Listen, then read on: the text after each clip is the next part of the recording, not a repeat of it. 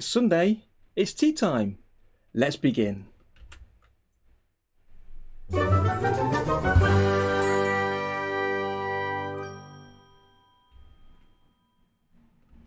Hello friends and welcome to Sunday Tea Time Live. I hope you're all doing well. Do let me know in the chat who's here and what you're up to. As Dave always says, identify yourself. I see we've already got a couple already here. So Casa, hi there, welcome to the stream. And Maria, welcome back, good to have you here again. You listen to a recorder player. Nice, lovely. Okay, hi there Claude. Good to have you with us again. Glad you made it back. And who else we've got out there? So we've got a busy stream today. I've got quite a lot to pack in. As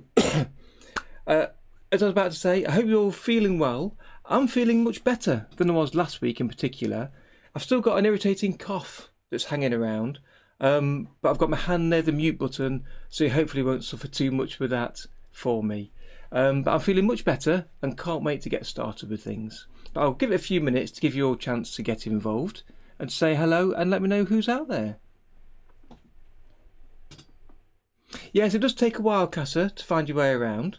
There's a few basic things you need to learn and pick up first, and then it's a case like any software of just working through it, picking up piece by piece whichever parts that you need that'll help you out. Thank you, Claude. I am. Despite a bit of a wheezy cough, I'm feeling much better in myself. I'm slightly less foggy in the head, because last week I was incredibly foggy, as you may have noticed. This week I'm middle foggy, so we'll see how we get on. Yes, Maria, I just before the stream I took a little bit of medicine to help me out, and as always I've got a couple of glasses of water and my usual cup of tea to keep me going. I'm expecting to take a break in a little while to make another drink just to keep me moistened, so we'll see how that goes. But we've got a lot to get through, including so there's three main things today I want to get through. So I had a viewer question about duplicating drawings and plastic tool meshes within a scene. So I'd like to demonstrate a couple of small things with that today. Hopefully it'll help answer the question, and hopefully Jim P Animations will be able to join us later and he'll be around for that. I'd also like to have a quick chat about adding shadows to a character. And I intend to try and record that as live in one piece, and then to cut it out of the recording and put it onto the channel as a separate video, because I think that'll be quite useful for a lot of people. And then finally we're getting on to the Bugs Bunny collaboration, where I'm going to start working on Yosemite Sam to add him riding the dragon, so I can't wait to get to that. But that's probably about an hour or so away, so if you're only here for Yosemite Sam and the Bugs Bunny, come back in about an hour or so, or hang around. You might learn something new and maybe enjoy yourself along the way. Thank you, Casa. Did you? Good.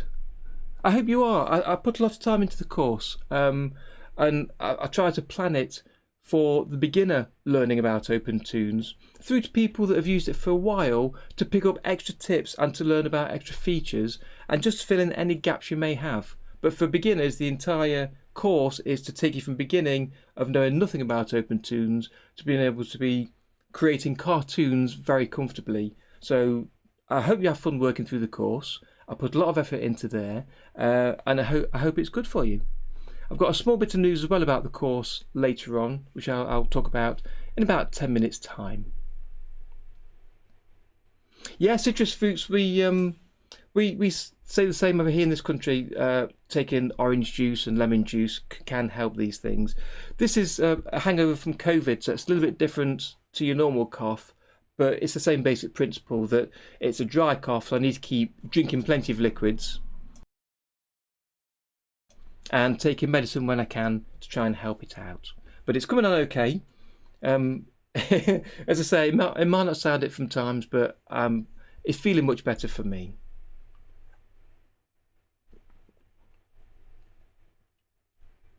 Hi there, Gagan. Welcome to the stream again. How long does the collaboration go for? There's no deadline at the minute. The intention, because the collaboration has been broken up into, I believe, about 60 odd different scenes, and there's still some available, so if anybody's interested in joining, there's still time to get involved.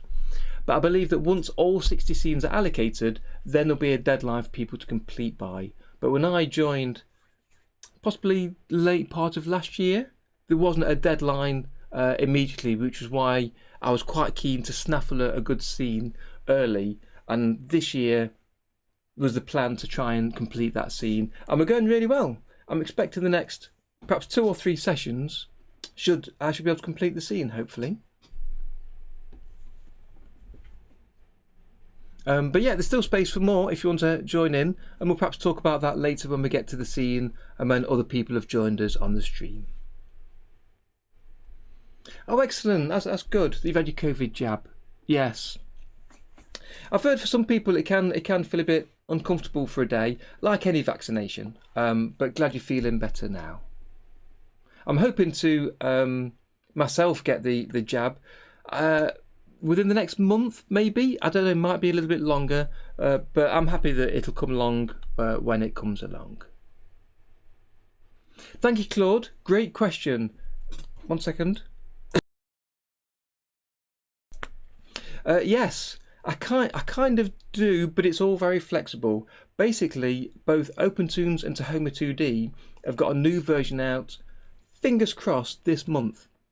Only this morning I noticed that Shunei Usawa, that works on OpenToonz, increased the version number from 1.4 to 1.5. And he's put that, I believe, did I see the date of the 25th of March? Probably quite provisional. But he's put that in place ready, and he'll be changing the version number over at the point that it goes live. So yeah, the next 3 weeks or so, 2 or 3 weeks for that to go live. I'm expecting that in maybe the next week or so he'll release a version, a release candidate RC that people can download, have a play with, find any obvious bugs with it before a final release comes out. But yeah, by the end of this month, hopefully that's available. I know Manong John is working hard on Tahoma2D for version 1.2, and there's some great new features in there that I can't wait to shout about, and I will do so on this channel when it's available. So keep your eyes open for that. I'll tweet about it, Facebook, and make a video, so you'll definitely find out when it's available. And for those of you on the Discord, obviously I'll be sharing the link on there and letting you all know when it's out.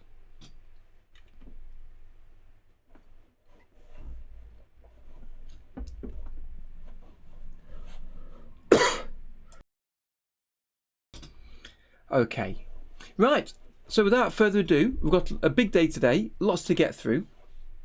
So should we first take a look at what happened last week? What happened last week?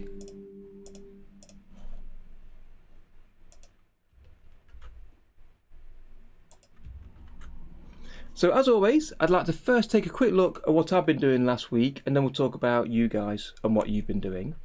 So firstly, if you missed last week's video that I released on Friday, do take a look at that. And it's a video of a speed paint of me drawing Yosemite Sam. And I wanted to mention the reasons why I did this. Firstly, because I'm drawing Yosemite today for the collaboration, I wanted to try and work out his proportions and how to draw him. So I took an evening last week and drew a few sketches around how he looks in the collaboration cartoon, and he's kind of not his usual shape and itself because of him being in his costume, but we'll take a look at that later. So I did a quick Google search and found this pose that I liked, and I started sketching it, and I thought it was a really fun pose and it needed animating. So I decided to animate it, so I recorded the screen and started again and showed the process of completing a small animation. So it shows the sketching phase, inking as we see here, painting, and then towards the end you see me using the plastic tool to move his body and his arms, and you see also that I changed my mind partway through. That originally I used a single level for both arms and then the plastic tool moving them alternately, but because they were moving in the same shape each time, the same movement. I wanted to copy and paste the keys, but because it's got both arms in, I couldn't quite do it. So I'll split the drawing, you can see right now, into two separate drawings and put them on different columns, one arm on each, and then create a single mesh for each arm and animated it separately. And that created 3 keys for the movement from shooting his gun. And then I copy and pasted those keys at the right time where the audio was. And that made it much easier to animate this character. So I wanted to share that with you from last Friday.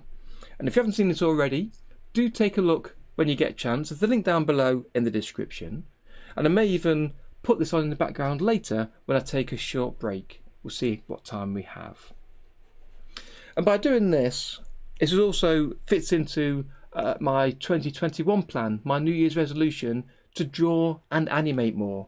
And this is where I looked at last year and looked at all of the drawing and animation I did, and it wasn't as much as I thought it was. So this year I planned just to take more time out to do more drawing and animation, and little excuses like this really helps me to get involved and just practice and practice, which is the only way I can get better. And it's what I'm saying to you guys as well, that just practicing is the only way to improve. And also, each time I practice, it's worth saying, every time I practice, whether it be a drawing or animation, I learn something new every single time. So I do want to try and get as much practice in as I can. So that's what I'd made on Friday. Also last week, I had quite a busy week. I finished off the final 2 scripts that I got to write for videos for my Udemy course. So as I mentioned earlier, that I've got a Udemy course out for OpenToonz, and I've been slowly building up extra videos to add to the course to cover Tahoma2D. It's a question I've been asked quite a few times. Is the course suitable for Tahoma2D users, or is it only OpenToonz?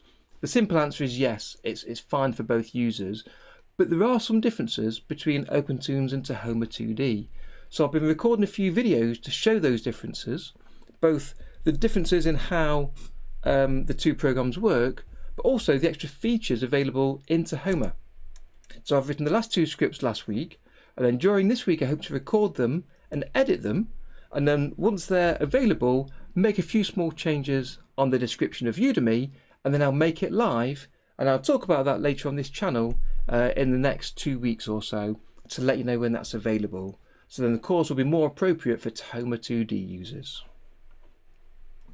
And finally, I'd made a couple of small changes to the dragon animation for the Bugs Bunny collaboration, and we'll look at that later. But it's basically I fixed his colour. He was the wrong shade of green. He looked totally wrong last week, and I fixed his feet. So I used a plastic tool mesh on the dragon's feet, so as he stopped and put his feet out in front of him and then put his feet down, he had a funny wrinkle in his foot. And if you was here last week, you'll have seen me meddling with the plastic mesh, and I said to you that I was going to work on that offline. So I took some time last week, maybe half an hour I think it was at the most, and I cut the feet away from the legs, so on 2 different columns again, in the same way as I did from Yosemite Sam animation. Created a mesh for both, and now it looks much better. You can't see the join, you haven't got a wrinkle, so I'm really happy with that. So that's everything I've been doing. Now I'd also like to mention what you guys have been doing over on the Discord server. I ask you to share your art and animation as you're working on things, especially with OpenToonz and Tahoma, but any other drawing or animation software, it's great to see. So I wanted to share a little bit of that with you all today. So I'd like to start off with Gag Hacks, who drew Kakashi from Naruto here. Really crisp, neat drawing.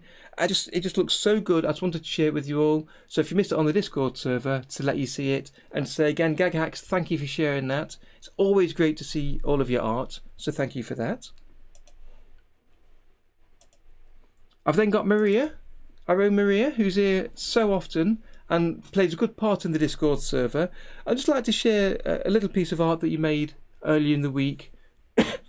And and to share it with the world, the people that haven't seen the Discord server, and to thank you again for sharing it. You've got a unique style, and for those that don't know, Maria does these drawings for birthday and other special occasions, for cards, for friends and family, and also does animations. And I just wanted to share one of your images with the rest of the team. So thank you again, Maria. And then we've got a few short videos I'd like to share.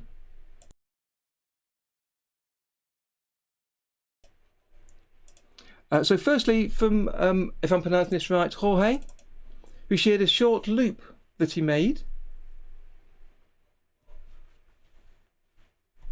of a train moving along a track. And it's a looped animation, so it runs forever. And it's just a very short but very neat and very precise looking drawing, and it's a great looking animation that I just wanted to share. It's got a lot of life. I love the accuracy of the wheels and of the bars that move with it. That movement looks fantastic, and the animation of the train itself, the little bell ringing and the smoke coming out of the top of the chimney. Great work. Thank you for sharing that this week. And I can't mention art that you've all been completing without mentioning Ratis, who shared this amazing piece. Let me just share some desktop audio for you so you can hear it as well. And I'll keep quiet while I just hit play first.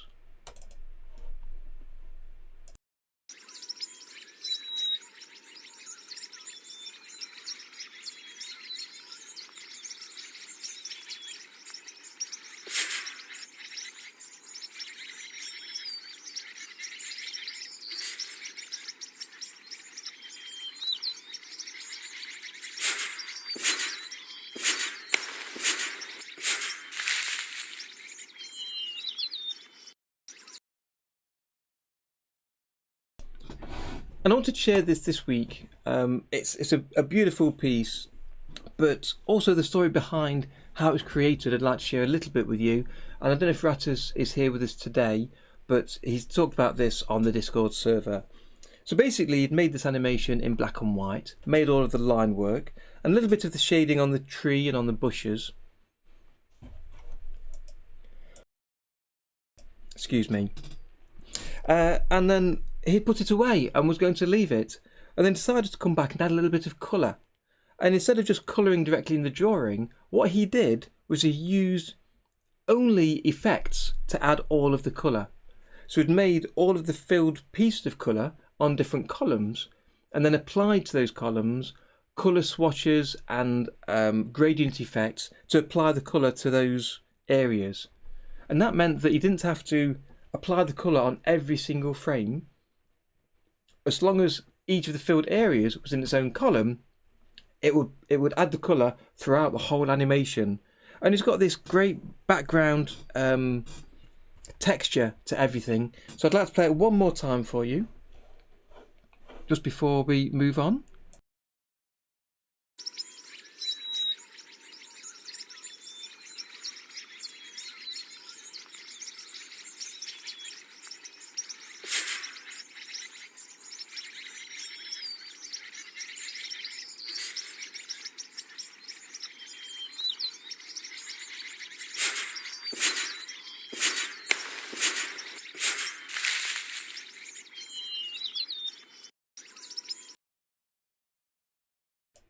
So thank you for sharing that, Ratis. It was really good to see the animation anyway.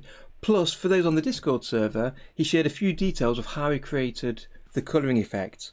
And I'd like to, at some point, take a look at exactly how he did that and try and reproduce some of it myself and put it into a video.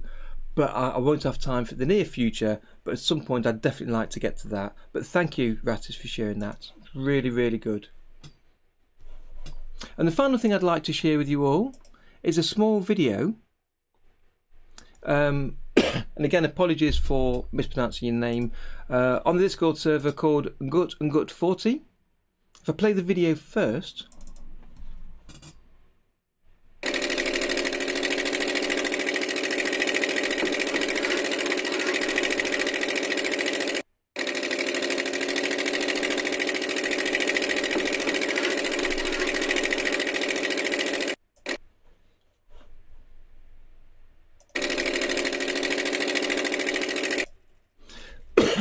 And this was really interesting because it's all been made in, I can't remember if it's OpenToonz or Tahoma, one of the two, but it's made in 2 dimensions, in 2D, drawn flatly in the program, but with different parts of the car on different columns and spread out in the Z-axis, or Z-axis if you prefer. And then moving the camera around gives it that parallax effect and makes it feel like a 3-dimensional vehicle. And it just gives a great 3D effect and just shows what you can accomplish by thinking around a problem and thinking around an animation. So I'd like to just share a couple of images that he shared that helped with the explanation of that. Firstly, this one, showing the 3 dimensions from OpenToonz to Tahoma, where each of the drawings is placed at a different level in the Z-axis.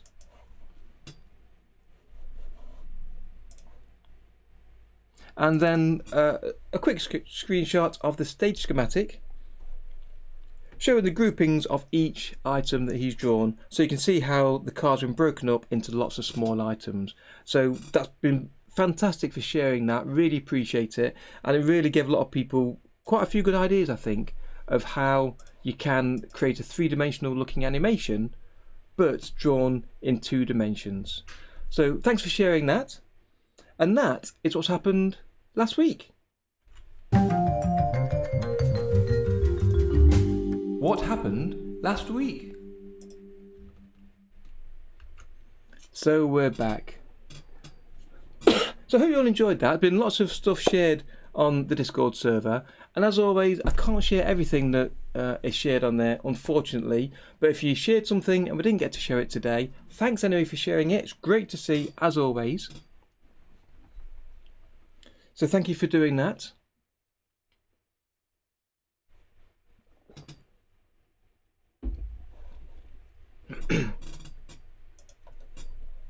So the next thing I wanted to take a quick look at was a question from Jim P Animations, who was asking about duplicating the mesh from a plastic tool and a drawing in another scene or in the same scene. So I wanted to quickly throw a quick demo together in front of you to take a look at that. So if I create a new project and I pop it in my Tahoma folder, and as always I start these little test projects with the word test, so that I can go back later and see which projects were tests, and I can easily delete them, and my disk space is saved. I've not polluted the disk space or the namespace, and it just makes it easier to find which projects are valid and which ones aren't. Okay, so if we create a vector level, and I'm going to do this very quickly and very simply. So if I use the autofill mode and just draw a big rectangle, then on that rectangle I'll choose the plastic tool mesh by clicking the plastic tool button here. I'll create a mesh. I'll accept the default mesh size. And if you've not used a plastic tool before, I've got other videos on the channel you can take a look at to understand how it works. So I'll be going quite quickly here, but you get the basic idea, and hopefully watching the other videos you can soon pick up what you need to do. So building the skeleton, I create a couple of bones on there, then I'll extend the drawings out and create an animation very simply by setting a global rest key on frame 1. Frame 7, I'll have the box twisting over, back to frame 13, a global rest key. So now if I play that on repeat, you've got a small quivering animation with the plastic tool mesh. Hi there Jim, glad you could make it today. Hopefully this covers part of what your question's asking for, but I think it's worth taking a quick look at anyway. So there's 2 ways you might want to do this. And if you want to duplicate the same movement but just show more than once in the same scene, precisely the same movement, what I'd recommend is that you take your drawing and mesh columns and then collapse that into a sub-scene by hitting the collapse menu item. And then you can just copy and paste the whole column by clicking the column header, choosing Control C, then pressing Control V. You've now got a duplicate of that column. And on one of the columns, you can use the Animate tool to move and scale that animation. And in the second column, I'll do the same. It can be larger, smaller, or what have you. And because they're in separate columns, you can apply different effects to each column. So you could have the smaller one be further away and apply a blur effect because it's in the background, or you can apply a color effect to change the color of that drawing, or any other kind of effect. So now we've got two animations playing exactly the same way in exactly the same time, but because they're collapsed into sub-scenes, you can change the order of the frames as they're shown. So if I click and drag the whole of this column to the right, I can move it across 6 frames. I can then highlight, is that 5 or 6 frames from the, that's 6 frames from the right, and I can click and drag just those here, look, to the far left. So now it's still the same loop, but offset by a different amount. So now if I replay that, we pause that, make sure that's on 12 only. There we go. You've got the two animations playing at a different time, so it's precisely the same animation, set up with the plastic tool, played at a different time, but scaled and moved to a different part of the screen.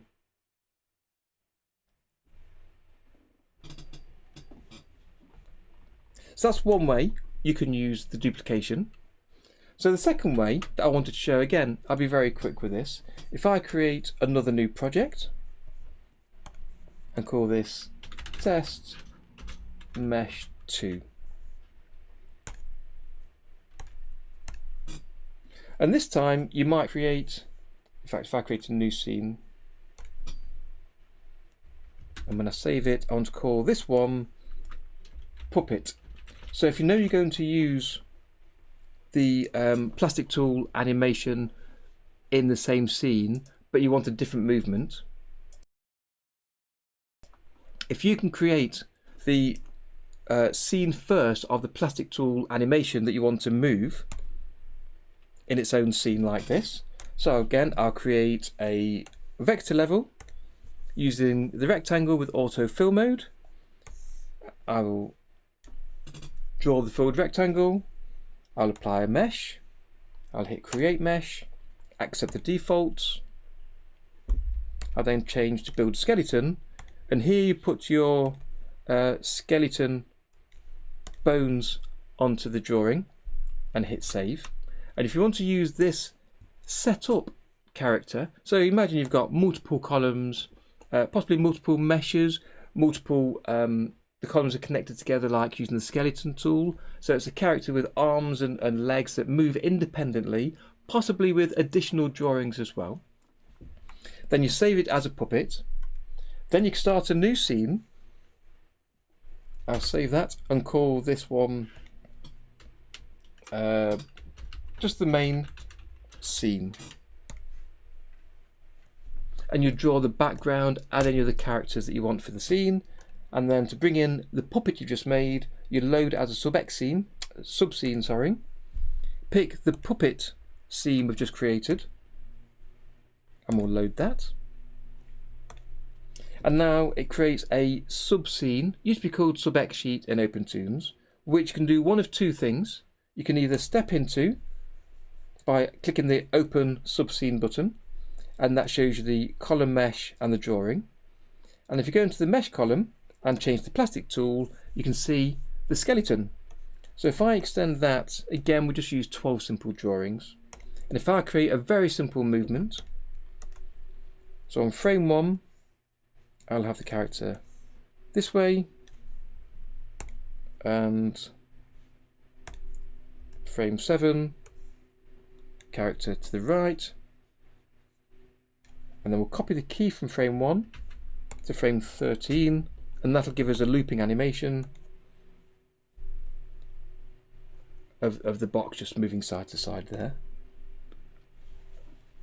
And then if I hit the button to close the subscene, and then right click on the column header, I can choose resequence, and that exposes all the drawings that we've created animation for. And again, I can now replay that. And for this, I can use the animate tool, and I can position it, scale it as normal to anywhere on screen. But then I can also, if I hit save for that, load in another copy of the puppet. So load as subscene, choose the puppet that we created, load,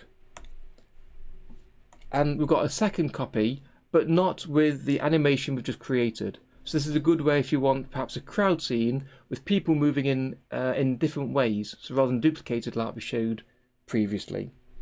So instead of going into the subscene to edit, as we can do, so you click open subscene, there it is. Let's close that. Instead of that, you can actually take those columns out of that subscene by right clicking on the column header and choosing explode subscene. And it asks you how you want the parenting relationship to be maintained. We do want to maintain it, i.e. the plastic tool connected to the drawing. And that brings those columns directly onto the main timeline, so we've not got to step in and out. So that might make it easier to see your animation as you set it up. So if we extend that, go to the plastic tool mesh column, choose the plastic tool. In animate mode, I will turn off keep distance, and we'll create a different animation. So we'll squash it down there and squash it down here. And it looks a bit crazy, that's fine. And the second part wants to be going over there. I'll copy the key from frame 1 to 13. Let's move this one to 7, so it's exactly halfway. And now if we play that on loop, we see the second animation is moving in a different way. So we're using the same puppet, but we've created a different animation with those keys. And again, if we go to the mesh column, and it must be the mesh column, not the drawing column, to use the animate tool, we can then move that whole animation, and again, shrink it down if you want to. We can rotate it. You can use the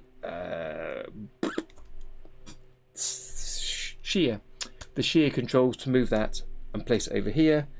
And now if we play the animation, we've got that character in the top corner. So I hope that gives you a couple of ideas of how you can copy plastic tool mesh drawings and reuse them. I know for some people there's a lot of complicated stuff there you won't have seen before. Don't worry about it, you can take it slowly. There are videos on the channel that might help you with that, but for Jim P and others that use the plastic tool, hopefully that helps.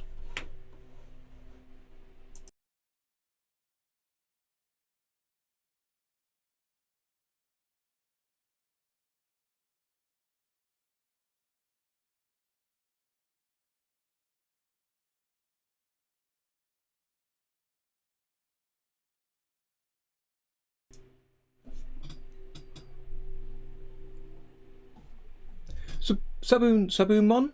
Oh, apologies for butchering your name. Sabumon, hello, welcome to the stream, glad you're here, thank you. Hello Indonesia, good to have you watching.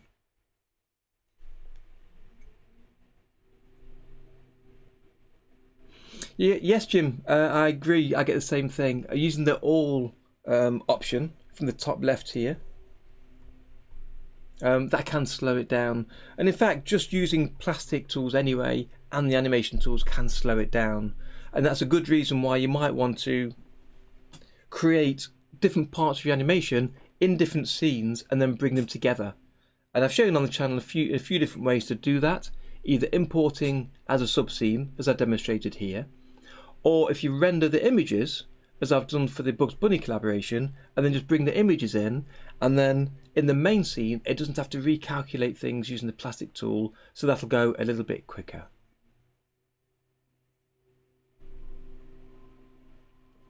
Hi there Claude, I missed your comment earlier, that's while I was doing this plastic tool demo, but yeah, I understand that. Yeah, I think Toonz Premium is pretty much the same as OpenToonz. I know they've drifted apart a little bit since OpenToonz was released 3 or so years ago. But before that, prior to that, they were exactly the same. But since then, there have been extra additions added into them in the same way as Tahoma has extra features that OpenToonz doesn't. But yeah. Thank you, Maria. Appreciate that. Thank you.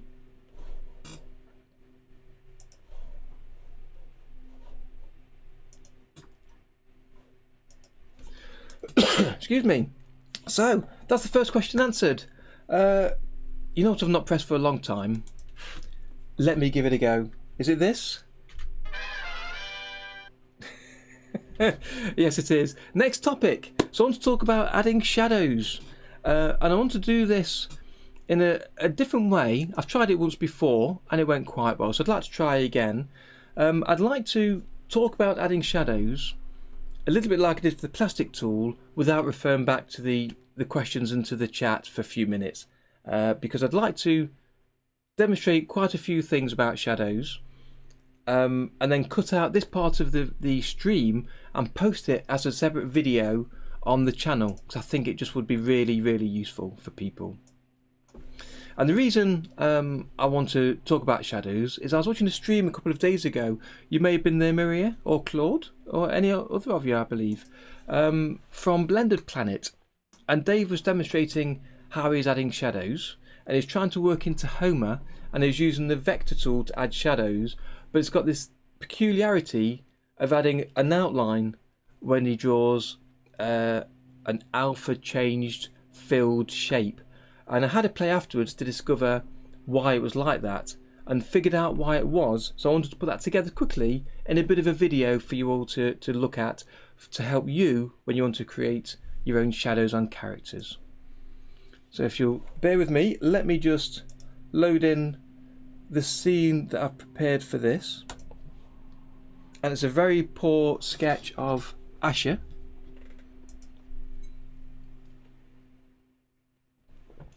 And those of you that follow Dave's channel at Blended Planet will hopefully recognise him a little bit. He's a little bit peculiar shaped, but I wanted to have a realistic character to try and draw shadows over.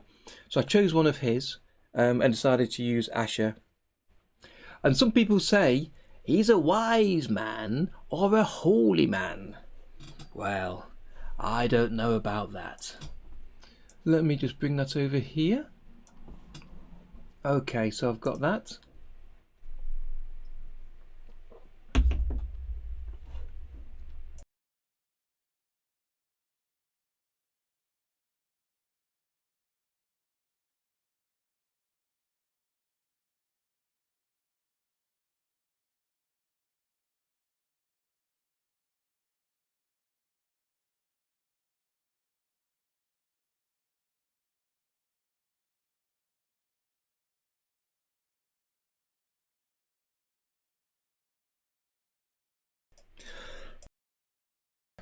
Okay, so I've got an example here for myself of where the shadows are, just to help me out.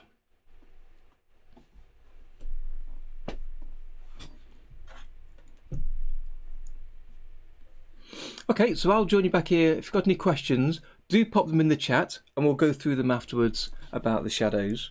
But let me just take you through what I came across before. Hello friends, and today I want to talk to you about adding shadows to a character. And this video is being recorded from a live stream, and I host them weekly on a Sunday, so do subscribe and hit the bell to be notified of when I'm streaming next. And on the streams I draw, animate and answer your live questions like this one, so do join me, I'd love to see you there.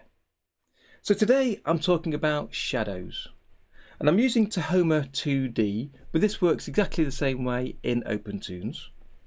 So here I've got a character, and his name is Asher, and it's from a new cartoon being made here on YouTube right now. And there's a crowdfund being set up for this cartoon in the next few weeks, and I'll share information about that as it becomes available. So there's 3 ways to do shadows. And I've mentioned before in another video how you can add shadows, and you can find a link to that up above in the card or down below in the description.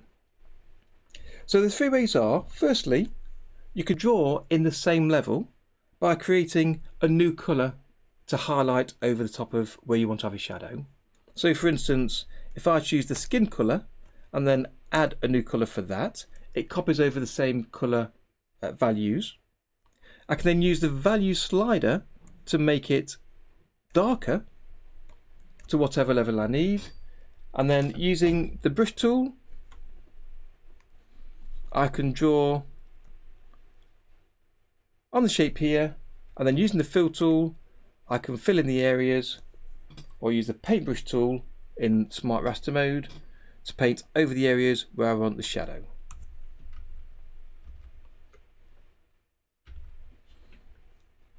But this involves two actions. Firstly, drawing with the brush tool. So again, if I draw here,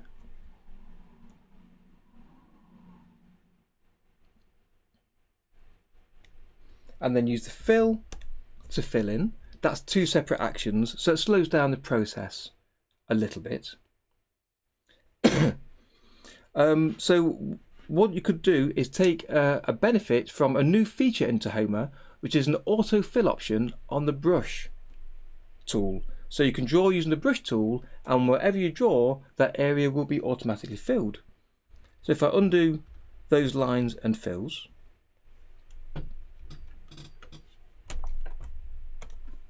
so drawing on the same level is okay for quick shadows and for quick effects added on top of the drawing, but if you want to adjust the colour or change the lines, it can get trickier. So one of the best ways to do it is to create a new level. So if I create a smart raster level in a new column here, I can then use my colour to draw the shadow, and again I'll draw it here over the eye. Using the fill tool I can fill that in, and because it's a smart raster level I can adjust the colour after I've added it to the screen. So I can bring down the alpha slider on that colour to find the level of exactly where I'd like that shadow to be, which is an easy way to adjust a colour without affecting the original drawing. Or alternatively, you can adjust the opacity by dragging the opacity slider for the whole column. So you can bring that down and set it again to the level as necessary for your particular shadow. And this is really useful, having it on a separate column and a separate level, because by using the opacity slider for the column, it means I could actually add a new colour instead of just black, and then draw and fill in a shadow area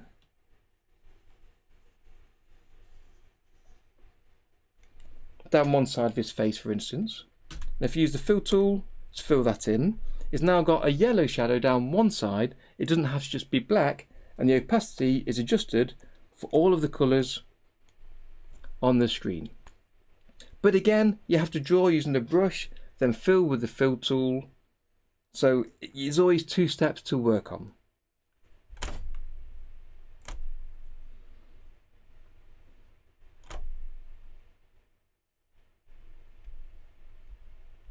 And there's also one other benefit from having the shadows in a separate column, and that's if you draw outside of the area of the character. So if I use the yellow again, and if I draw outside,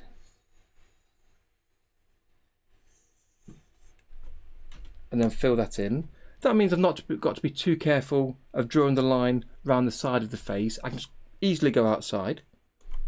And then using the effects, I can add a matte in effect from the matte section, and then the shadow I can use as the source with the inked area as the matte, and plug that into the scene. And when this is rendered,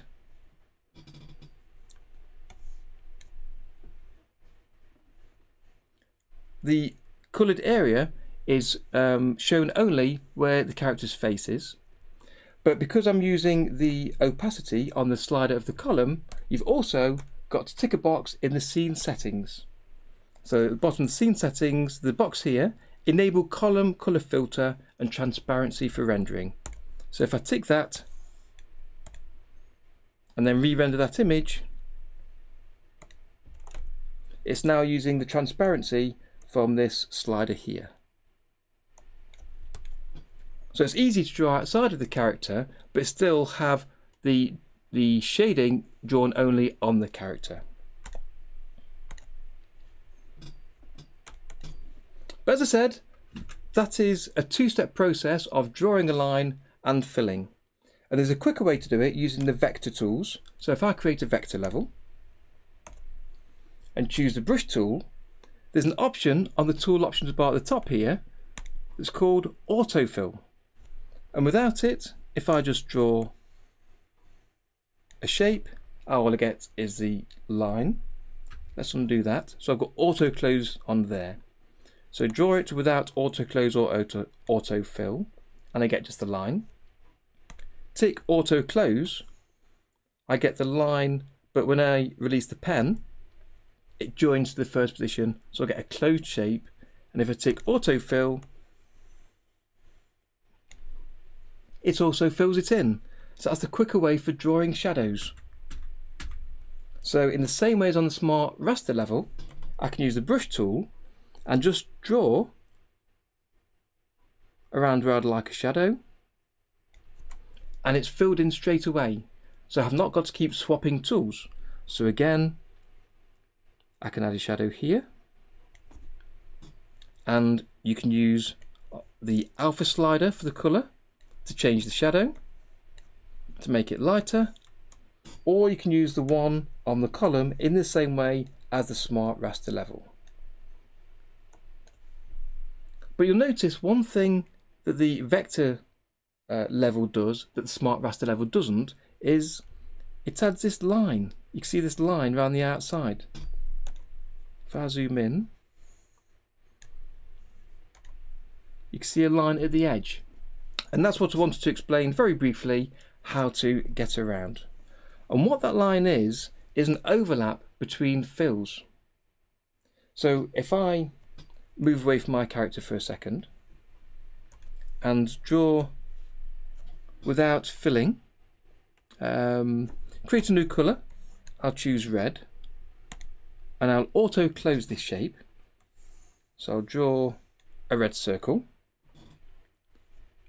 I've still got the opacity down, so I'll leave that on full for now, and then fill it with green. If I now bring down the opacity, you'll see part of the red through the green. You see an overlap here on the line.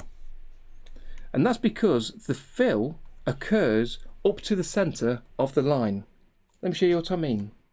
If I use the selection tool and select the line and make the line thicker, you'll see the centre point here is where the centre point of the line, but the fill goes all the way up to this centre of the line. So where the line thickness overlaps the fill, you get the mixing of the two colours. So to avoid having a line around the outside of vector fills, what you need to do is just reduce the thickness of the line to 0. And you can do that from drawing by selecting the brush tool and changing the minimum and maximum size to 0. And then when you draw a line and fill, there'll be no edge around that line there. But as you can see here with the two different colours, you may see it drawing edit mode, but if you turn on preview, that line disappears around the edge entirely. So don't worry about that thin line that you can see there.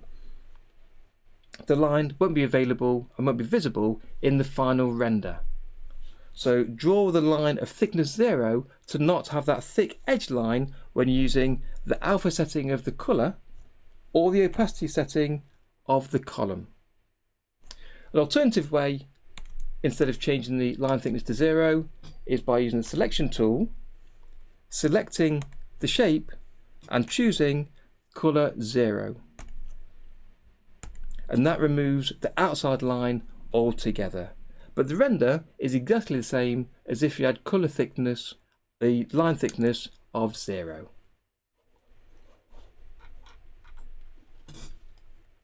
So let me just complete the character there.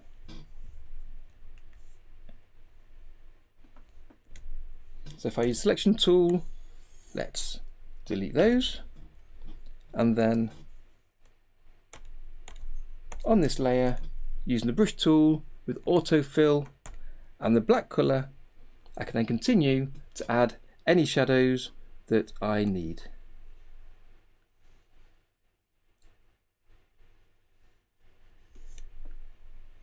And again, on the FX schematic, we'll use a matte in. So matte in, and column 4 is the source.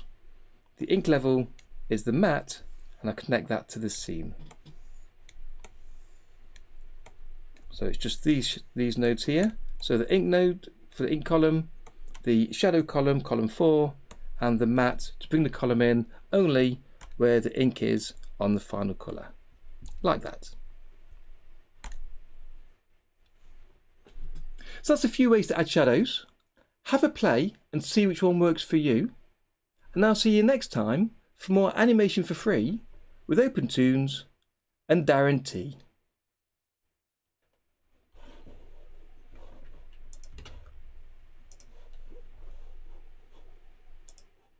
Okay, that's that recorded.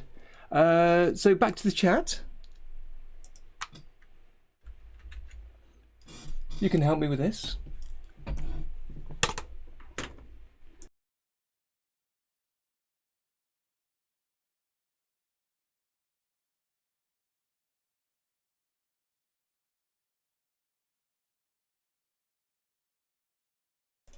Yes, adding shadows is really straightforward, but there's so many ways of doing it and so many options that you want to have a play to figure out which one works for you and which one's easiest.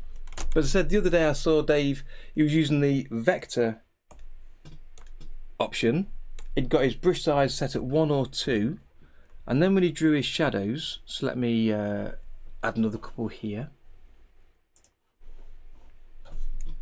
So in here we'd have under the nose, my zoom's back, like that, and some others maybe down here at his cheek to highlight this, and again at the neck, like that. But you could see this line, so he didn't use this default fill in the final rendering. He used effect nodes to set the transparency. So he was using in effect the full transparency here, but he'd set it lower to see and give himself a feeling of how that might look. But if he just set the size to 0, and if I use the selection tool, I can select the whole thing and bring the size down to 0. And now you don't see that line. If I choose the preview mode, you don't see that line at all. You just get the fill, and it just looks a lot neater for a fill, I think.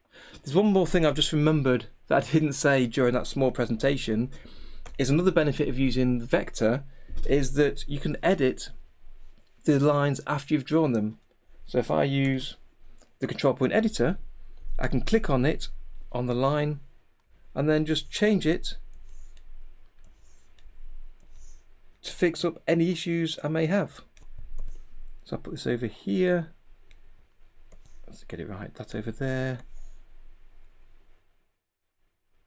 And I can give this a little curve.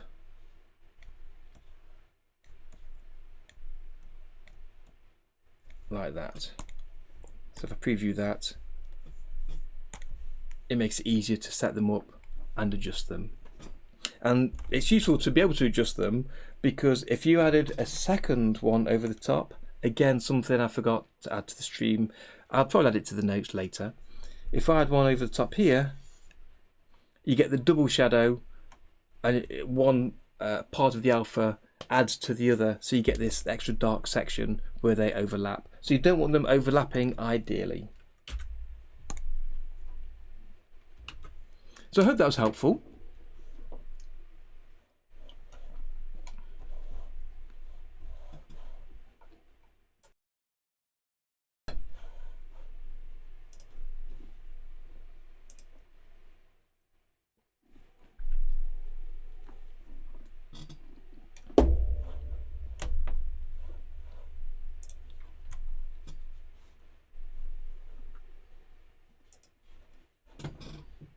Okay, so next I wanted to look at the Bugs Bunny collaboration and do some more drawing for that.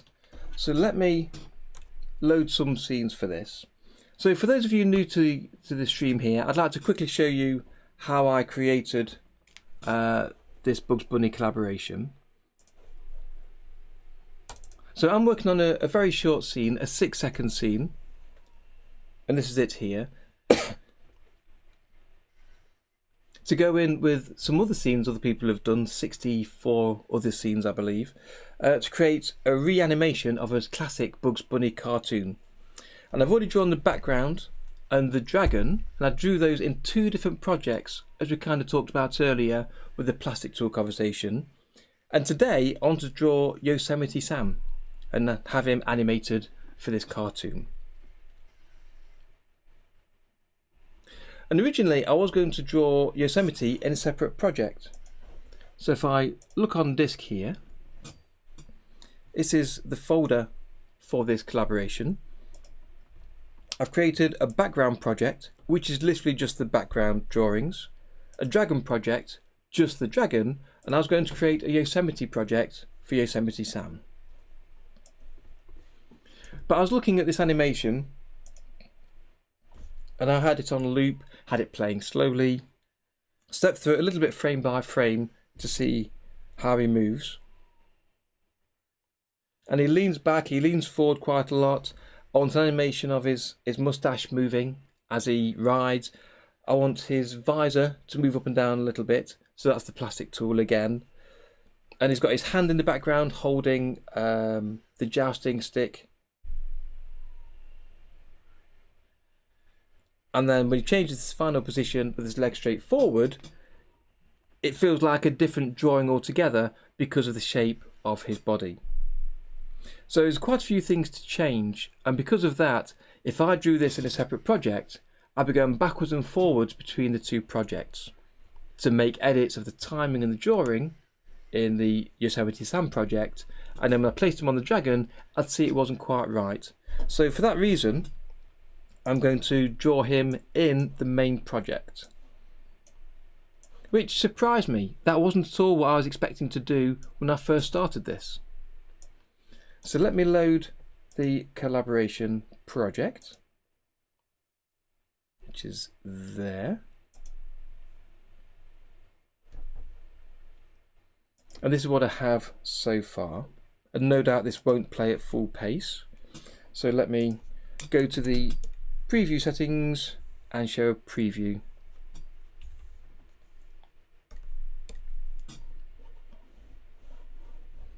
And because I've changed my screens around today, all my dialogues start up off screen, which is quite annoying, but we can work it out.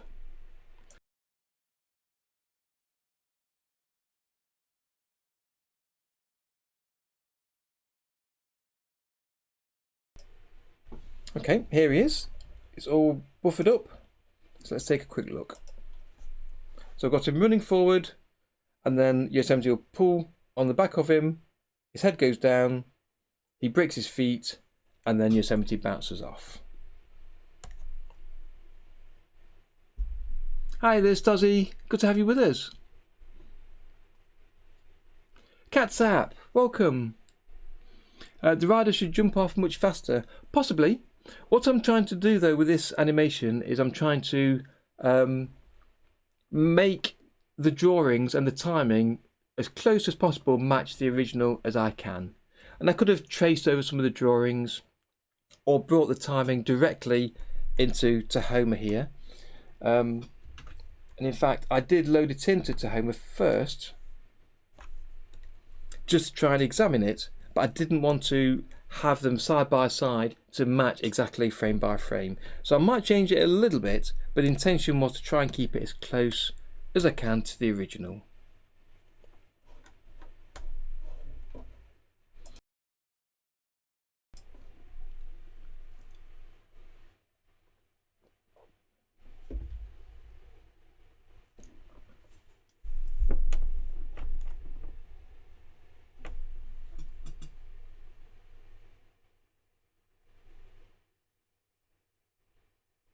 Right, Submon, yes, that was using, possibly using the perspective tool add-on that's been brought into OpenToonz.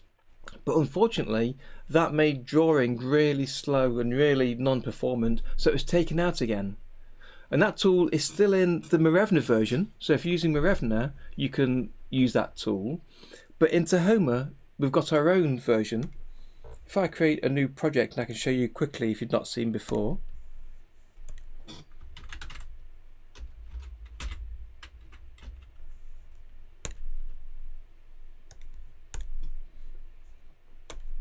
And this works on all 3 level types. So using the brush tool, if you change the brush tool, look at the bottom of the screen, there's some tips about what you can do. And these are extensions that aren't currently in OpenToonz, and I don't believe they're going to be in the next version either. So you'll have to wait for OpenToonz to pick these up. But if you use Tahoma, you can hold Shift to draw straight lines in any direction. You can hold Control to draw a straight line snapped to 90 degrees, horizontal and vertical, and then every 15 degrees in between. So that makes it easier to draw fixed line angles. Or if you use the Alt key, you can press Control and Alt to add a vanishing point. So if I put one here, and from this drop down here at the top of the viewer, I can choose to show some guides. So I'll turn off the rule of thirds, but I'll turn on the vanishing point raise, hopefully. So if I press Control and Alt and then click there, and then to the right, I'll click there.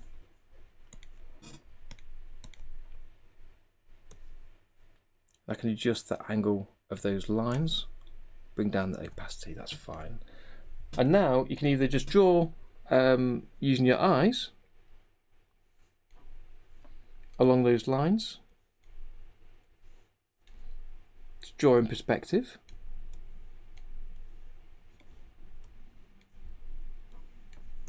Or if you hold the Alt key, then it'll lock to those lines. And again, hold the Control key. I can lock vertical lines. Alt to draw to perspective. Control to draw vertically. Alt to draw to that perspective. Alt again to draw that to the perspective. Alt, Alt, and then Control. Oops. And then Control. Okay. So in Tahoma, you've got quite a few perspective options you can use, which is really, really useful. Tron. Yes, yeah, I'm with you.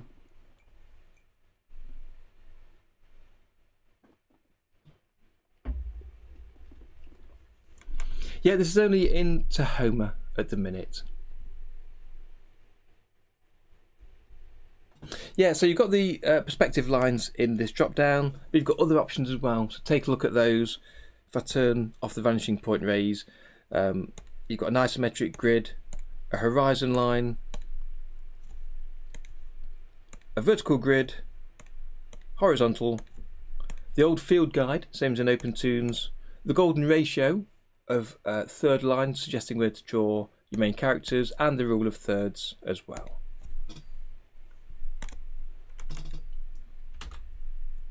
So yeah, quite a few options, so do take a look at those. Okay, let's come back to the review. I'll have a quick look at this before we start sketching.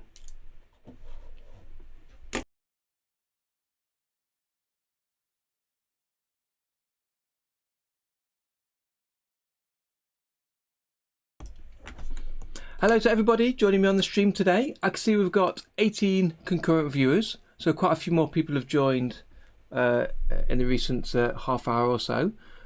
Do come say hello, let me know who's out there. It'd be nice to know who we've got on the stream today. Hi there, Cyan. Somebody go towards the camera and back.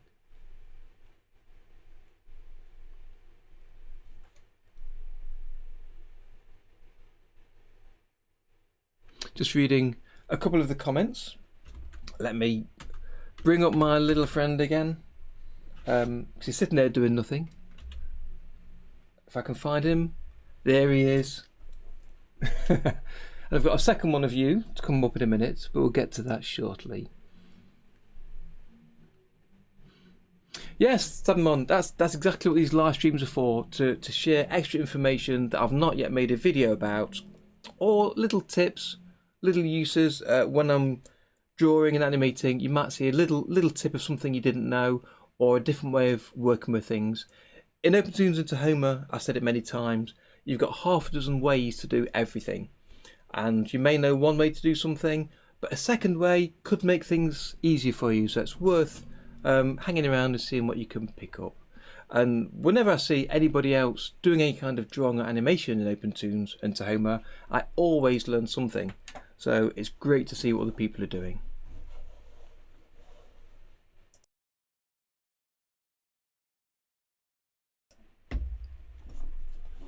Good morning, Cody Pop.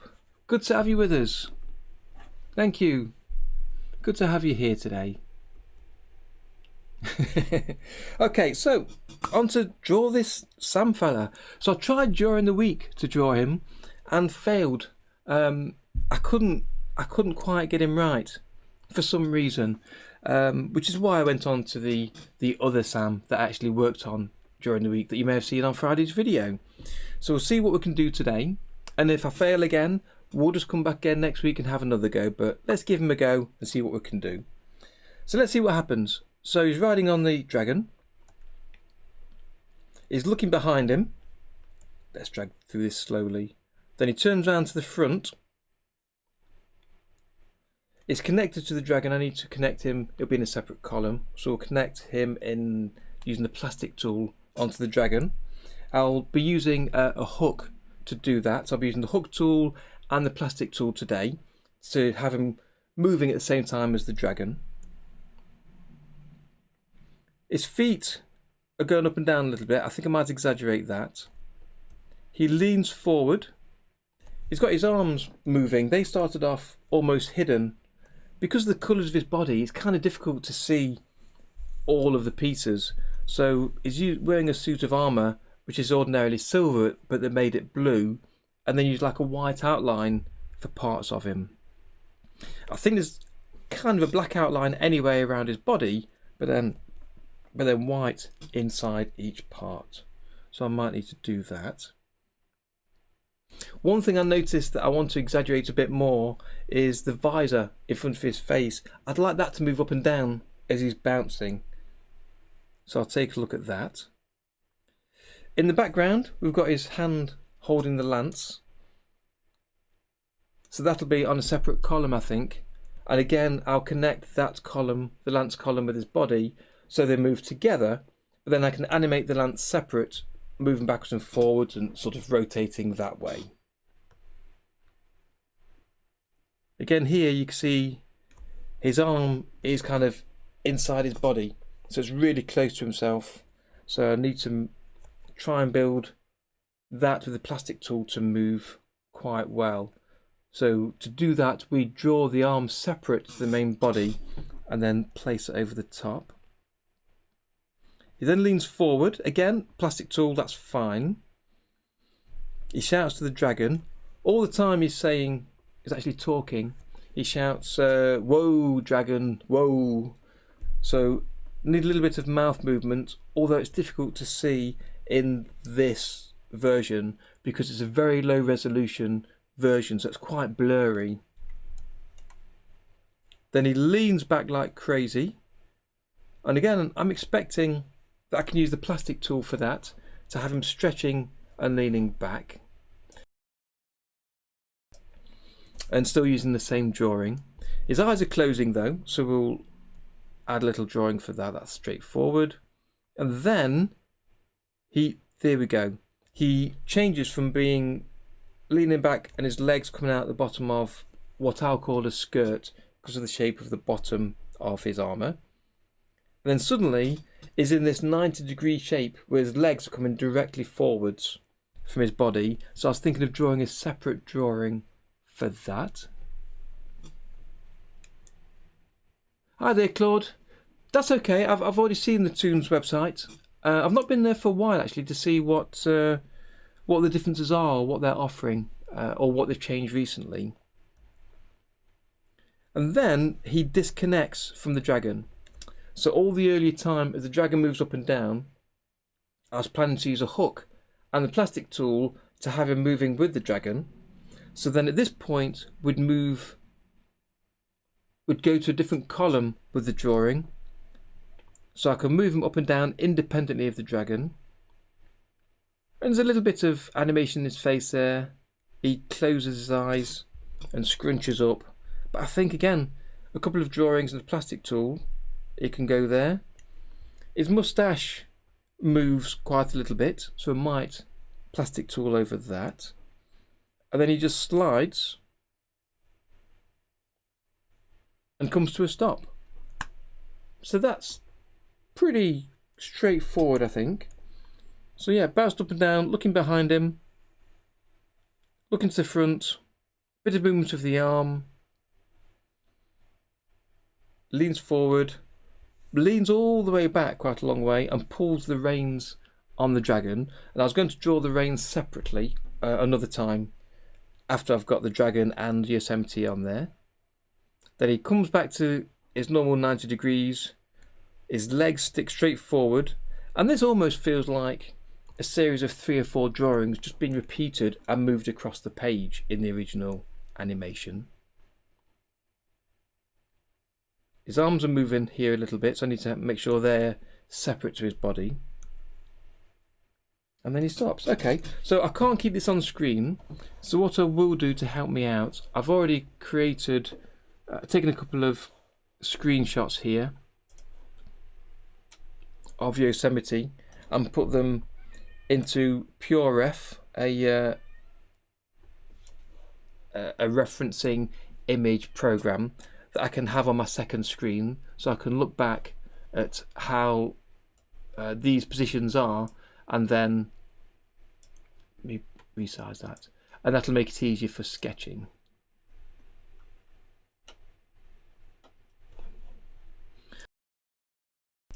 And then we'll load the normal animation back into here. Stozzy, what does the plastic tool do? No problem, yeah, let me show you, explain it and show you again briefly.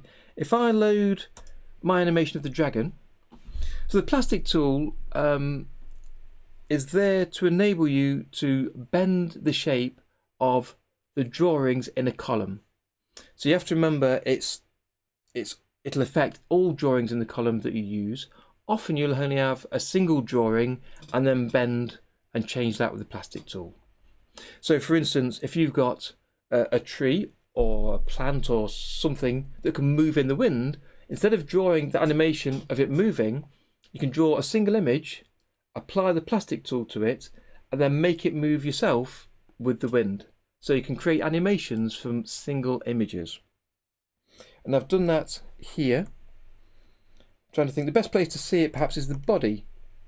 So the body I drew once as a single drawing, and if I change the play range to be the first 8 frames here and then preview that and play it on loop, so the body and head and tail is a single drawing. The legs are drawn separately, so they are 8 drawings to create a run cycle. But the body moving and twisting and the head going up and down and the tail going up and down are changing because of the plastic tool.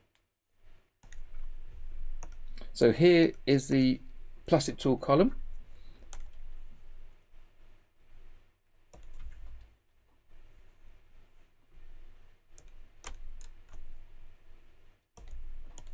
Let me show it there. There we go. So now we can see, if I zoom in close, you can see this green mesh over the drawing.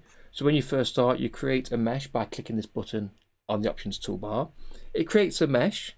Then you select to create a bone structure over the top. And if you want to see this, you can take a look back at the old stream a few weeks ago on the channel to see how I set this up. But basically you set a number of bones, and then during the animation you go to a frame and then change, if you look at the tail here, the position of the bones relative to each other.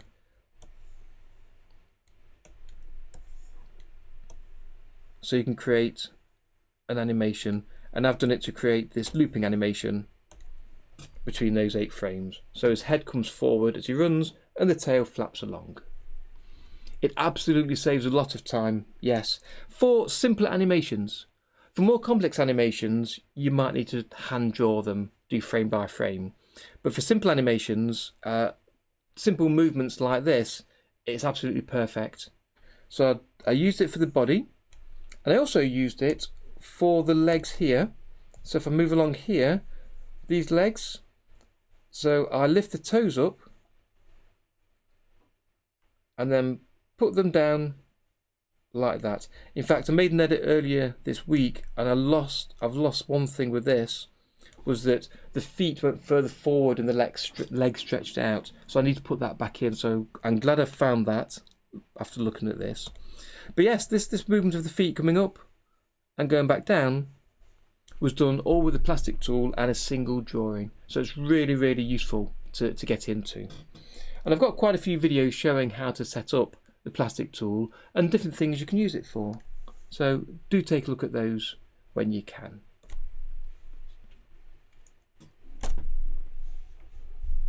Yes, absolutely, Sam.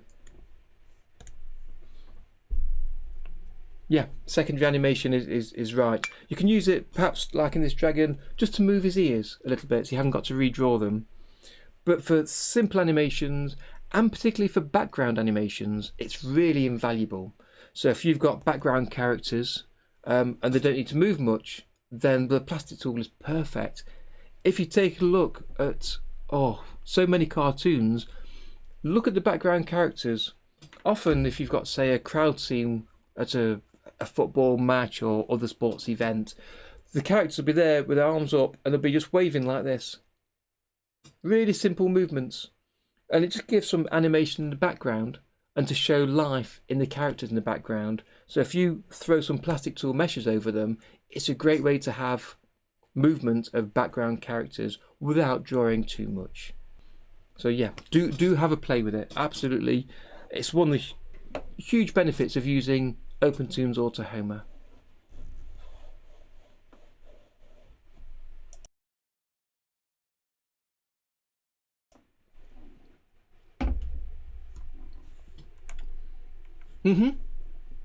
Absolutely, Maria. Yes, I remember seeing that. Yeah, for simple movements. But as you say, it can warp quite easily. It can snap a body. So you need to have a play to gain an understanding of the best ways to work with it. And again, that's part of why I do these live streams. So last week when I was doing the plastic tool over the feet of the dragon, it didn't quite work out right, and you could see how it wasn't working out right, and you can see what I was trying to do to make it work better. Got it close, but not quite close enough. I finished that during the week off stream, which is what you've seen today with this dragon. So again, if I preview this,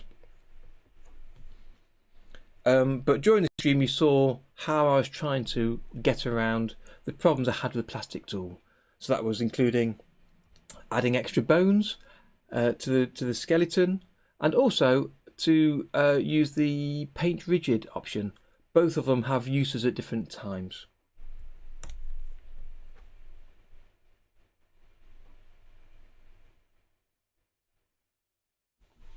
So yeah, so it's a simple drag and run cycle. It's 8 frame drawing repeated, as you can see on the timeline here on the top column.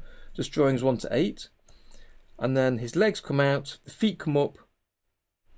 I've made a small change in the drawing to close his eye, and then the feet come down flat, and that's it. It sticks on that frame right through to the end.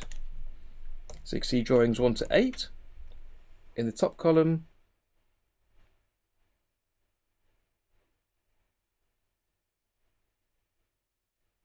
up to here. So drawings 1 to 8, and then drawing 9 is where he puts his legs out, and then the small animation I created using the plastic tool of his feet going up, his eyes closing, it stays still for a few seconds till he stops running, I believe, and then his feet come down. And then stays on frame 27 or drawing 27 right to the end of the animation until I move him off screen. Okay.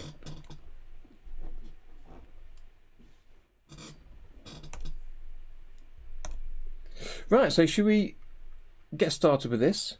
The first thing I will do, and I've talked about this previous weeks, is I'll open my backup tool and we'll have that running in the background. And this is really useful for if OpenToonz or Tahoma crashes, but also as a rollback to where previous versions are. So I'll watch the whole Tahoma folder. I'll start monitoring the folder. And then when I hit save in here, if you look at the bottom, it'll create a copy of that. So it creates a backup copy of that in a separate backups folder in the project, so I can now get back to this.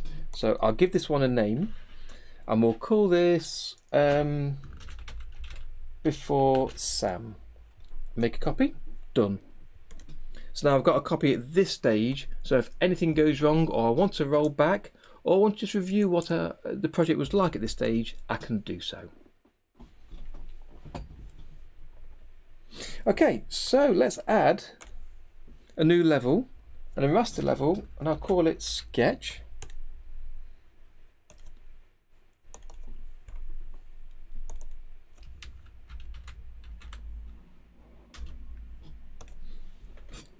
And we've got the animation of the dragon moving. We're not concerned about the up and down movement at the minute. We only want to have the proportions of Sam looking the right size near the dragon. To make things go quicker and to stop Tahoma from slowing me down, if you hide as many columns as you can, and it'll run a lot smoother. So let me hide the audio and the background. I'll leave the dragon obviously because I need that, and I can work in the sketch level. And then, are there any other windows I can close? Hi there, Dev. Welcome to the stream. Good to have you with us again. No, I think I've closed everything I need to. I've got the video here on a separate screen that I can take a look at, and the drawing that I mentioned earlier, so I can refer back to that as well to try and get as best a picture of him as I can. Hey there, Casa. It's not a silly question at all. It's not on a loop, no. Well, it kind of is. That doesn't help you, does it? Let me show you what the background is like. And again, if you take a look on the channel and look in the live stream section, you can see where I've drawn each of these pieces. And I've done all this on the live streams, which is why it's taken me longer than it ordinarily would. But you can take a look at those to see exactly how I did it. But let me open the background file. And I'll show you how I did that. Okay.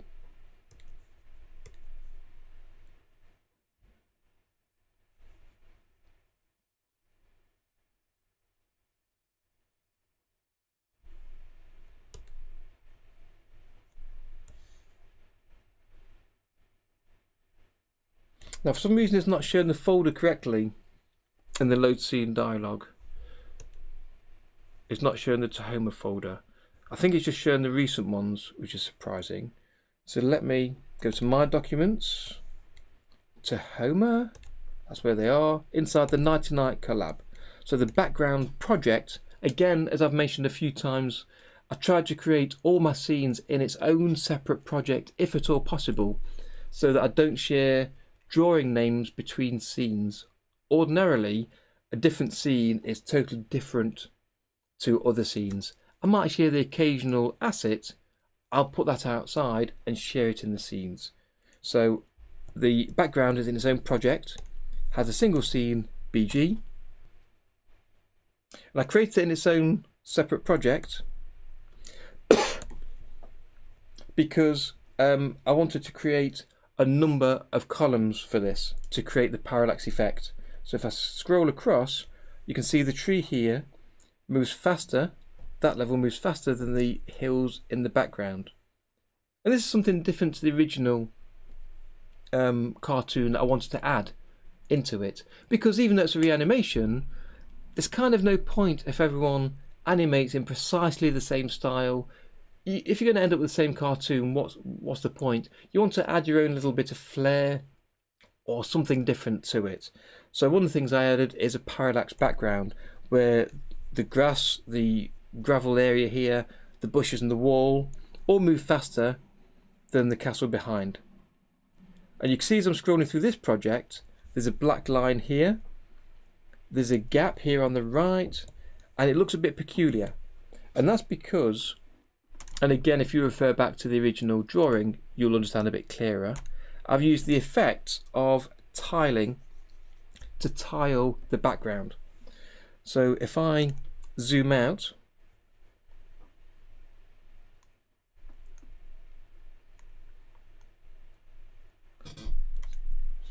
here's the drawing here, and I've got the background being just this part.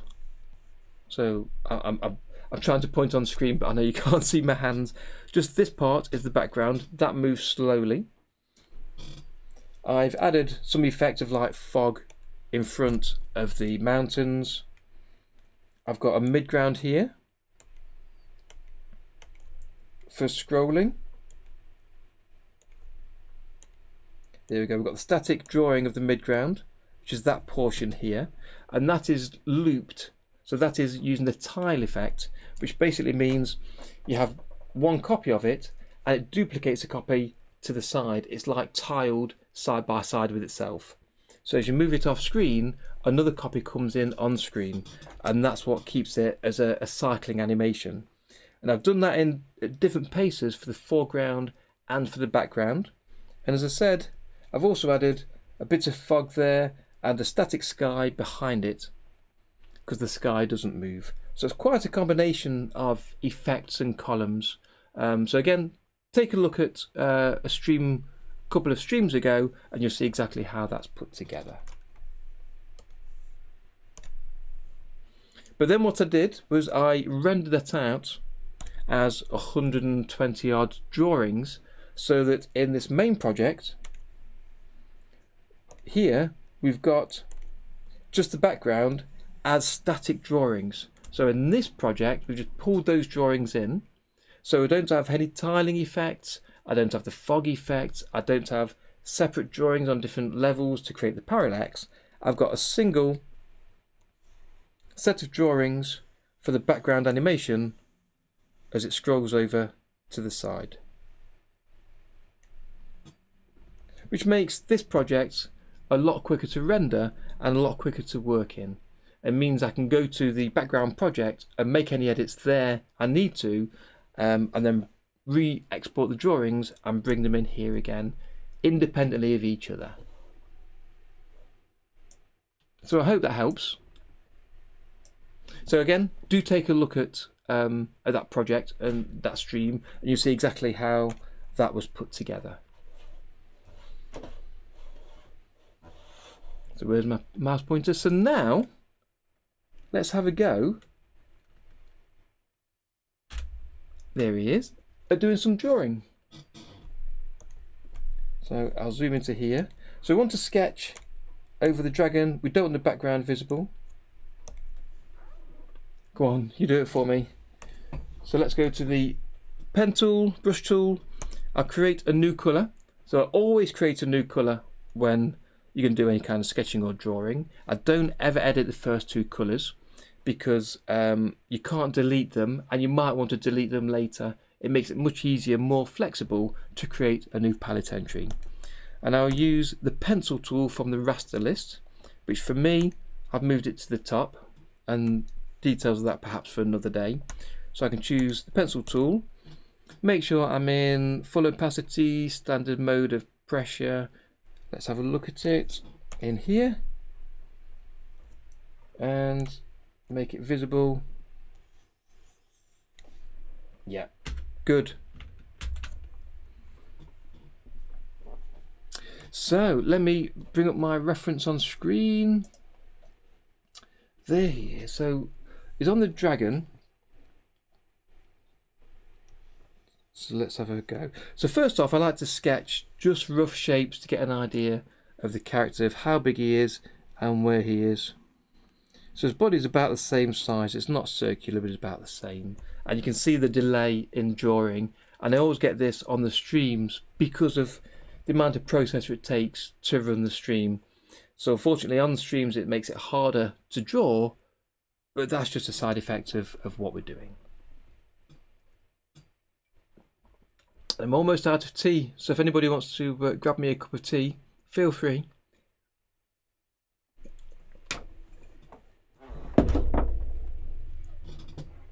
So I'll make myself a cup of tea in a little while, but let's do some sketching first. So let's get on. So his head and his body, and it's kind of got this skirt thing at the bottom.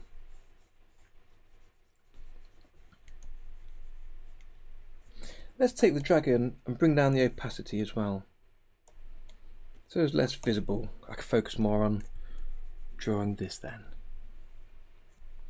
So again, I hope you're doing well today. Have any of you done any drawing or animating while we're on this stream? Let me flip that round there. Okay. I know often people join the stream as they're working on their own personal projects.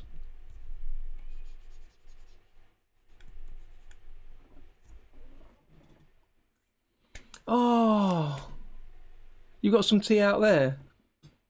I think the screen would agree. Please send it over. Oh, I'm just down to water now for a little while, but I could do with a cuppa. Okay, so he's got his visor there, which I want to draw separately. Oh, great! 3 birthday cards. Sisters for April and going back to the Arachne project. You are busy, Marie. I do like seeing that. And again, please do keep sharing your drawings and your animations on the Discord server. And for those of you that aren't a member of the Discord server, consider joining. There's a link down in the description. And on there you can share your art and animation, get advice from other users, ask any questions about OpenToonz Tahoma software, or just art and animation in general.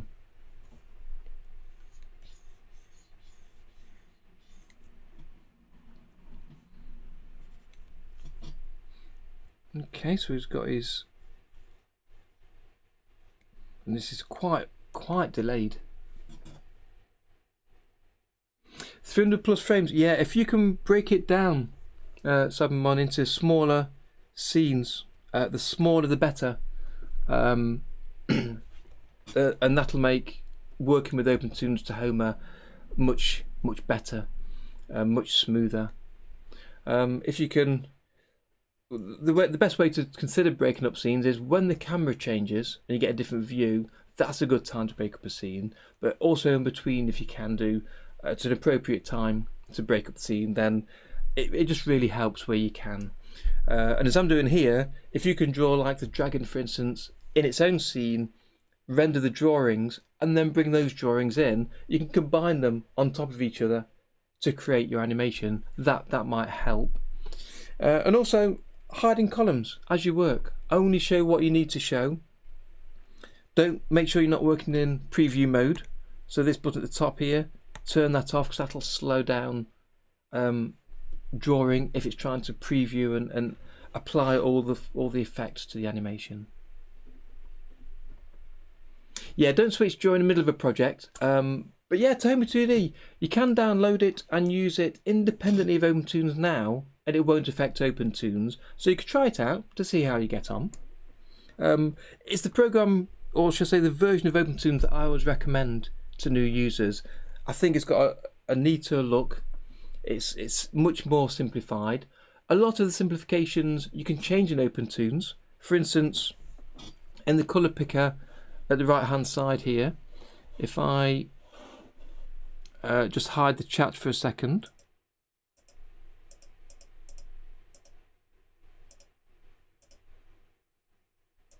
There we are. So at the bottom right here of the colour picker in Tahoma is the menu. You've got it at the top left in OpenToonz, but you can show and hide some of these sliders. I never use the RGB sliders to change the red, green and blue. That's not a way I think about colours. So for me, I always hide them. I tend to pick a colour from the top colour wheel area and then adjust the hue, saturation and value. So I'll add more colour, increase the saturation of that colour, or change the value to make it brighter or darker. And then finally the alpha I use from time to time. So by reducing some of the interface things like that on screen, you get a simpler view at the start. Hi Yulichek, good to have you with us. Glad you could finally make it. A bike trip. That's more than I could put myself to today, so well done for that. Playing Farmville. Yeah, fair enough. Well, I'm glad you managed to join us on the stream anyway, Stoddy. Okay, so where are we now with this character? So he's got a bit of a fat tum, so the back is not quite so round, but he is at the front, so I'll leave that circle there. This is going incredibly slow, so I need to not be too quick with drawing. His feet are coming out here. His legs, sorry, coming out here.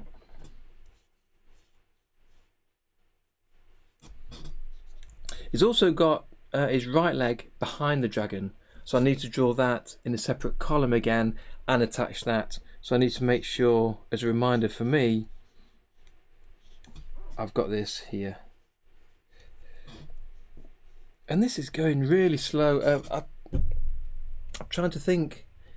I don't think I can change anything unless it's just my computer again.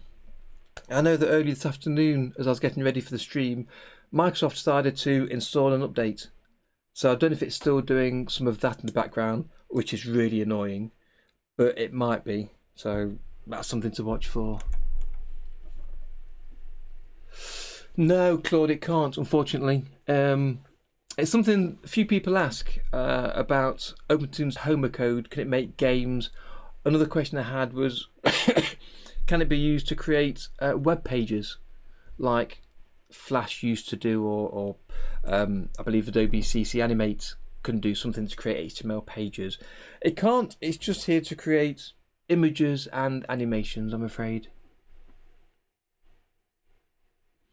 Yeah, you're not wrong, Maria. But keeping this visible for the times you do need it, if you're not using it 90% of the time, for me, it's just visual clutter. And as you saw by showing it, it makes the wheel smaller. It gives me less space. So I just like hiding it. But I'd also like adjusting my screen to work for me, for my workflow. The 2D room in Tahoma is great. It's virtually what I would set up anyway. It's pretty good. And people on my course will have seen this, that I've used the timeline room to show in this sort of style and this sort of layout. But yeah, it's just the fact you've got the option to show and hide parts of the colour wheel and other areas on screen, or change the style of the palette entries here. But yeah, different layout in Tahoma to what we have in OpenToonz. Let me just bring back the chat there so you can see it. Okay, so what have we got here? We've got his moustache comes from his nose, which is actually quite high. Go to the eraser, which is in normal mode, so I can just do some of this. So what have we got? Yeah, so we've got his tash coming out quite big here. It covers kind of his whole face really, and from time to time his mouth's in there, but I won't be too concerned with that. Soda Pop, hi, welcome to the stream.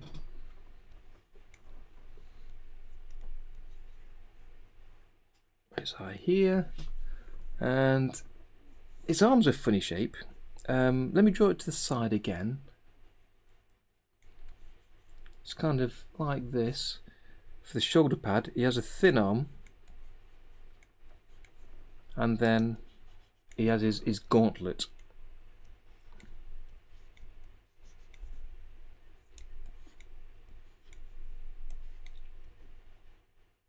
This is really difficult to draw while it's being so slow. That'll do for now. We'll sort out the detail of how it looks in a little while. Okay, so it's kind of like that.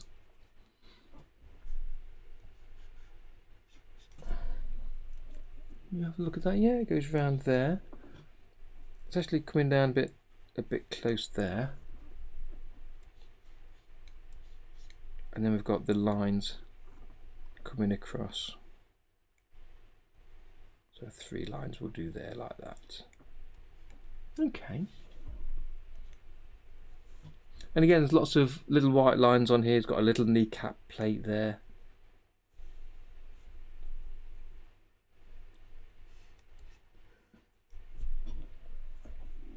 And the final thing I want to do is a little jousting thing at the back. There's not a lot to see, to be honest. Maria, you know what? I'm going to do that. I'm going to close down Tahoma and start again, just in case. That's a good tip worth sharing with everybody. It's something I tell people a lot, and it's well worth doing. That restarting the program, because as those of us that know a little bit about the program know, there are memory leaks with it. So by restarting it, it throws away all that memory it's hogging onto that it can't use, the leaked memory, and it'll start again, which can make it run smoother. And that took, what, 10 seconds to do? So let's see if that helps.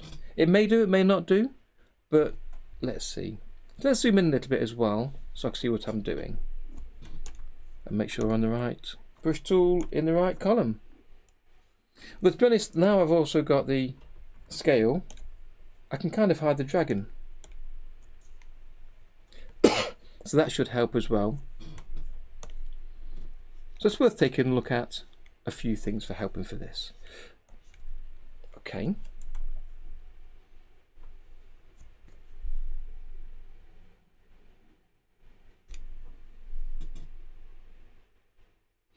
Good question. I'd love to know, Claude, how Futurama does exactly use Toonz, whether it be OpenToonz or Harlequin. I'd love to know what they use it for, which parts of it. If they draw in the program, or if they draw on paper and import it, if they draw another program and import it. And for the 3D models, the only way they can bring them in is as images. And you may have heard me mention on the channel before about the Futurama project I started work on last year, and I'll be continuing once I've finished this little project. We'll get back to that. But for that, I hand drew all of the backgrounds and the characters I started with. I've kind of only got into it a little bit. But the backgrounds, because they're only kind of temporary, I traced them from screen grabs from the original show. But the intention, if we go further with the project, is to build a 3D world in Blender of the backgrounds, and then rotate it and create the angle we need, and then take an image snapshot and bring that into OpenToonz. Because most of the time, the camera kind of doesn't move in Futurama, it sits still. So you just need the position of the camera in the room to be able to create a screenshot of the background.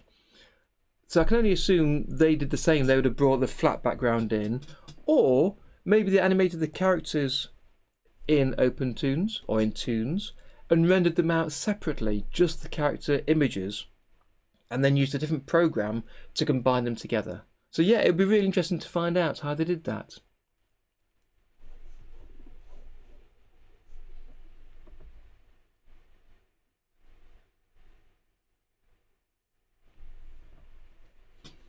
Ah, there we go. Thank you, Soda Pop. Yeah, but there's lots of options of how you can do this. You haven't got to do everything in Toonz. So if you just want to create your characters and their animations in here, then render them out as PNGs, you can use lots and lots of other software to bring it together with backgrounds and other characters.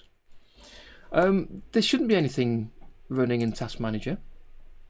Let me check on that, Tom, in case there's something kicking off.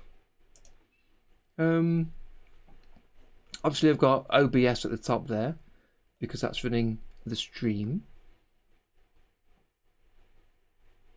No, I can't see anything. No, there's no virus check running. I think it is just the entirety of what I'm having to run to get a stream going. Sometimes it's better than others, depending on the week and depending on various things in my system. Let me try and continue with this. So I've made him, he's got a round head there, so that's clearly wrong.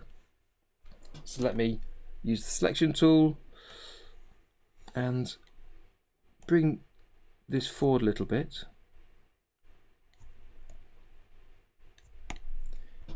Because it's actually going like that with his eye. I think he needs a bit more space. So as you saw in Friday's video, if you watched it, what I like to do is to do a rough sketch of just the rough sort of layout of where things are to get the scale between different parts of the character. And let me just add the other hand here. So he's got this which disappears off the screen, so I won't worry about the exact size of that. I do want a little bit of rotation there though. Let's try again. So drag the center point to the end of the line, and then I can click and drag to rotate that to create it more pointy. Okay, that has obviously quite a long line there for this, and this will be behind the dragon, so you won't see a lot of this anyway, but the main thing you'll see is the yellow handle there of the joust, is hands around it.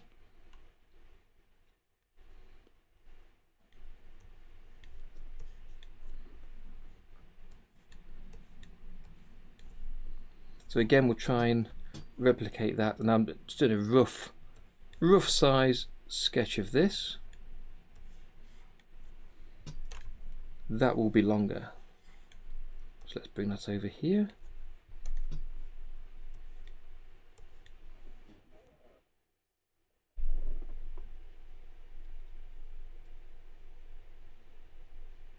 Oh, that's interesting.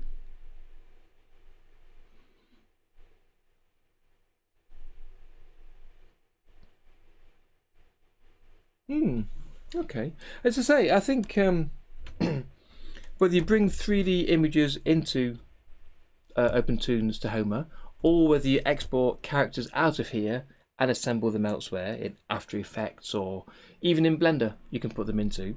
It's kind of down to you and how you want to work. But yeah, there's no 3D models directly in here, but that's fine. That doesn't cause an issue. So I'll turn on onion skin, and yeah, that's fine. And I will sketch over the top of that to try and get a slightly neater version of this before we do the ink work. So let's see, let's get this right. So his hat is a lot bigger than this.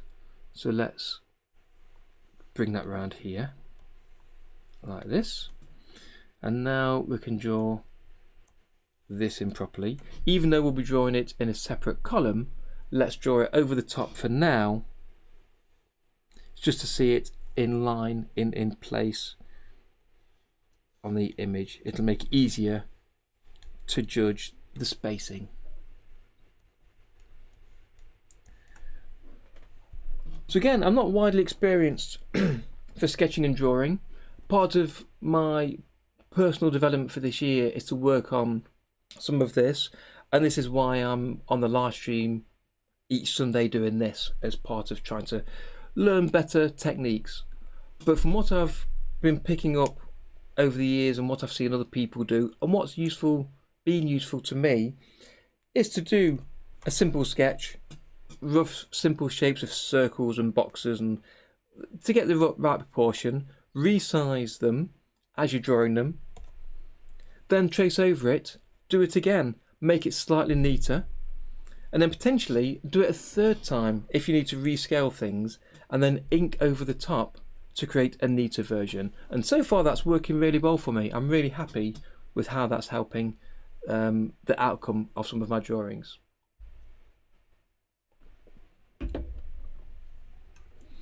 So let's get his eye isn't right there, so his head is kind of like here, and his eye is more upright, and the nose comes from the eye there. Yeah, something like that.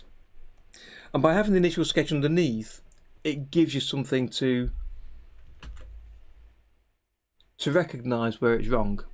So where I can see I've got the eye placement incorrect here, or the shape of the nose, or whatever, compared to the first time round where I'm drawing on a blank sheet and trying to figure out where lines go and where shapes go, it's much easier.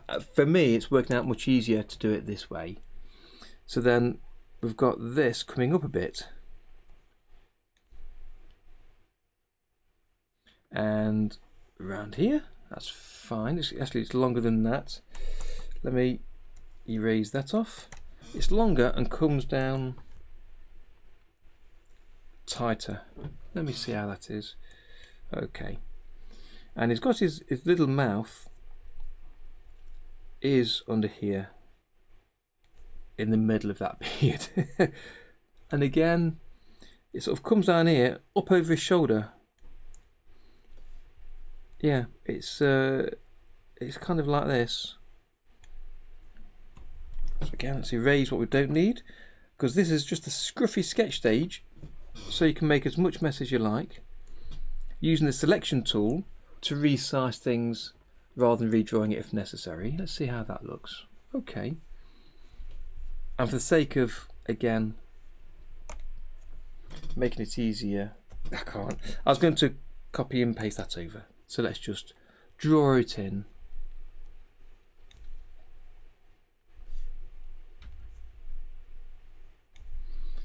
Try and get a feel for this, where his arm is. Okay, so his belly's quite big here. Comes around like that. Then he's got his little skirt thing that is a little bit flexible.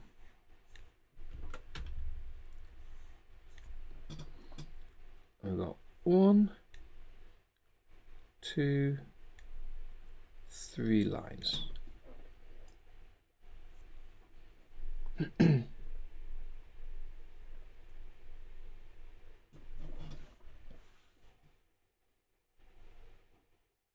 If you're talking about moving brushes around, OpenToonz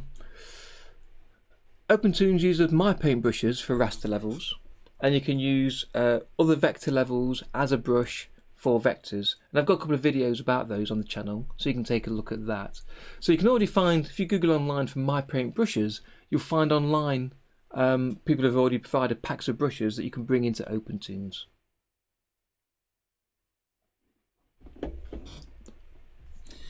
Okay, so let's do his legs. His legs are coming down. So this is when he's on the horse at the beginning. So let's just try.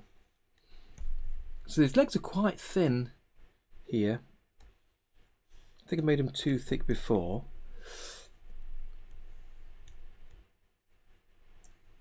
And yes, Maria, I think restarting did help. It seems that I've got a bit more liveliness to these drawings.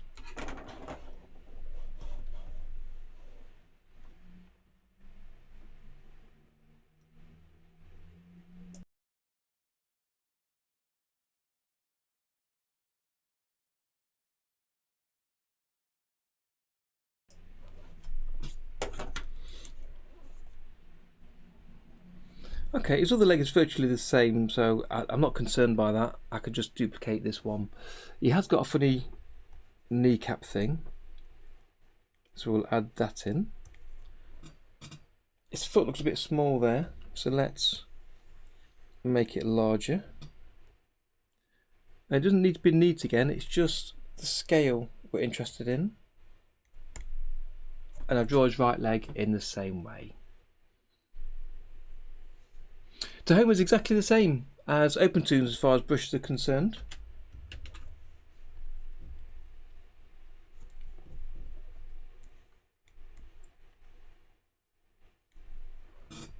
So let's make this a little neater.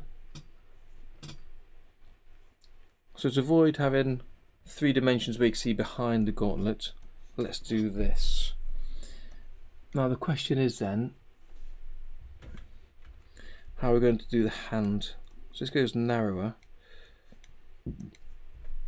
because we want the hand to be holding the reins.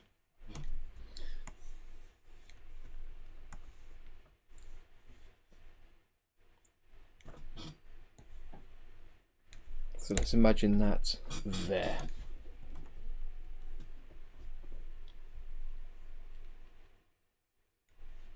So let's look at our own hand. Always a good tip, as I was given before by somebody. If you're drawing hands, most of us have 2 hands. Not all, I know. Most of us. So the hand that you're not drawing with, if you make the shape with that, it's a lot easier to trace or draw what you can see on your own hand, rather than trying to imagine what it looks like. Oh, Tom's back. A tacit. Thank you. Never heard of that before. Tacit. Okay. Yep. I think I'll keep calling it a skirt for now. Excuse me. Okay, so let's do this over here. It's kind of like this.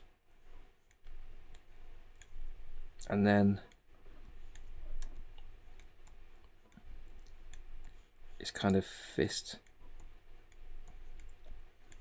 because then the rope comes out of there like that. Something like that. Yeah, it's got to be a little bit of that. Okay. That might be a little bit long, but not too bad. Let's bring that bit closer. Yeah, that's better. Again, this is why now I've kind of found this routine of using the sketch levels. It works better for me to feel my way around the drawing, to find what I'm trying to get to with it. Who's my favourite Futurama character? Asked Casa. It's a good question. I like Zoidberg. He's so ridiculous and everyone hates him. it makes him a fun character to watch. I like them all. Obviously Leela, sexy Leela, one-eyed Leela. I think Zoidberg. If only Dave was on the stream, he could be plugged into his mic and doing the voices for you. He does some great voices, as those of us that watch his streams know. He's a bit. I can't do him. Yeah, Zoidberg, Kif, obviously. Who's just a sort of a pathetic menial second in command, having to cope with what Zap gives him. I should really share at some point my my video. In fact, while we're talking about it, shall I play a little bit now? Just for a giggle. I've not looked at this for a while, so hopefully I'll click the right one, and then I might take a 2-minute break. Dave does great all Futurama characters, to be honest. Maria, you've not seen it. You really must. You really must. It's great. Let me go into there. Let me check I've got the right one. Outputs.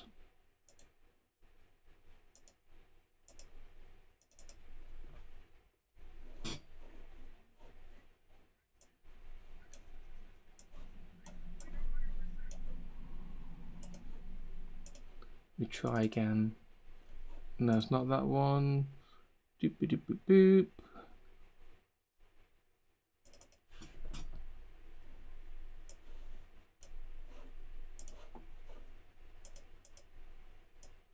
No, it's not that one. I'm struggling to find the output.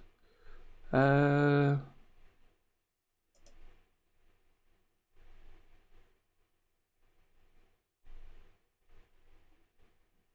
Golden Slime, hello, welcome to the stream.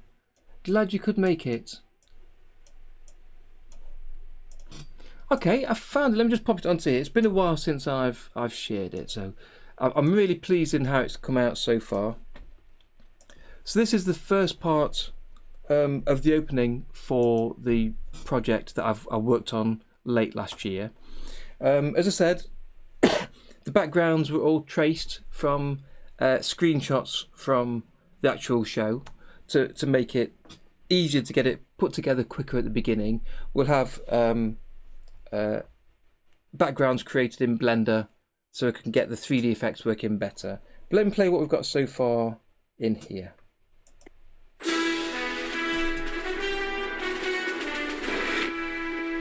Good news, everyone. I've invented an instrument that gives the user the ability to control remote electronic devices. Very useful. Most interestingly, it's biotech in origin. Yeah, right. It was not manufactured. Oh no, it was grown in a petri dish. Oh, you got it like that. Hey, wait a minute. I'm an electronic device. Indeed, I fashioned it from the DNA of a long-extinct dolphin-like creature's front appendage. I call it a flipper. Observe. In our top story, all wretched... Okay, so that's what we have so far for this. So the intention was to put together the first few minutes of the episode as a test of how we can bring an episode together, and then potentially later build up the complete episode. So Dave at Blender Planet has written the full script for this. He recorded all the voices. He's got the full episode ready to go, but we just need time to put it together. So once I finish this collaboration, I'll be going back to the Futurama project to try and continue that, to try and build up this first, is it 3 minutes just over, of the introduction, just as a proof of concept, and also to work out what the workflow would be in Tahoma. So I thought I'd share that while we're all chatting about Futurama.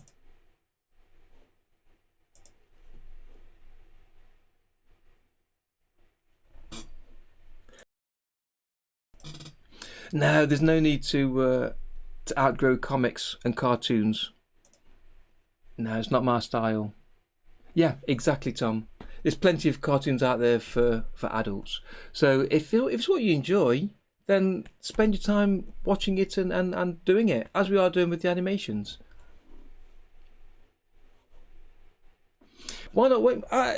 You know what, Soda Pop? At some point I definitely will be doing. Absolutely.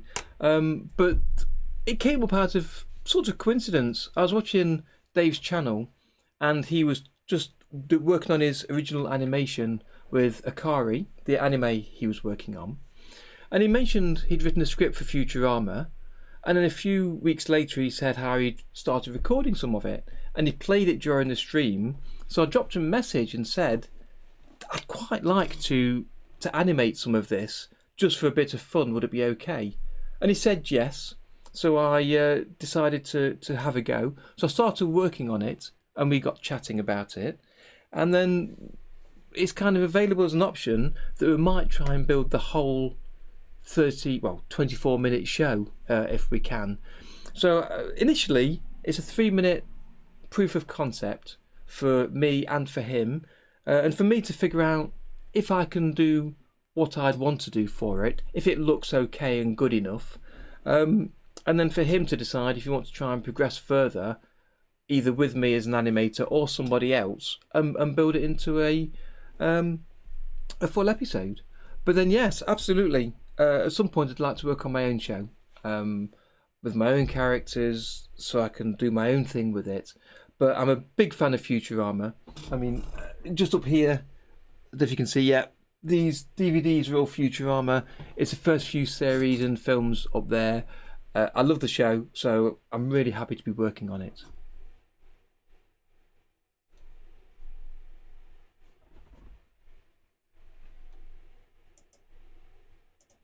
So who would be my favourite Futurama voice actor? Did I misread it? I thought you said Futurama character. Well, the thing is, the actors most of them do many voices. I think Leela is one of the only ones that doesn't. She only works on Leela. That's Katie. Oh, I've forgotten her name now. But for the other guys, I think it's the fun voices is the actors I like. So Zoidberg is my favourite one of all of them for the voice, I guess. Kif, Zapper. You should, Maria, absolutely. Yeah, it's perhaps more for teens than for kids or adults, but it's definitely good fun. That was recently put onto Futurama series. Were put onto Amazon Prime over here in the UK, and I've still got a few episodes that I've not seen that I must get back to watching. Thank you, Soda. I should say JP really, but thank you. I'd like to, I still feel like I've got a lot more of the craft to learn. I've certainly got a lot more drawing skills to pick up on. Again, that's 2021. Is to work on a few projects like this. Once I've got through a bit more detail of this and Futurama, I then want to move on to side projects of working on basic human anatomy and designing my own characters. Once I've got through that, I'll have learnt enough about the software, because I still don't believe I have. I think until you've used it for a long time, created a bigger project. Dave often talks about people creating toy projects and not actually getting on with real projects, and he's right. And this is a perfect example. It's 6 seconds. It's a toy animation, a short animation, but even from this, it's teaching me a lot, and I'm learning a lot each time I do something. And when I get back to Futurama project, that's 3 minutes long. That'll teach me a lot, especially in reuse of assets. Here it's a few scenes, a few drawings, a bit of plastic tool, and a bit of timing. With 3 minutes of Futurama, it's a few different scenes, shots in different positions, different characters. Some will be reused, and I'm putting the length of animation together will teach me enough so I'll know what I'm doing for a longer version. Katie Seagal, Katie Seagal, that's right, that's who she is, thank you. Billy West, yes, he's Fry and Professor Farnsworth. Good news, everyone. Rubbish. Ren and Stimpy, of course he does. He's done a lot over the years. He really has. I love Ren and Stimpy. Ren and Stimpy was a mad cartoon. The drawings are made for that cartoon, and if you paused the cartoon almost any time, the shapes of the characters were just crazy. Yeah, absolutely. So yeah, you're right, Soda Pop. I'd love to get back to my own story and my own cartoon at some point, but let's take it one step at a time. I think people rush into it too much. I'm enjoying what I'm doing with these shorter tests and trials that I'm working on at the minute, and I'm enjoying what I'm doing with the teaching here on YouTube and on the course, and getting involved in making other people's dreams come true, getting them working with animation. So there's a lot on my plate at the minute, but towards the end of this year and next year, yes, I think that's where we're heading. Right, let me just finish off this then before I take a quick break. So this needs to be a little bit flatter, I think.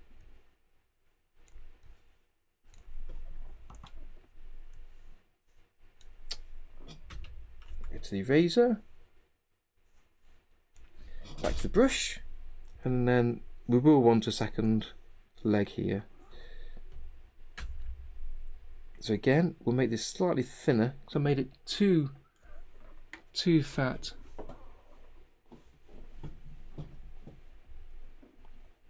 Yeah, Noble's been working on his animation for quite a while, a number of years.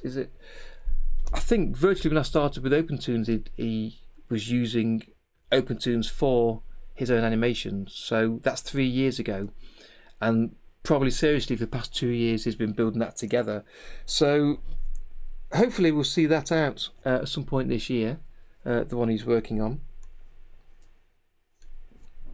But he's we were talking earlier about using OpenToonz and the plastic tool. He's using more of the traditional workflow than I've been doing. Oh dear, that's terrible. You know what, I might just copy the same foot, almost. Yeah, so he's drawing frame by frame for his cartoon. And I think that's more how he's more comfortable working with the software. But as I said earlier, using the plastic tool can really save you a lot of time. So if you can understand that and learn how to use it and use it in the right place, you can save yourself some time.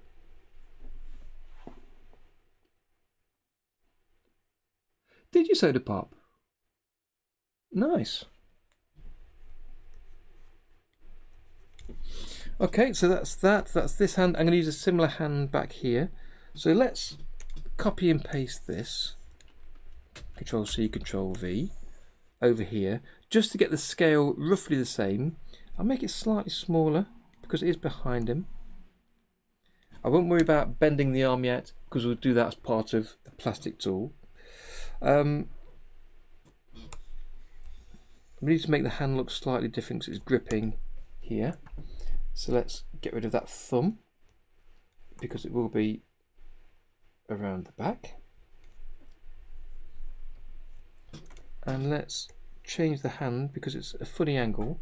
So holding Control while clicking on a corner, I can resize just this corner to bring in the shape of the hand a bit neater. And again, let's make this lance a bit longer.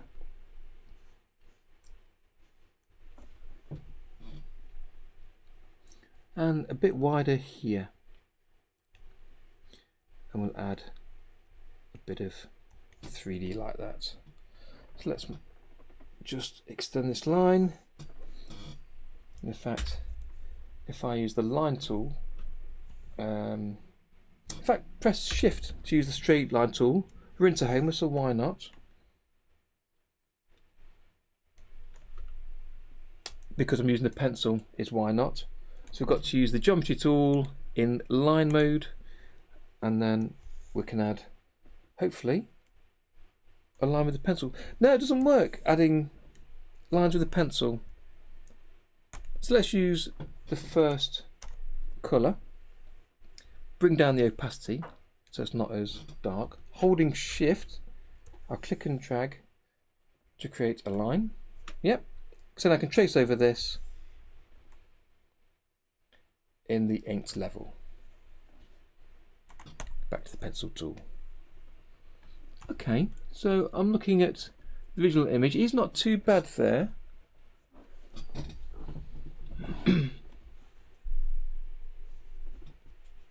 Hi there, Marcel. Welcome to the stream. Thanks for saying hello.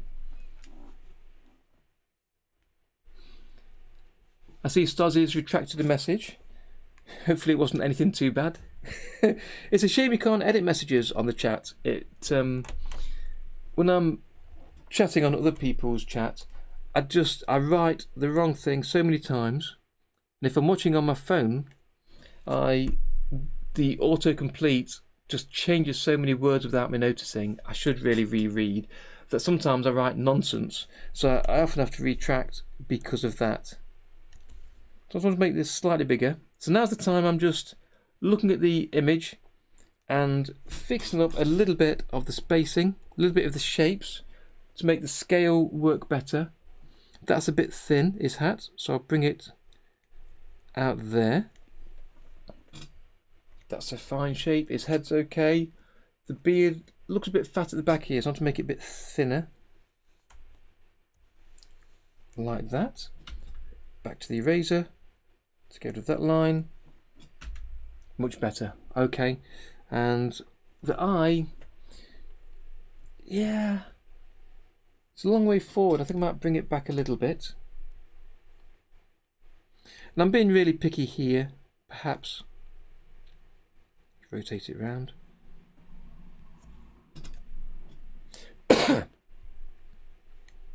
But it's a sketch stage, so it's the time to be picky and to get this right.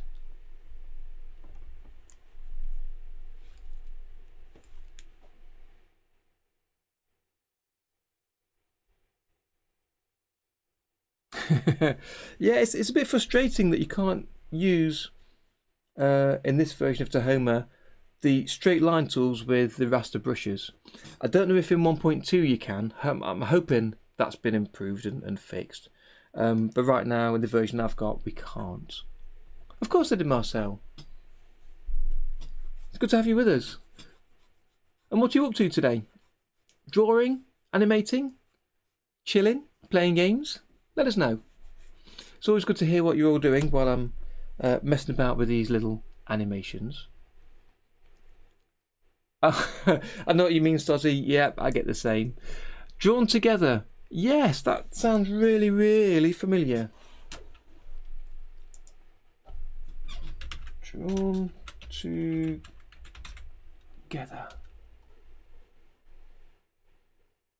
No. I'm not sure what that sounds familiar. No, I've not seen that.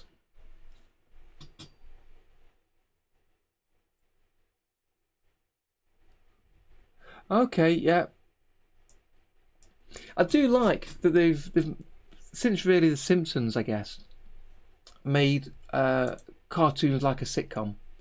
Whereas before they weren't quite. The Flintstones was a little bit like that, but it's more so now. I guess really with say The Simpsons, Family Guy, that kind of thing. Yeah, drawn together. There's so many cartoons I really must get to. Yeah, I keep being asked about certain anime or cartoon that I need to spend time looking into. Rick and Morty, love it. I love that one. Seeing that. Pickle Rick! Pickle Rick!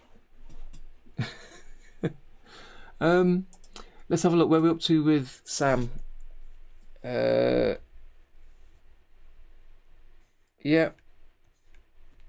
I guess he's got a little bit of a thinner back there. That's a bit too thin. Okay, and his tacit, is it? The skirt. That's alright. It's quite flexible in his cartoon there, but that's okay. The leg moves up and down, the foot moves backwards and forwards. So I'm thinking about how I'm going to draw this to use with a plastic tool. Okay.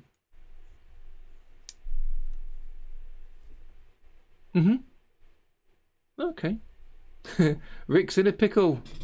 He certainly is. He certainly is. Okay, let's chuck a little eyeball in there just while I'm sketching. I'm thinking that's okay. Let me zoom out.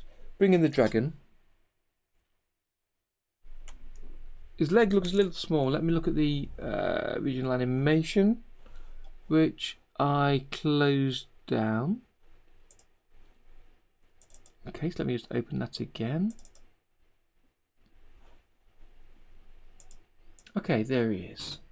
So yeah, so just to remind myself, he starts off with his head facing backwards. It looks quite small. That's really interesting actually, seeing that. His head looks quite small. It looks quite squashed. In fact, I'm going to take all of him and extend him upwards. Try again. Going too quickly, so let's slow down and let's make him a little bit taller. Okay. So it starts off facing backwards. I think his head is still a little bit short. So let's extend that up a little bit. I think that's going to be close enough. That's fine. I think with the colours, the colours of his beard and the blue of the suit, it's moving quite fast. I think that's fine. I think that might be just about good enough for starting inking, which I'll do right after this break. So if you'll excuse me, I'll disappear for perhaps 3 or 4 minutes. In fact, 5 minutes. I'll get myself a fresh cup of tea and refreshment break. You do the same. Join me back here and we'll carry on inking this bad boy. See you shortly.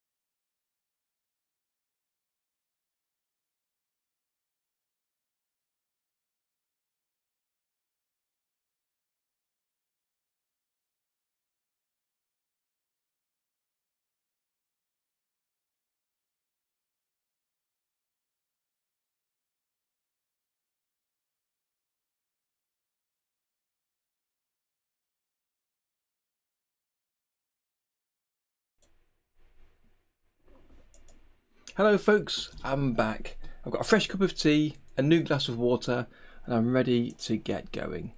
Let me just move a few things around and then we'll continue.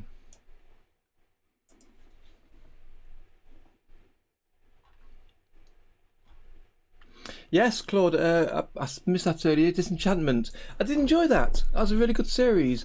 Very much different to other things he's made. But yeah, very enjoyable. Great story. I'm looking forward to the next series when it comes out. For me, that's on Netflix, but it's different in every country. Yes, OpenToonz in the next 2 or 3 weeks, JP. Can't wait for that to get out. There's a few bugs that have been in OpenToonz for 9 months or more that were fixed 9 months ago, but because they don't have a more regular release cycle, current users are still working with bugs that have been fixed for months and months, so the sooner that's out the better. And then Tahoma 1.2, yep, that's due out about the same time. Butternut squash, or as Joey says, squash, scutternut bosh. Or was it Chandler said it? I believe Joey pointed it out for the Friends fans out there. I've not used OpenToonz much. I used it the other week for a demonstration, and going back to it was so peculiar because some of the small features I've got used to in Tahoma weren't there. So it's very much the same program, but it's just a different experience. But the new OpenToonz has got a different layout for the rooms and some of the features that we've got in Tahoma. So it'll be really interesting when it comes out to see what it's like, and I can't wait to get my hands on it. And when I do, I'd want to make a video here on the channel to show you some of the new features in both OpenToonz and Tahoma, and to let you know it's there.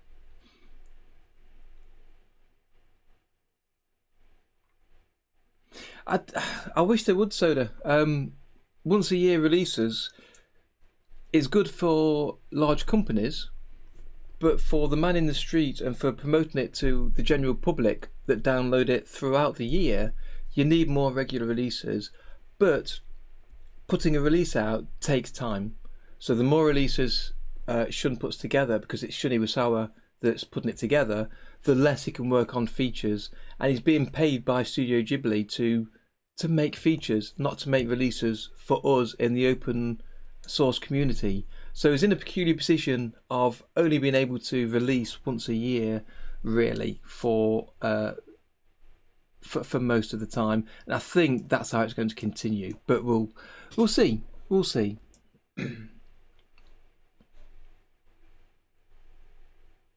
Mary and the Witch's Flower, like a lot of Studio Ghibli films, Golden Slime, used Toonz, OpenToonz or Toonz Harlequin, I'm not sure, but it wasn't fully made in Toonz. They're still keen on drawing on paper. They're experimenting with some digital workflows and 3D animation, but it's still drawn paper, and they scan it into Toonz to do some of the colouring. I don't believe they do all the colouring yet, or to add effects. And that's what I know Shun spends a lot of his time on, building effects. Like the bubble effect, I believe, was from Mary and the Witch's Flower, I believe.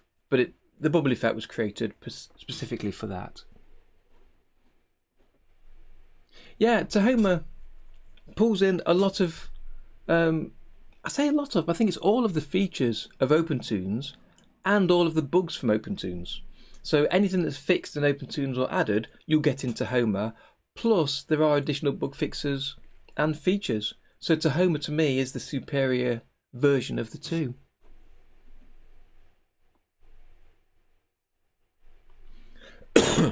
But as Maria sort of suggesting, they are different. They've both got the benefits, so they're out there for everybody. I know OpenToonz has got a bigger name because of Studio Ghibli, so more people might come across that. But then when they join the community and hear about Tahoma, they might try it out. So both available, but for me, Tahoma currently is winning. If I can put it in that way. Let me just bring this over here. So before I continue, there was one more thing that I created the drawing for on Friday, I thought while I'm animating the Yosemite Sam, I thought I'd use him on the stream today. So he's here to tell us about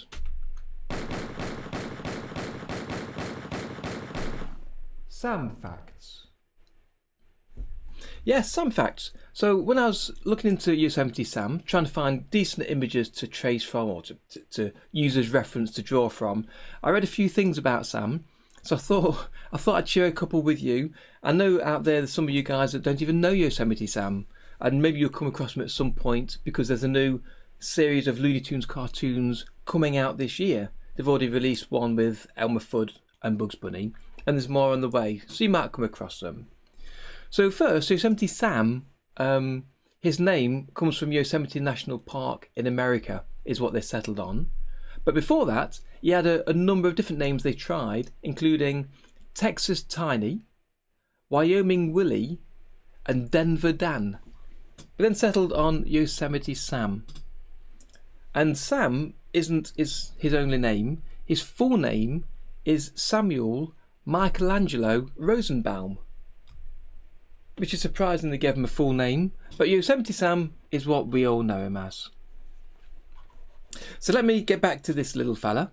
So I want to do some inking for him. Let me just have a quick check of my notes of what I've got here.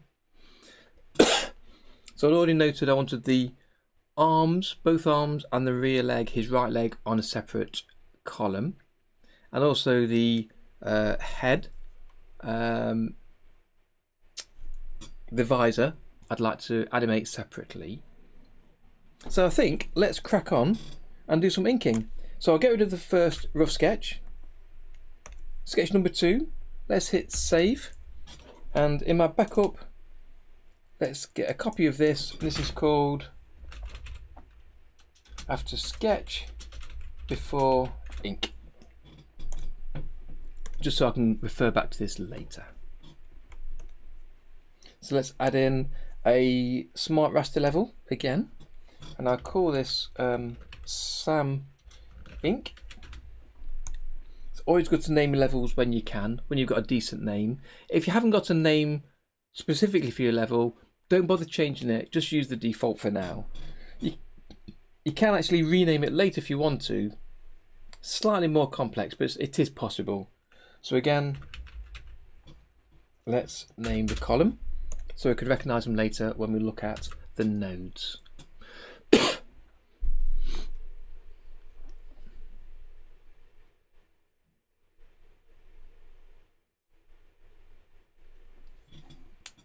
For me, Cyan, I like the vector levels and I use them a lot, but not for drawing character type images, and it's for one reason alone, and that's the fills.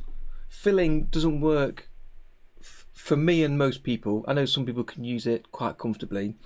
It doesn't work quite as it should, and drawing in smart raster is just a little bit more tactile for me. It's like traditional raster drawing, so editing by using the eraser and just chipping off a little bit of the line and that kind of thing, I find it more comfortable with smart raster.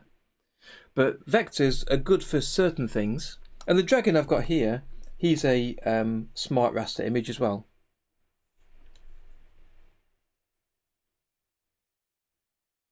Let us think about it. Okay, you can see him there. He's smart raster and he looks pretty good, I think. Once you've drawn them in vector, you can adjust them with the control point editor. You can adjust the lines and the points. That's really useful. But most of the time, smart raster does everything I need it to. I can adjust the colours after I've painted. I've still got the palette linked to the colours, and it's more like a raster for drawing, so it works really nicely for me. Are laptops good? Asked Marcel. They can be. I'm working on a laptop right now, and it's doing pretty good. It's like a 3-year-old laptop, so it's not brand new by any means. It's not the best, but when I bought it, it was kind of a gaming laptop, so it's got quite a good processor and graphics card. Even though the graphics card isn't really used enough in Tahoma, I wish it was used more. That would really improve the usage of Tahoma, how quickly you could draw, how effective it would be. But laptops are okay for using with animation software. Just depends how much you're willing to spend, like anything. I think you can probably get more for your money from a desktop than a laptop. But yeah, looking at the processor and looking at the graphics card are the main things for art and animation.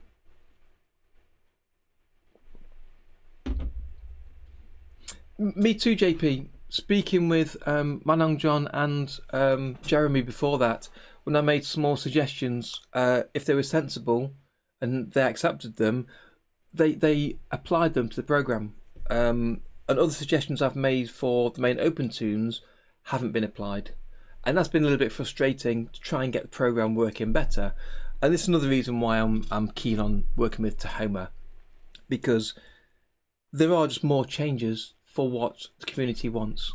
And most of the suggestions I make are from hearing from you guys about what works for you and what you find confusing or difficult. So the program itself is just getting easier to use. Stuzzy's back. Welcome back, Stuzzy. Golden Slime. What graphics tablet am I using? I really must memorise it. It's a Huion Canvas GT 2121211. Is it 19 or 21 inch? Something like that. If you check down in the description below, there's a link to my kit on the website, kit.com, and on there I've got a link for this tablet to show exactly which one I use. And also down there I've got a link to another tablet that I would choose to buy if I was buying a new one on a budget. So I've got this one, which is a screen tablet, which I kind of treated myself to a couple of years ago. But for a budget tablet, I've got a link to a Huion down there as well. And for me, Huion's working really well. I like it.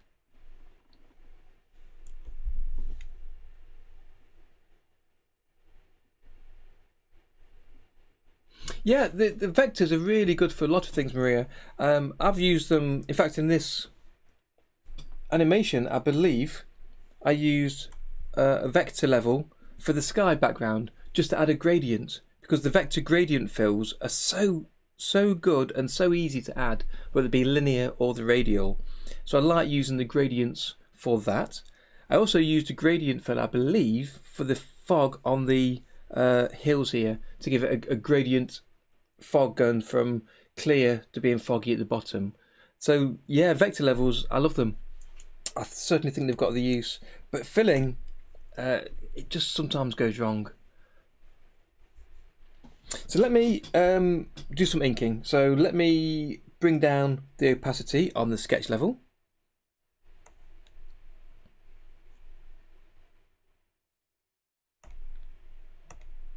There we go.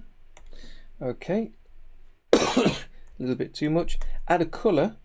I like to add a colour so that when I look at it, you can differentiate it from a light line. On the smart raster level, I use the standard black outline for this.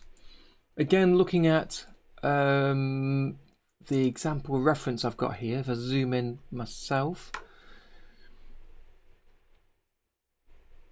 actually it's like a dark blue outline. It's a little bit different from the fill, so let me change that. So as I said, I don't like to change the first two brushes because you can't delete them, and sometimes deleting a brush and deleting the lines associated is a good thing to do. So if I create a new palette entry and I'll choose a deep blue, and because we're on a smart raster level, we can change that later, so the actual colour doesn't really matter. Joe Henning, hi there, glad you made it on the stream. What are you up to today? Are you planning to stream later or anything? If so, let people know in the chat. I'm sure they'd love to follow you, because for people that don't know, Joe Henning works on OpenToonz and Tahoma and makes mainly vector animations, but other animations as well. So if you are streaming, I'm sure plenty of the guys here would like to follow you. I know you've also started on Glimish, a new streaming service, so feel free to tell people about that if you like in the chat. I created my account that day, as I told you. I've got to go back and set it up better and work out how I'm going to use it a bit more, but I've got it there in place ready as you suggested. So selecting the brush, I need to change the size. I don't think I need the size to vary, so let's keep these about the same. And let's see, is that too thin? It's not too bad. It is a peculiar drawing, this, because you've got the highlights. If I bring this image down, here we go. So it's kind of like darker edges, but then you've got these highlights on the internal lines, because it's supposed to be a metallic, so it's showing the reflection around the edge. So I need to do that in a different colour. So as I can see here, the black outline just goes straight round and doesn't go across. Now that's going to be peculiar for drawing this visor in a separate column. So I think I might have to draw a dark outline around it all and then add a highlight as an internal line. Let's see. So let me move this onto my other screen.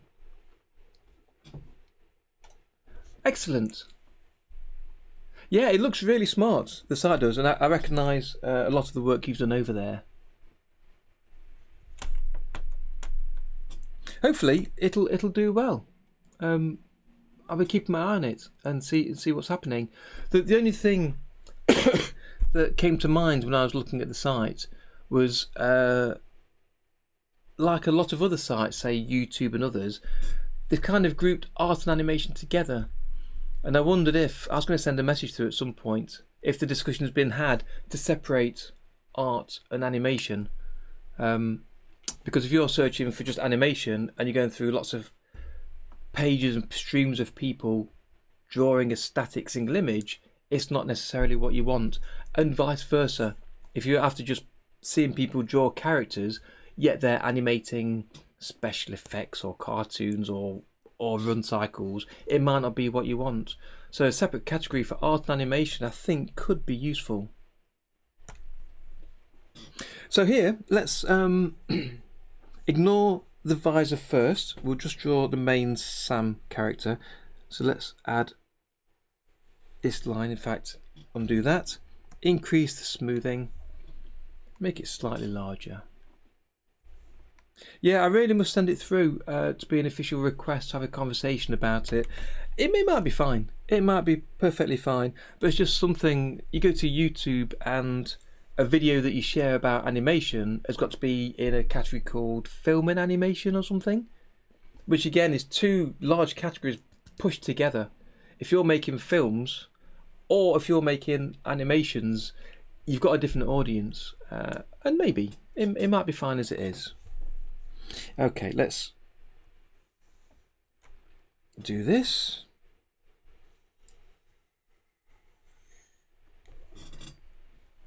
Okay.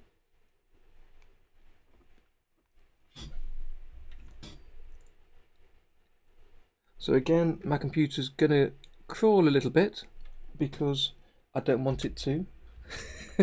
It's just sod's law, as they say.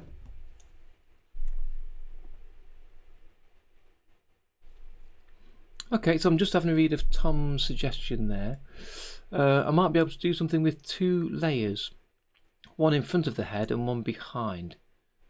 Black line and back matched out by the head. You're right. I can see exactly what you're telling me there. Duplicate the drawing. Yes, that's a very good idea, Tom. Absolutely right. Yeah. So if I draw it with the dark edge and then duplicate it, there's going to be quite a few columns for Sam, and again this was why I was hoping to draw him in a separate scene and then import him, but I think to get the timing right I need it together. But again, this is why we're here, to see if it works. The ideas I've got in my head are often different when you do them in real life, so that's the point of doing things like this. Oh, Lula, didn't realise you was on the stream. Hi there.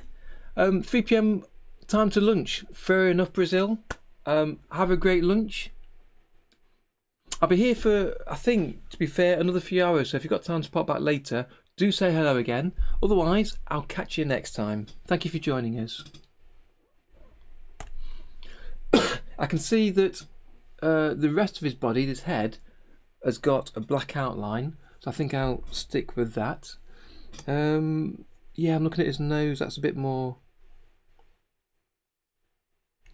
That's massive. It is quite big. Okay. It's kind of got a crease there. Let's do that. In fact, let me bring down the minimum. Give me a little bit of variance in the line. Okay.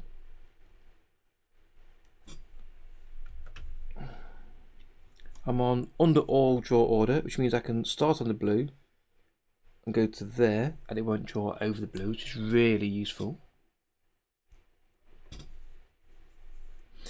Okay, I will duplicate this drawing at some point because I need to draw his eye closing and other things moving. His moustache is quite fluffy. He does talk as well. So again, I could put that on a different level. I think that's going to be too many levels. So I'll draw it in line, and then as he shouts, I'll just duplicate the drawing and change his mouth and see how that looks. So most of the time, he seems to have his mouth closed.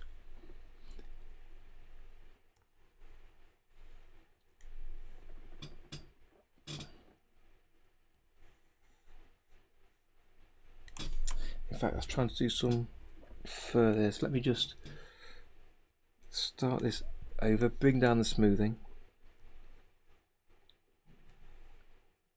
so I can have some ruffles in his moustache here.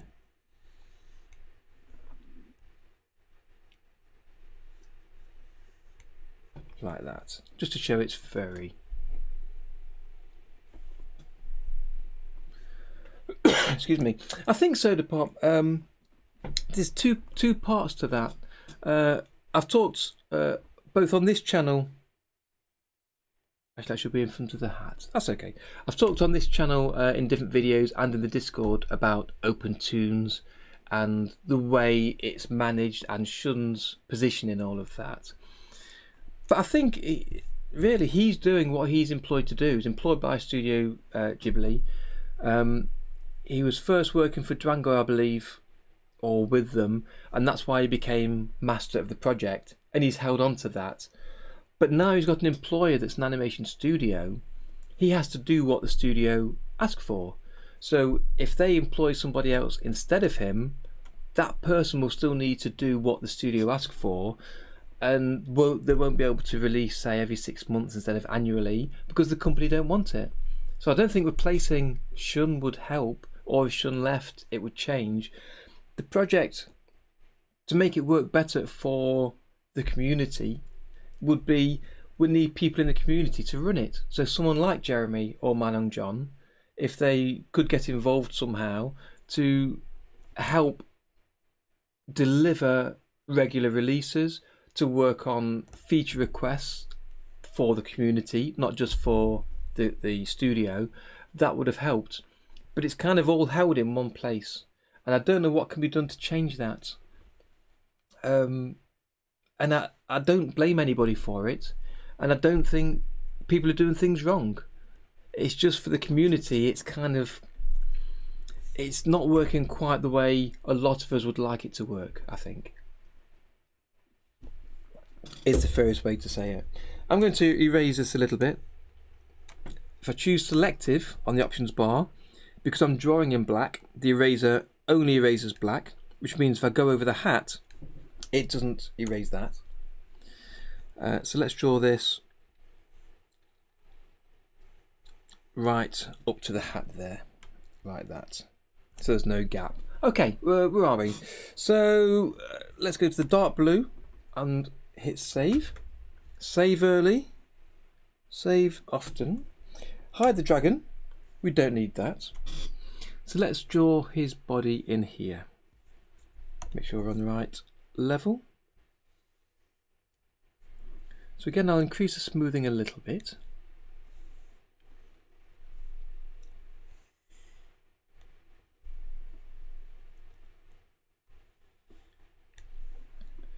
And inking, it really is one of my favourite parts of this process, because I've done the sketch underneath, I know the position of all the lines. I change my mind as I go through, but you're just drawing the line, so you're just figuring out the line weight, making sure things are in the right place, and it's just really fun, really fun. Let me change this leg. I'm going back to the sketch, and I'm going to, using the selection tool, bring this leg downwards, just rotate it down. That'll make it easier there for using the plastic tool, I think, to make it move. Okay. So the foot there is quite small, I think, still, so I'm going to make that bigger.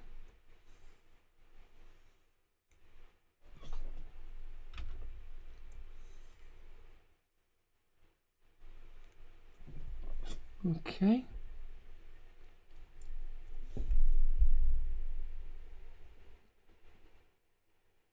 Yeah, I know Dr. Ryan spent quite a while doing a few things with Sean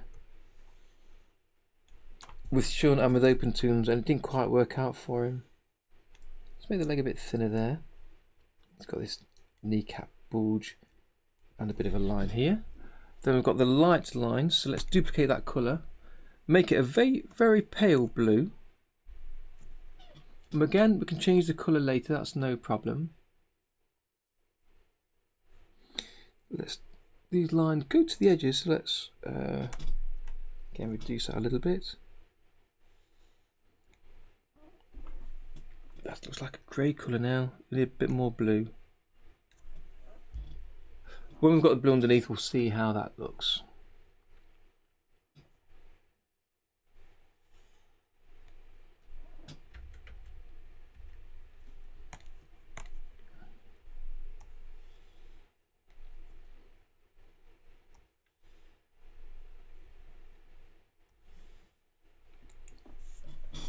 Okay, there's some lines for his arm here of where this cuts in.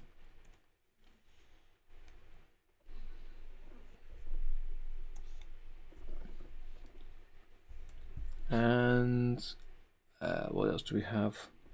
That line in here should be, if I'd go to the selective, that should be this brighter colour. So let's use that with a brush and draw that in here and a little bit on there. Okay. And I'm going to take a copy of this leg. Control C, Control V, and put you, in fact no, this needs to be behind, so delete that. That needs to be on a separate level. We'll take a copy in a second. No, that's fine. That's fine, JP. It's I know for a few people here, including me, it is quite interesting of what we're going to do with the dev and how we're going to see things working.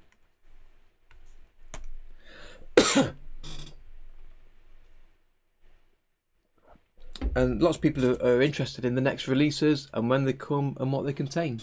So that's kind of the same sort of thing. So let me.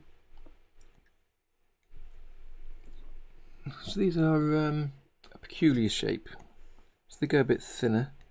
So again, I'm happy to not trace over the drawing exactly. I'm also going to move the glove a little bit to give him a bit more space for the arm to bend.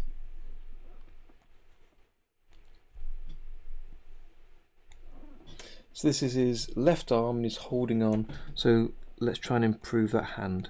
So this is where I might have created another sketch level to get the detail right for the hand, so that the ink lines can be placed straight over the top without even thinking about it. But I didn't, so let's just have a go.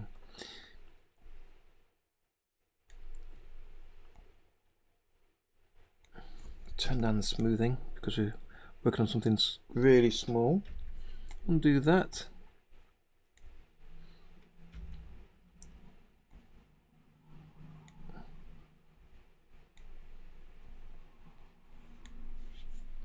Okay, that'll do. And then the bit of the arm that is visible, again keep it quite thin, and that will be moved with a plastic tool over the body. Kunikar, hi there, welcome to the stream. Glad you could make it today. Okay, that's the left part of his body. I've got his right foot to do on a different level. I want the visor on a different level. So let's start doing those. So create another level. We'll call this one a visor. Let's name the column. So I'll call this, actually, thank you Tom for your idea, visor back, and we'll add a visor front with a different colour, which I'll duplicate into the same level. Okay, so visor 1, let's draw this first. So that's that same blue colour. So if I go back to Sam, in the palette editor, I can click on the blue colour, and with the cursor still in the palette area, I can copy and paste this colour.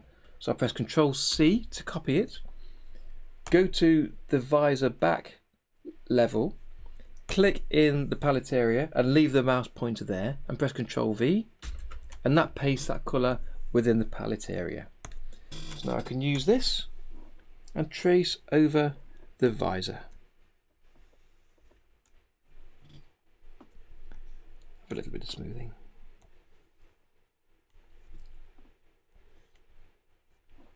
So, do we have any fans of WandaVision in today? I watched the final episode yesterday, and don't worry, I'm not going to spoil it if you haven't seen it already.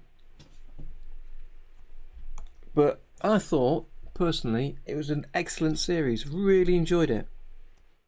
I'm going to bring this forward a bit. I think this is supposed to represent a gap for him to look through. There'll be one on each side. Yeah, I thought it was really clever, and used the characters really well.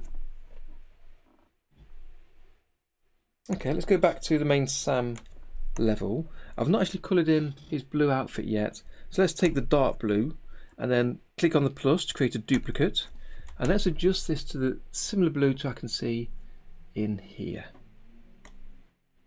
And now the best way to edit it is on the character. So if I just fill in the parts of the character I can see that are this colour, and then we can see if I've picked the right one or not.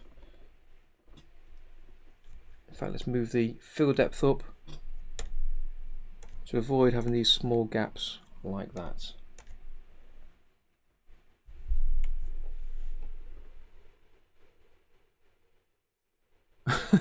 JP, you know, I would love to. I wouldn't say master at C++. C++ isn't my favourite language to code in. C# is. I've just not got enough time. I've just got too many projects on at the minute to be able to do so as much as I would like to. So I don't think I can at the minute. There are people out there, as you've already looked into, that do work for other projects like this. If I had more time, or if I didn't work on so many animations or tutorials, I would be absolutely writing code. There are lots of small things. I wouldn't do any large features or showstoppers, but there's so many small things I would want to fix.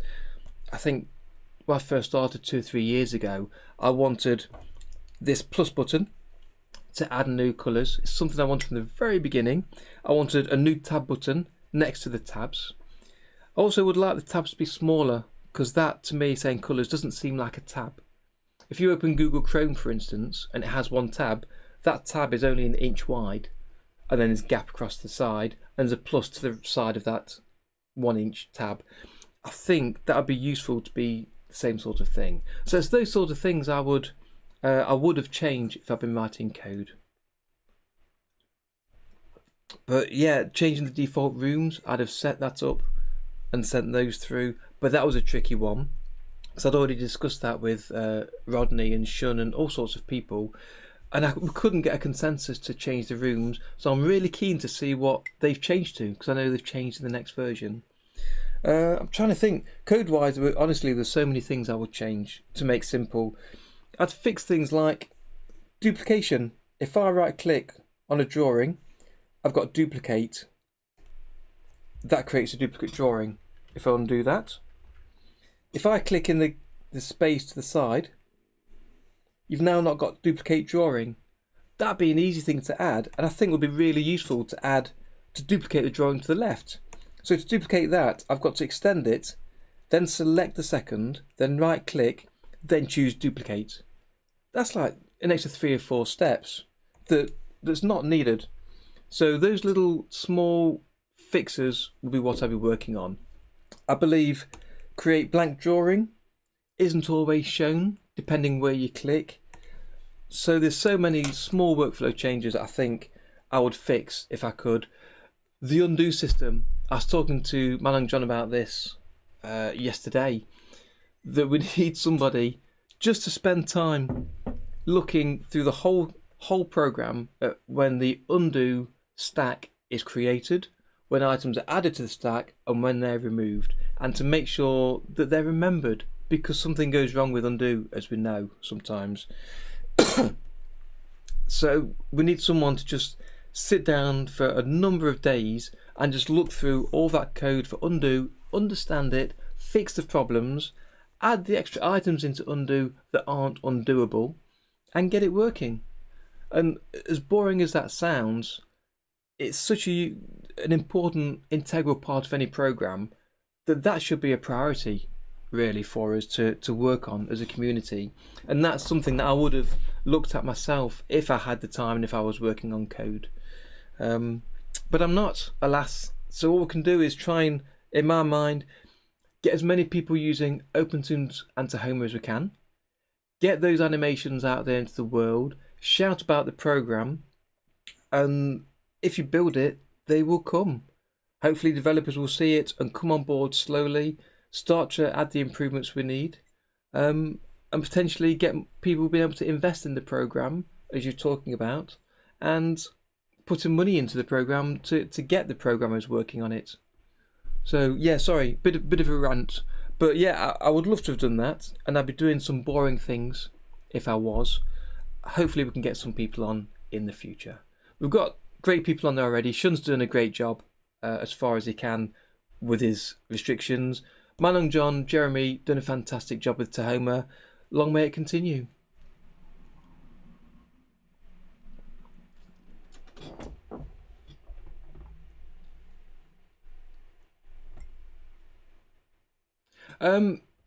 Thank you, Check. I'm glad you enjoyed it. Sorry, I'm back to WandaVision. Yeah, it was really good. The way they used the characters, the suspense, the confusion at the beginning, the way they framed the program in the first few episodes was really good to not let you know what was happening, eking out the story. I thought it was fantastic. I don't know Wanda at all, Maria, from the past. I don't read comics. I've not followed any of the cartoons or stories in the past, so I only know her from the recent films. So I didn't see, any of the story coming or developing. I didn't know what to expect. So it's excellent. Absolutely, really good, fantastic. So where are we? That's the visor at the back. Let's copy that blue. It's not quite the right blue. I was looking at that. Let's make it a bit deeper. And again, we can come back and change this colour later, so I'm not too concerned. But I will copy that blue and paste it in the other level. Hit save, and then I use the fill tool to fill the visor like that. Okay, so that's the visor at the back. I didn't need to do that triangle really. I will duplicate this as we just talked about. So extend the drawing to frame 2. I press the D key, which is the default for duplicate drawing, and that copies drawing 1 to drawing number 2. I will insert a column by pressing the insert key after clicking on a column header, and drag drawing number 2 behind Sam. In fact, the wrong way around, this is the front. So that's fine. So that's the back. So I'll rename the top column front. So the visor's in front of Sam and behind him. I will go to the FX room, and in the standard stage schematic I will connect the visor back to the visor front.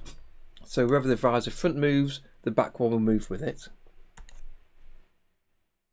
I'll connect the other columns together as we do the plastic tool. And the visor front needs to have that white outline, but only where the helmet is. So if I select, in fact I can just change the colour. So if I choose the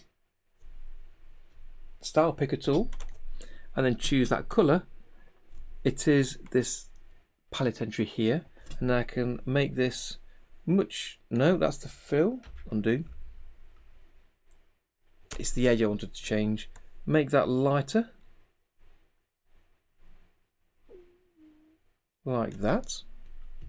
And then if I go back to the FX room, change to the FX schematic by clicking the button at the bottom right. For the visor at the back, I only want that to be visible to show the white lines when it's in front of the helmet, which is the Sam column. So if I right click on the visor back and choose Insert Effect, Matte, Matte In, we'll use this in the same way as we added shadows to a character. So the visor back is the source, the thing we want to draw. Sam column is the matte, so that's the area where we want the visor to be drawn within. By connecting that, it unplugs Sam from the output. We don't want that, so we'll leave that there. And now if we preview, I've still got the sketch showing here, so let's hide that. So I've got the, let me check I've got the right one. Visor back. If I hide the visor, it's the visor front. There we go. So connect the visor back to the scene. I'm sure you could see this already, Tom, if you're near the screen. It's so easy to see looking over someone else's shoulder when they're doing something wrong. So it's the visor front I want to use as the source. I'll delete the line to the output because I only want the front to be seen where the helmet is on Sam. I use Sam as the matte. So if I right click and regenerate frame preview, let's figure this out. So if I hide the visor back, then choose to hide, right. Ah, bingo bongo, because I've changed the colour, because I'm using the same drawing level. So on both drawings I've changed the outline colour to be light. So let's go back to Sam, take the dark outline colour, click on the menu, and I've now got the colour highlighted, the RGB. I'll press Ctrl C to copy that text, go to a visor level, click on this colour, open the menu and press Ctrl V. That'll paste that dark colour in there. Is that the wrong colour? Undo. That's inserted it. Right, so you need to click on, make sure I'm just clicking the text. Back to Sam. The outline colour. In fact, let me change to the list view and I can change the names of the colours. That'll make it a lot easier. So this is the outline. Then we've got the highlight lines, I'll call them. Then we've got the fill, that's fine. And these are the colours. I'll use the tabs actually. No, leave it like that for now. Let's not complicate it. So then the highlight lines is what I want. So if I press Control C on that, go to the visor. Yeah, look at that. So I've already got that, the highlight. Okay. So that is, yeah. Undo. It's going crazy now. What I need is the color for the outline, because I've already got the highlight. So if I copy that dark outline, copy, go to that level, the visor level, click in here and choose paste. That is the dark outline. This is the highlight. And then this is the fill. Right, so I'm drawing one at the front. That wants to be using the highlight, which it does. I'm drawing two, which is at the back. I want the lines to be using the dark outline. So if I select all of that, I'm thinking of vector levels, that selects everything. So if I use the paint tool and paint just lines, I can choose the dark outline and paint over those.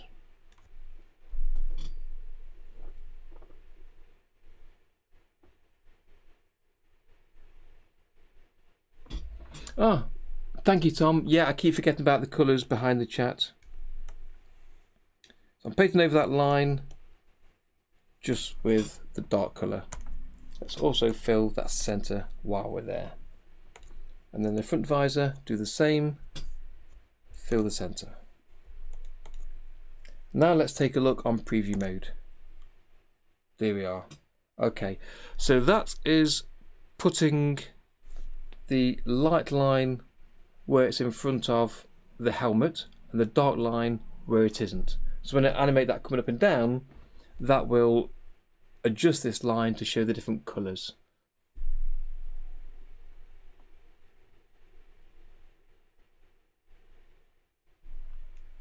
Ah, yes, good idea, Tom. Yeah, the less lag the better, makes it easier for us all to communicate. And I think I've been losing a little bit of time. I think I've lost connection a couple of times on here. It's only a couple because my delay is currently on 2 seconds. So when I ask a question, it's 2 seconds before you hear it. Then when you reply, it'll be another 2 seconds before I can read it and reply back. But that's fine. You're right, Cyan. It is quite interesting to read characters, but it takes a lot of time.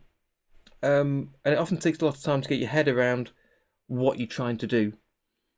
Again, this is why I'm trying to practice today by doing this part of the animation.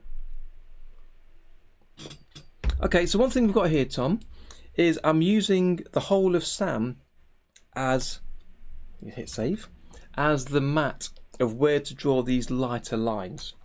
That means that anywhere there's any colour, it'll draw a lighter line, including his face, which is why over the eye, if I zoom in there, you can see it's lighter, and as well over these dark parts. So what I'll do is I'll add a colour filter to choose only the helmet colours to add for it to use as a matte. So that will make sense to some of you and not others. So let me show you what I mean.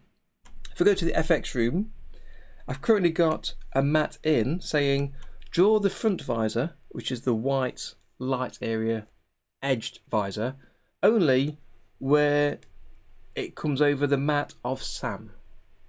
What I want to do instead is to get Sam and to add a new node, which is Tahoma2D level, because these are nodes only for Tahoma2D levels, which are vector and smart raster, not standard raster, because you can link to specific colours because the palette holds specific colours. So let's go to add effects, Tahoma2D level, and it's a palette filter. And this takes me a while to get right, so bear with me. If I show the palette list, show it in list view. So I'm looking at the Sam level, so I've got Sam level selected. And if I show the style index, There we go, you have to be in a larger view. I can now see the index of each of these colours. So I believe that's the right hand side, 0 to 4. So the palette filter, I want to plug in from Sam instead of Sam going straight to the matte, and then the palette filter going into the matte. So I want to have two colours included, which is the pale blue, the fill, and the dark outline here. So that's indexes 2 and 4. So if I click on the palette filter and change the colour indexes to be 2, 4, these options at the bottom are really confusing, and in my opinion they're wrong. So you need to take your time and think about these carefully. I understand, Tom. Yeah. So if I do the preview mode, we'll see exactly what's happening here. So what we want to do, logically in our minds, is the palette filter. We only want to allow through to the matte those two colours. That's the outline and the fill, indexes 2 and 4. So we need to apply this to lines and areas, and we need to keep them.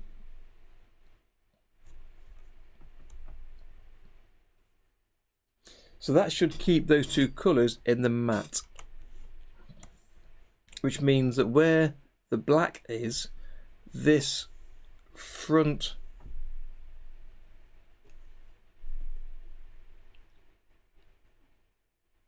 no, I need two things, don't I? I still need the front part of the visor to go in front of the face, but I also want the white highlight to be separate.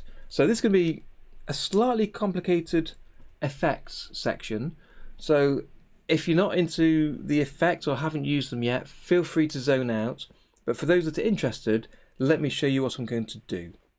So we need the visor front column shown twice. So if I add an effect in layer blending over, I want to show this twice. So the visor needs to be once to show the whole visor, so it's in front of the whole face. And then I want a second one where it only shows the highlight of the lines in front on the matte section where the blue area of the helmet is. And I know that sounds a little bit of nonsense.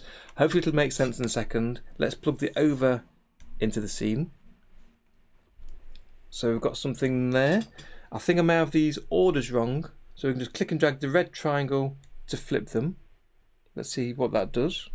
We might have to play a little bit to get this working exactly right. Okay, for simplicity, I'm going to bypass the over, so I only see the white area. Let's hide the visor back. Right, so here, using the palette filter to choose colours 2 and 4, the outline and fill, it only draws the visor where there's outline and fill on the character. Hope that makes sense. And that's working nice. And then I want to draw behind that area, but still in front of Sam, the visor on his own. So let's plug that in here. And then this is where it gets complicated, because that visor is drawn all in white and it doesn't need to be. In fact, let me plug that into here. That's what we need the back visor.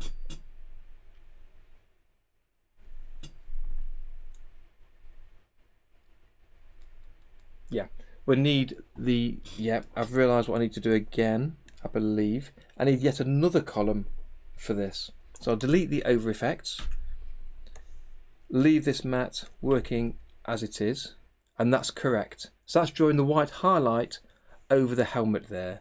That's good. Then I want the visor at the back to be shown behind the character. That's good. But then I also want the drawing of the visor back with the dark blue lines to be shown in front of Sam, but behind those white lines. So if I move this column in front of Sam, There we go. That's what we want. So we've got Sam at the back, the visor with the dark blue lines in front of him, and then a visor showing only the highlight where it's in front of this helmet part. So for those that are following along, does that make sense to you?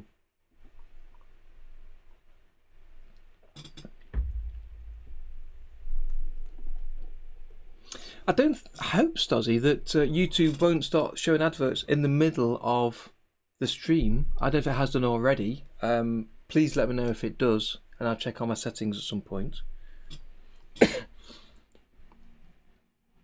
So if I, for instance, go to the animate mode and go to the visor, let's have a look at the schematic, stage schematic. The visor front moves the visor back. So if I go to the visor front column and choose the center point, let's make sure we've got the center point for the visor at the corner here where it would rotate.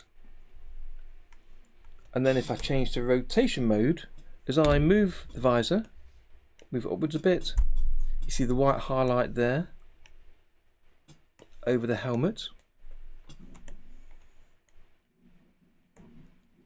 but the blue outline outside of it. Yeah, I hope that's makes some sense. It took a while to get my head around what I was trying to do. You're spot on, Tom, with what your suggestion was. But I couldn't quite get my head into it. I was a bit confused, as often happens with these, especially with palette filters, because the options for the palette filter, these really don't seem quite right to me, some of them. But where that's working now, I'm happy to leave it. The main thing is to choose the right colour index based on the numbers shown at the right hand side, and then go to preview mode, try change these options until you see what you expect you should be seeing. Yeah, I hope so. There's only 2 effects here now, so to me that's much simpler. So I've called it the visor back. I was putting it behind his head, now it's in front of his head to hide his face, as you can see here. I do want to change that little triangle though, because if I go back to the 2D room, that needs to be using the lighter part all the time. But if I go to the visor back, that's drawn in dark. So I need to use the paintbrush tool, change to the highlight, make sure I'm painting just lines, and then if I just paint over there, that'll ensure that it's always using this highlight, whatever the position of the visor. So if I move that up a little bit, oops, undo, it's the visor front that you move.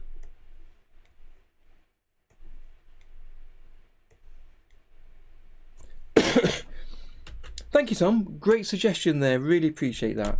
And the visor is the tiniest part of the animation, but I do want to have it moving a little bit compared to the original.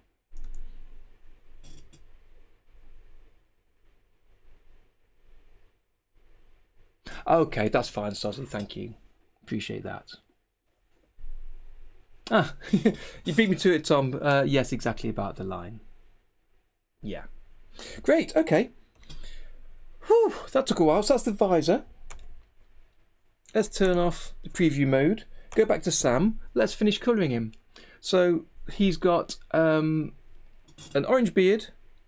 So let's add that. I don't think we need to add a name for this one. Sort of orange, and always we'll colour the beard and then alter the colour, because you'll see by seeing a larger colour on screen, it's easier to edit than changing this small square on the right hand side. Again, I'll turn off the chat for a second off the screen there, just so you can see what I'm pointing to. I keep forgetting to take the chat off the right hand side, so do please keep telling me in the chat if you can't see things I'm explaining.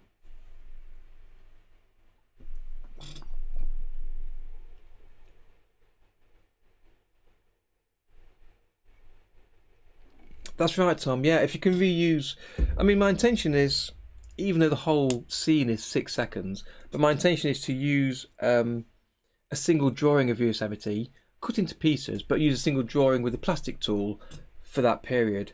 And if you're quick at drawing and can draw consistently the same looking character, then frame by frame animation might just be quicker. But for the rest of us, the plastic tool is really what's useful. It looks like he's got the same colour beard as he's got face, so let's colour the face as well. This needs to be a more orangey colour. Let's leave it there. His eye wants to be white. His nose needs to be like a pink colour, so that's kind of over here somewhere.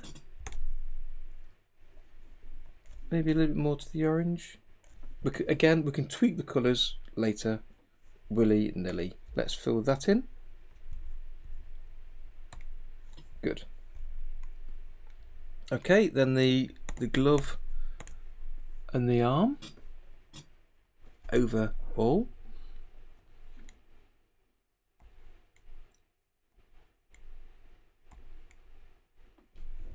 And use the eraser in selective mode, quite a small size, to delete those additional lines. And again, this is detail that's not really important, no one will ever notice, but let's try and get it right if we can.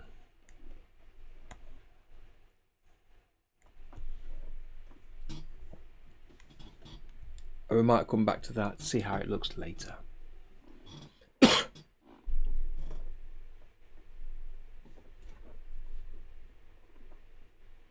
I need a post-it note somewhere, Tom. You're my post-it note, Tom, surely, to remind me. The thing is that I know people find the chat really useful to have on screen, especially when re-watching the stream, so you can see what people have been talking about and see what I'm replying back to. I try and reply back to the question so it's clear who's asking it and what's being asked, but it's easy for me to just reply back with a yes, that's right, Tom. And no one knows what the question is, so I'd like to try and leave it on screen where I can.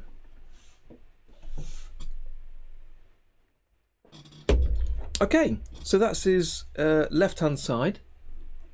His beard's still quite orangey. Let's make him more red. We can come back to that, that's no problem. His eye looks a bit friendly, he needs to be angrier, so we'll come back to that as well. I'm happy to nip back and forth. But what I'd like to do is I'd like to actually place him on top of the dragon and start to get him moving, if I can, and then we'll add the right hand side leg and arm on there afterwards. So let's show the dragon. We'll extend these drawings for a while, and let's take a look at how the dragon moves up and down. So we've got from drawing 1. Let me save that actually, and before we go any further, and especially before adding plastic tool meshes, because that can be what confuses Tahoma and OpenToonz. So let's rename this after first paint of Sam. Okay, so the dragon goes up 1, 2, down, down, down, down, down, down. Right, so it's literally, that's the lowest point, drawing number 1. It goes up, 2, and then down. Okay. So we've got 2 things to do to get this first part to work.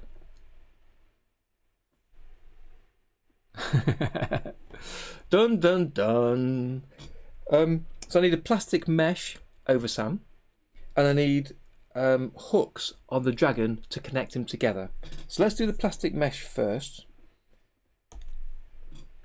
So I'll take Sam, go to the plastic tool, create mesh, and then we need to think about how much detail do we want in the movement. Now he leans forwards and backwards. His head will turn. We'll get to that in separately. I think possibly next week. Now we'll come back to that. We've had a long day today. So he needs to move forward and backwards. So I need something on his hip, on here. There's not a lot of fine detail. It's his leg movement really for bending his legs and his feet. So let's make these slightly smaller. there so we can get more detail in the leg. Okay, let's try that. Hit apply.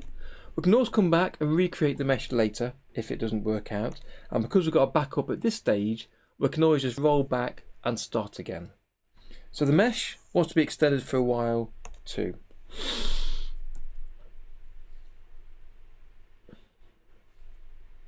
Okay, so let's build skeleton. So we want him to lean backwards and forwards. So let's pop the first node outside of his body, as always useful. One at the hip. Then coming down to the leg. And we want to protect the tusset, was it Tom? The skirt. So put a couple more bones here. So that doesn't move as the leg moves. Then I'd like the leg to just have a hinge at the knee, then at the feet, and then to the toes. So let's see how that works. And the best way is just to change to animate mode and then try it out. So the leg moves there. You can see a bit of the skirt moving, so I need to put a bone there. The toe, that moves, but it still moves the bottom of the leg. We've had that before. So let's protect it with a couple of bones here. Oops. Build skeleton mode. Put a bone there and one there. And it's the triangles I'm looking at to see. Tacit, thank you. The triangles I'm looking at to see where they're the pieces of the drawing that will move and expand and shrink. So here I missed the triangle in the center, so let's bring that one back. In fact, I might not need that last one. Let's delete that and bring this one back here too. So again, go to animate mode. Let's try moving the foot. Yep, that doesn't affect the leg now, but the foot bends and squeaks in peculiar ways. So let's try painting rigid. So keep that whole object solid as we move the leg. See if that helps. But then that pulls in this part. This is part of the fun of paint rigid. Let me paint it back to flexible. And instead try adding more bones. More bones. Too many bones and you have a problem, but you need to have enough so that OpenToonz and Tahoma knows what you want to move.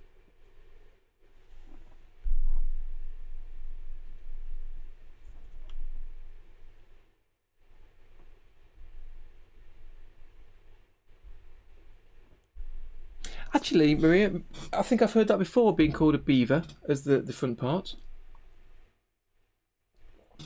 Yeah, it's not something that I'd remember unless you told me. I think I've heard that before. So let me see. So that's now the foot solid. The leg can move up and down. It's got a bit of a bend here, so I'll add a thing in that. And the bottom leg does bend, but it goes curly, so we might have to tweak that a little bit. So let's just remove that key and hit delete. So I also want oops, undo, build skeleton. So I want to attach this mesh or this meshed character to a hook on the dragon. So I'll use this point here at the waist for that. So let's add another couple of points here. So we want him to lean backwards and forwards and maybe move his head up and down. So let's do that one there. A bone at the top so he can move his head up and down. Then we also want to move his little beard. So from here we'll add one there. And then let's add a couple in here just to see how it goes. Go to animate mode. So he can move his head up and down. We need to attach the beaver to his helmet. No, Casa, I don't. I was planning to make a separate course about building skeletons and cutout animation, because there's just too much, I think, to cover as part of that course. And it's currently 10 hours, and actually it's, with my new videos coming out in a week or two, it's 10.5 hours or so long. I think realistically I'd need 3, 4, 5 hours minimum to explain some of the basics clearly of doing this. I don't think I can.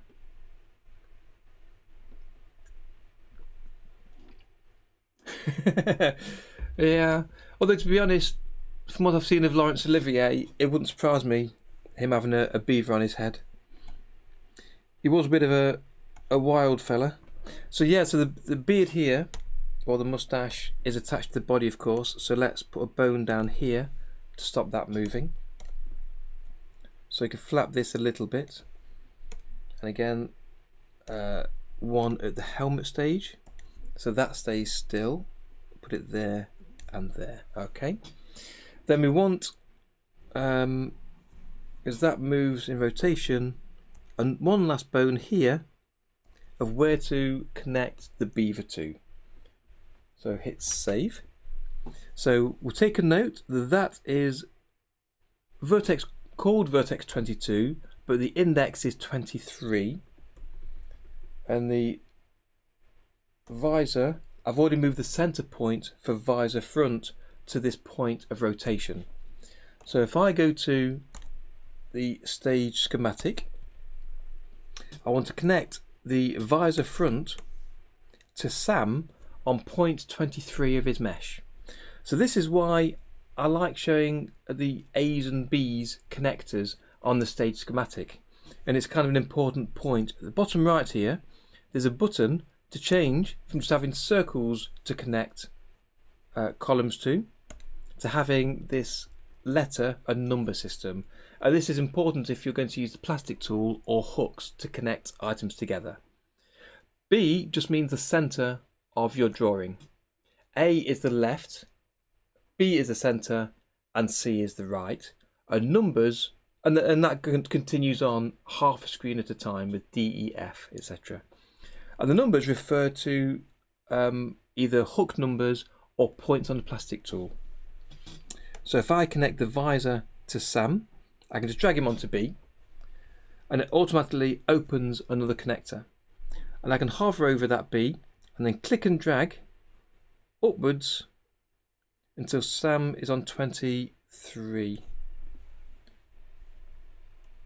In fact, discount that, highlight that line and delete it. It's not Sam I'm connecting to, it's the mesh level. So Sam's already connected to B, so I'll drag the visor front to connect to the only other option, which is number 1. And you see it immediately fly off to another area. Excuse me. So let's click and drag to change it from connecting to number 1 to 23. And if you hover over the number, you get these teeny tiny arrows to the side, which are far too small. They should really be bigger, but they are what they are. Then you click on the arrows and drag upwards until that goes to 23. And hopefully that should jump to meet it. And that didn't move at all then, which is peculiar.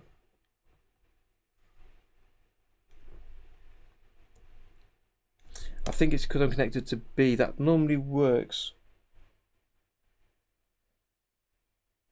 I wonder if it's because I've got a key on that. Let's delete that key. And then try moving it around. Because ordinarily, to change numbers, you see it moving. So I wonder if, because I've gone V, if I change that from B to 1. No.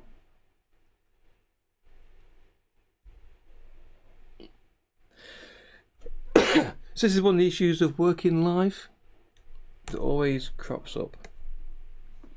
So let me just check I'm on the right one. So hide, I'm on preview mode. Let's turn that off.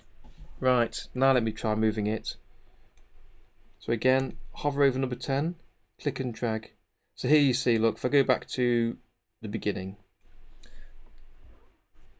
So drag it into a new box, and then you click and drag and you'll see it jumping around, and that is basically jumping around to each of these points wherever the connection is. So to make this work better, you're better off using a hook. So if I go to the visor level and click on the hook tool, I can just click on the screen to place a hook at the corner point of the visor. So now I can hover over that B and change that to a 1. So it's now that point on the visor that's connecting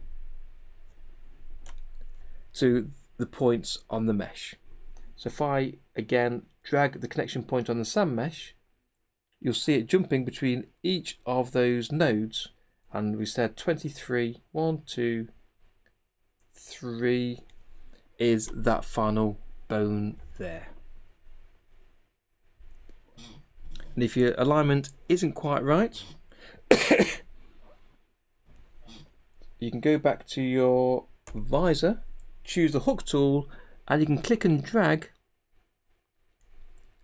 to change the placement of that hook, and that'll place it exactly over that point on the mesh. So then if I go to the animate tool, I can still animate the rotation of the visor around that point. But now if I move Sam,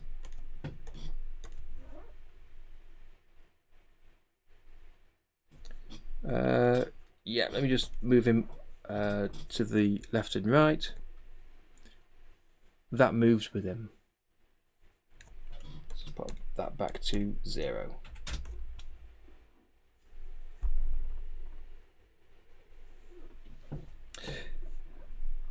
Thank you, Tom. 23. Boom. So we might need to place the hook back. Yes. Let's go back to the hook, back to the visor, and move that more internally. So you can adjust that slightly. Hopefully you can see how you can adjust the hook and the point to get it in the right place. You can also go back to the mesh, of course, and the plastic tool and move that bone. And wherever that bone's moved to, that's where the connecting column is connected to. So then very simply, for this, I could choose the rotation option for the animate tool. And then, as we said, the dragon moves up 2, then starts to move down. So it's moving up, the visor will be down here, starts off on his, above his eye, then it goes down to his nose, stays on his nose, and then as the dragon moves down, I'm going to wait till 1 after, and then start to move it up.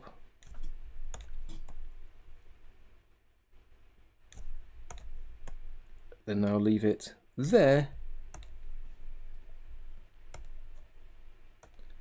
and there's 1. Okay, so it's going up, it comes down, and we can play with this a little bit to get it working right.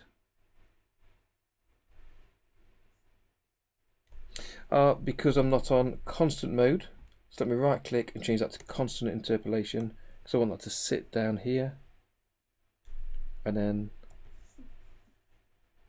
come down, stay down. Okay, and if I hit the repeat button, let's see how that looks. Although we need to have a little play with that when he's connected to the dragon. So let's connect him to the dragon. So we'll look at the mesh on Sam. I said that I was putting a point on his waist of where I'd like him to connect to the dragon. It doesn't need to be connected to part of the drawing of the dragon, just the dragon column. So if I go to the dragon column, I can add a hook again to the point where the mesh is. So let's find where that is by clicking on the Sam mesh, plastic tool, and then I'll drag on the ruler across 2 lines of where that point is. And then if I go to the dragon, I can use the hook tool and just click in the middle of those lines. So there's hook number 1. And you can see the drawing of where that is. I can take those lines away now. hit save. Happily, yes. No problem at all, Tom. Move that down. How's that for you? Is that better? So you can see number 23 and number 1 there. Yep, save early, save often. So I placed a hook on dragon number 1 just there. The dragon's only going up and down, so I don't need to consider left and right. So I'll place that there. And then you go to drawing number 2. And you need to work out where that hook needs to be to stick Yosemite Sam on the dragon. So that needs to come down. So it starts, goes up. So it starts off here and it goes to there. This is where it might be better actually. For simplicity, let's go to the Sam mesh, plastic tool. Let's go to build skeleton. And we'll choose a point from his waist and add another point there. So that's vertex 24. And we'll use that purely to find this up and down position. So if I go to the dragon level, dragon column, choose the hook tool, and I'll move that point to here. Make sure I'm in the right place. Yeah. So back to the dragon, the hook tool is going to be there for that drawing. Drawing number 2, it needs to go up to there. And I'm just moving the same hook. So now I've got a hook on drawing 1, hook number 1, and on drawing 2. So that moves with the drawing. So drawing 3, let's move it up. 4, it comes down a little bit. 5, 6, 7, and 8. Okay, so that moves there. So drawing hook 1 on the dragon needs to be connected to vertex 24 on Yosemite Sam.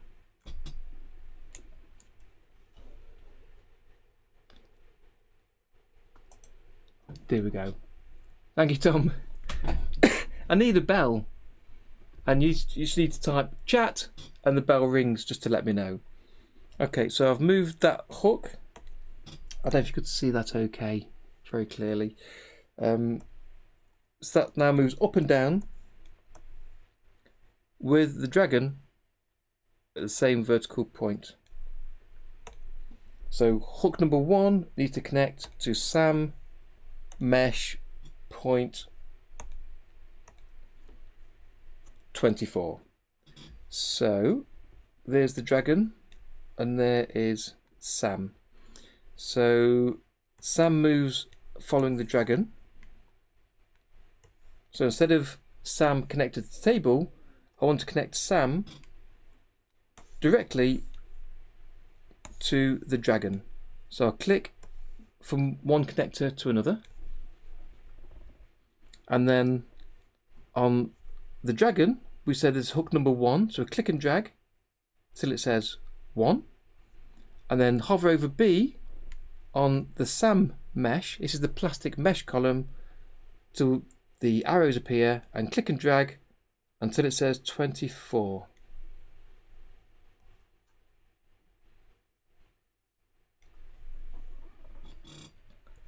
So now if I show the plastic tool, you'll see at the right hand side here that that point number 24, is touching where I placed that hook.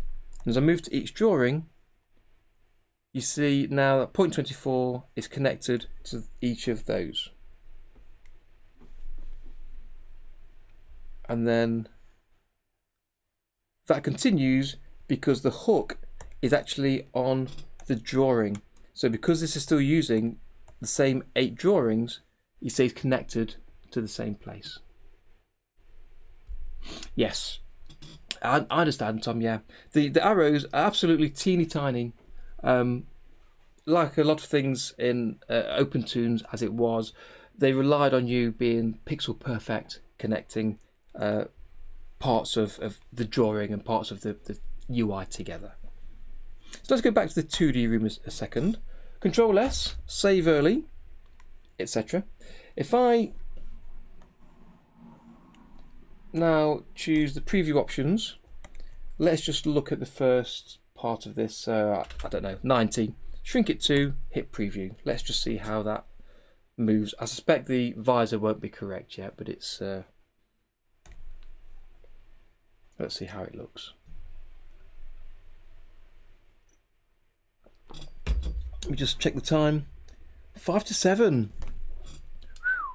That's 4 hours we've been going so far. I should need to take a break soon, I think.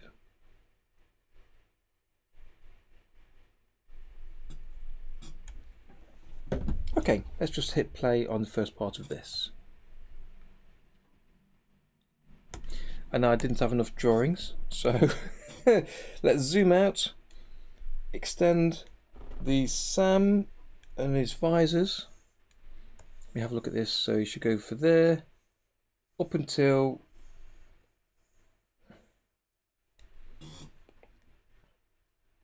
the drawings of the dragon change. Actually, let me zoom in a little bit, look for the numbers. So here we go. So 1, 2, 8 here.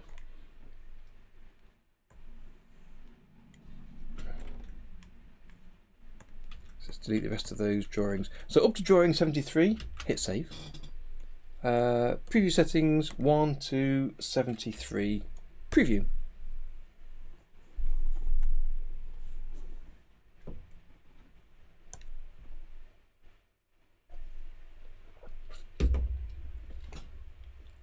So as always with these streams, a lot of what I'm doing is taking me twice as long as it normally would if I wasn't chatting and explaining what I was doing and answering questions and the early presentations. So I think overall I've only worked on this for maybe 2 days, maybe 3 days, probably 2 to be fair. So it's not going too bad at the minute. It's just a slow process doing a small piece each week. So let me hit repeat play. There we go.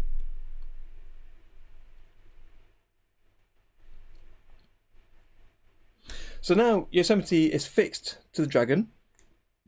I'll connect his arm up. We'll do his rear leg, or the right hand leg, to be moving. We'll have the leg moving and the foot bouncing up and down as well. And his right arm holding the lance. That's pretty good so far. I'm happy with that. It seems quite high. I might want to bring him down lower, but that's not too bad. To be honest, is Beaver bouncing up? I can't say Beaver. That means something different in this country. His visor bouncing up and down. That looks pretty good. It might be moving a little bit too much, so I might tone that down a little bit. But the fact I've got it moving now is quite good. We also want to move his moustache up and down, so we'll add that in a second. He needs to turn his head because the previous scene is facing backwards, so I need to turn his head round. So that's a second thing to do. So yeah, so I think we've got a few things to do there. So let me, again, hit save, go to the backup tool, wait till that's saved. So it can take a second. There we go, number 36. We'll make another copy of this so we know where we are. And this is after first movement of Sam. That'll be okay. Just to give me a hint of where we are.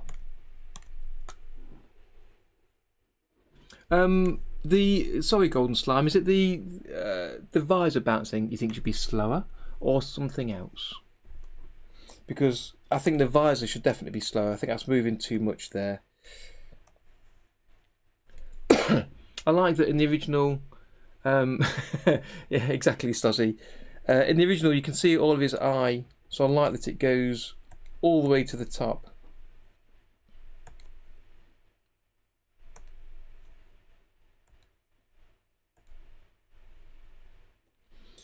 Let's bring on the rotation of this as well. So let's see, let's bring this, so the onion skin and show it only this level. So make sure I'm selected on the right level. So it goes up.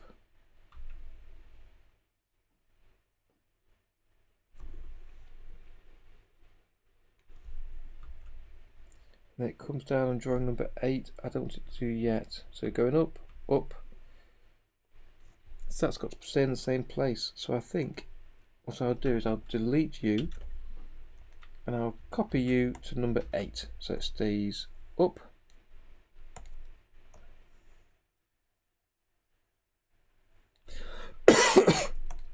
I think this is too far down.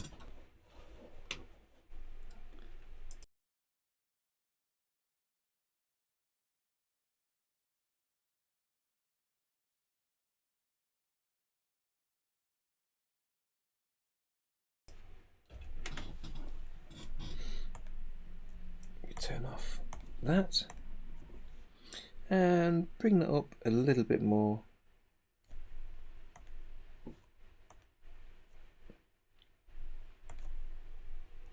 Because it's moving, you can't see that. Let's bring it up a little bit.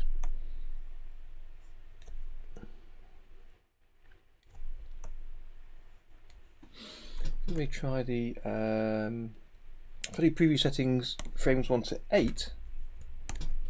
I then have the full run cycle so I can see it just moving with that frame.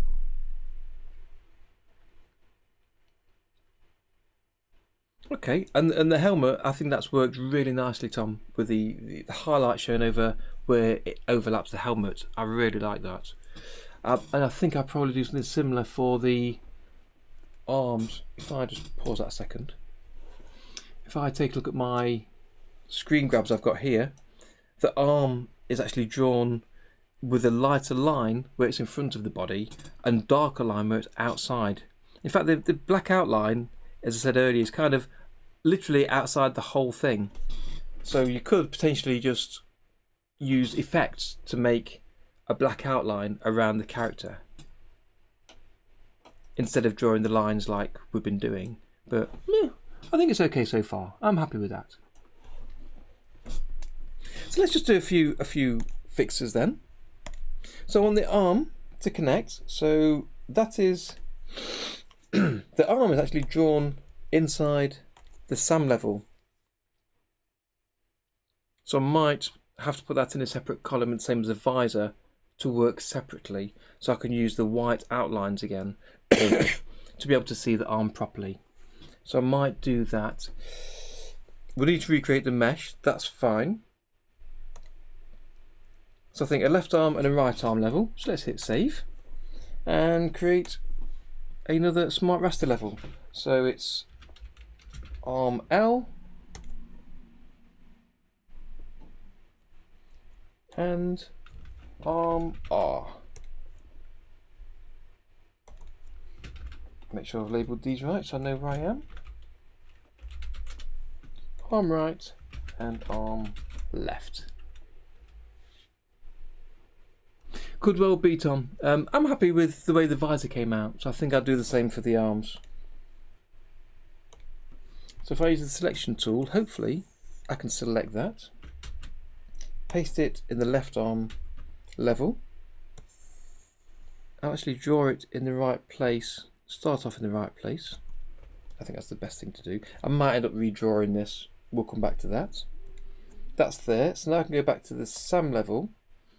And I'll delete that arm drawing, but we can't do it here because it's connected to a mesh. So we'll open a level strip, click on drawing 1, and here I can select and delete that arm. So now I want to create a mesh over the left arm. Hit save, create mesh. Doesn't need to be too detailed, but I want a nice elbow joint. Yeah, right in the center. Applying. Let's see how that works. Build a skeleton. So again, we'll start off with the first bone outside of the body, and then we'll work inside. Elbow, wrist, hand. Let's extend those two columns up to the end of frame 73, where this part of the animation goes. And then let's see if we can animate. So the first thing to do is to rotate the whole arm down, this forwards like that, and we can move the arm, the hand at the end if we need to, but it's moving quite fast. I don't think you see that kind of detail here.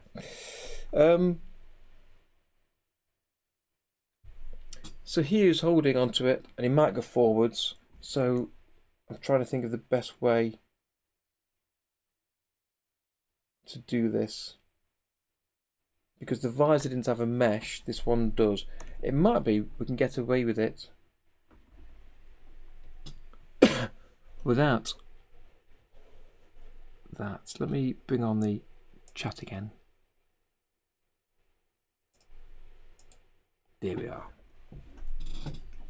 Just so I don't forget for a second.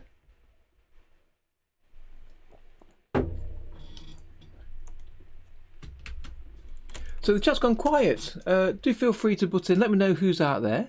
Let me know what you're up to. I know there'll be a few new people joined since I chatted to you all properly earlier. So do let me know. So that's the arm added. So it's going to be, there we go, totally stationary, not moving with the body. So let's connect the mesh to the body. So that's vertex number 2. So without changing to a different room, let me bring up the panel of the schematic and drop that in here just so I can take a look. Okay, so to make it easier again, Tom, as you said, let's zoom in a little bit. So arm left mesh is this one, and the arm left, that needs to be connected to Sam.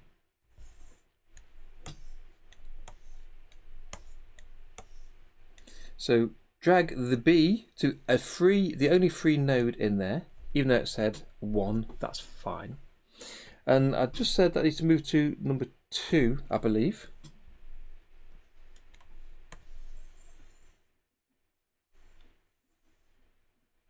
And that's going from B for the arm. So let's close that. So let's get it right. So the arm mesh is number 2.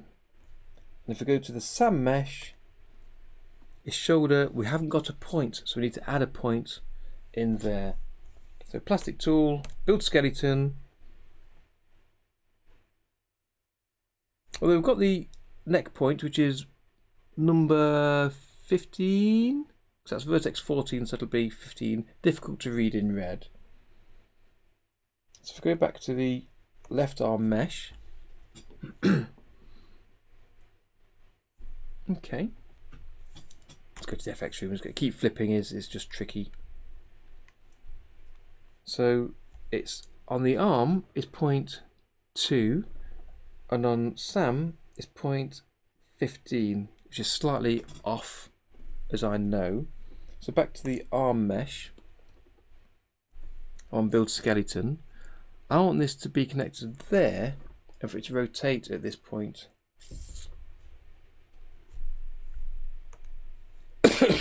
So I think for Sam I do need to add an extra bone.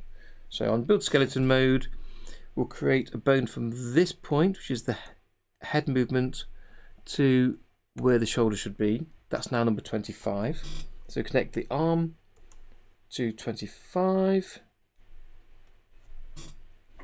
and then when I rotate the arm that should rotate correctly.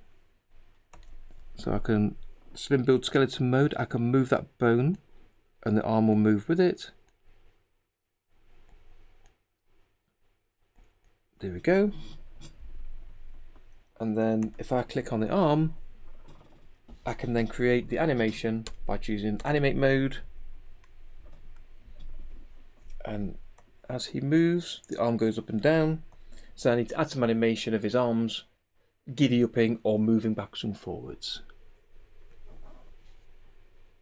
I could, Maria, yes. I could easily add a hook to do that, but you've already got the mesh in place. So if you can use a bone in the skeleton of the mesh, I think that's better. And I'm not sure if Tahoma, let's hit save, if Tahoma would get confused with hook number 1 and plastic mesh tool bone number 1. So by using just the mesh, the numbers all go up and have a unique number.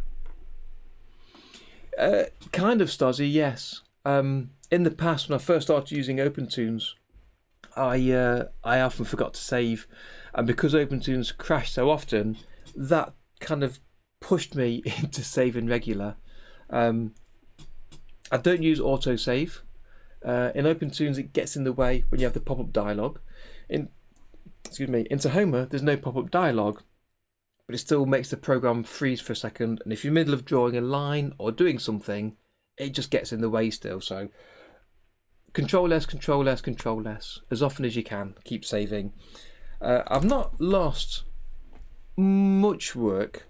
I've lost work that's annoyed me, a few hours worth, but not, a complete day, and not for a long time. So fingers crossed that continues.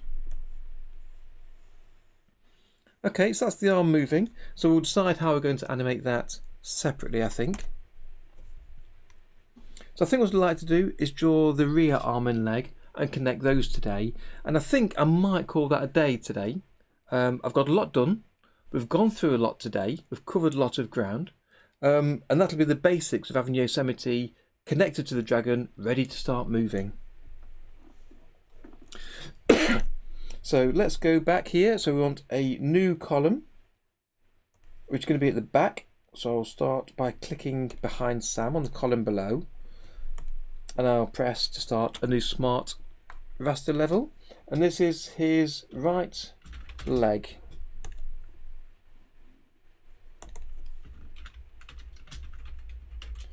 And I can rename these later if I need to get them working. If I need to get them named consistently in a similar sort of style, I'm not concerned. Control S. Save early! Save often! Okay, we'll turn off the sketch, we don't need that. Yes, we do for this. Brush tool, colour 1. Again, we need the same colours for drawing this. Thank you, Maria. I was a little bit, you're right, I was a little bit anxious. I guess I'm kind of reasonably getting more comfortable with drawing other people's characters. So where I can see them, I can draw something, and by going through the 2 sketch modes before the ink level, I can work out the sort of shape and size and get them looking close. I'm still not quite there and totally comfortable with it, but more so. But as I say, I tried during the week to draw Sam, and he just didn't come out right. I just couldn't quite get him right. So I'm really happy with how he's coming out.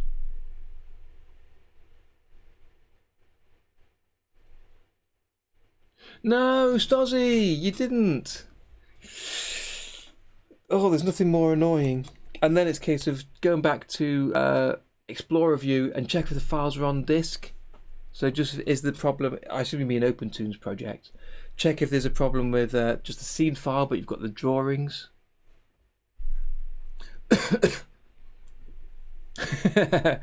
It could, Casa. It certainly could. Okay, so let me sketch over this right arm.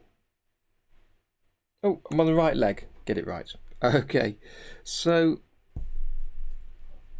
but again, Maria, once I've got the ink drawings drawn for sort of this first pass, I can always come back later in the week or next weekend and redraw them. I can make some minor changes. I can regenerate the plastic tool mesh and the skeleton to make it work better. So it's not an all or nothing. It's a stage by stage, getting closer to getting the character you want. So by doing the first really rough sketch, then the neater rough sketch, then the first ink line that I've got here, and then we can improve it later as I did with the dragon during the week.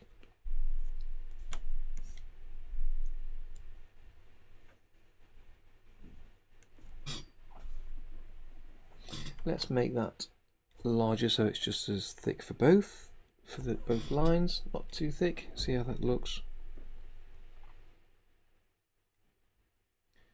And then draw the leg, and again I draw it straight rather than bent.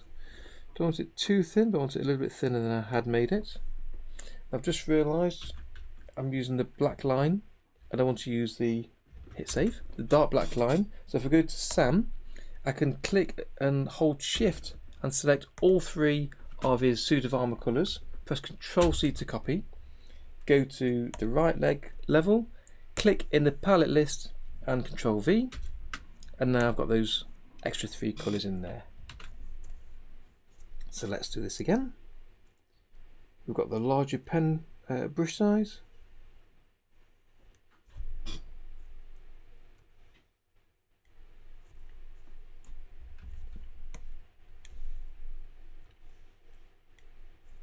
You don't see much of this leg. In fact, let me take a look at the original animation up here. And just quickly look through this. So as it's moving, let me bring it down so you can see what I can see. There we go. So as it moves here, you don't see his leg until there. So it's facing backwards, bounced up and down, turns around. He says, "Whoa." The leg sort of appears because he seems to bounce in the air, and the feet are forward. So I'll continue with this anyway. Let's assume that you'll get to see it. There's his right leg. Choose the fill colour to draw a line over the top of the leg.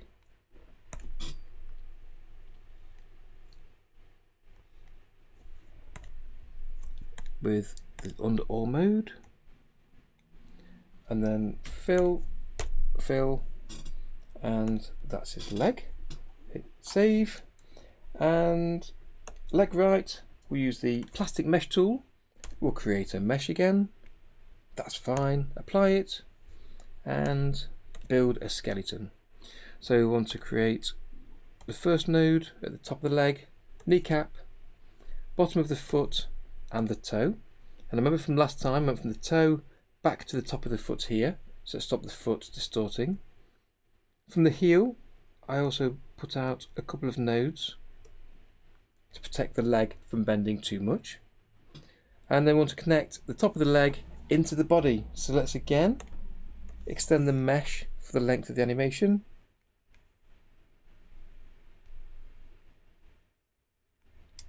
Where did I go? There we are.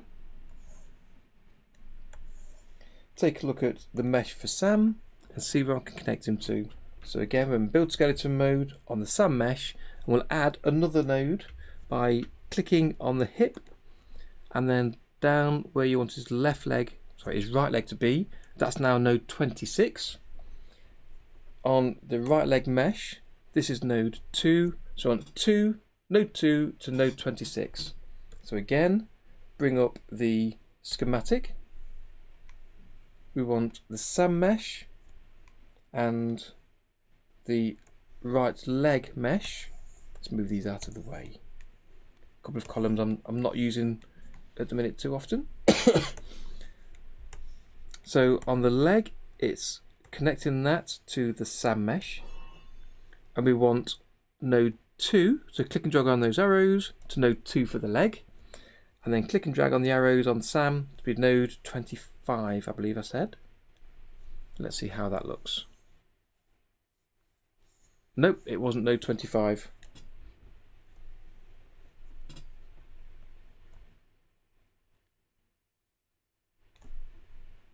Oh, I'm connected to the same node I've just noticed as something else, the arm. That's because as you drag through the numbers, if you hit a number of another node, it plugs them in together, which is an atrocious design. So let's just drag that away and have another look. So the leg connected to 26. That'll be the one. So the left arm needs to be connected to 25. So the arm mesh is here. And as we go past 23, it'll probably pick up the visor.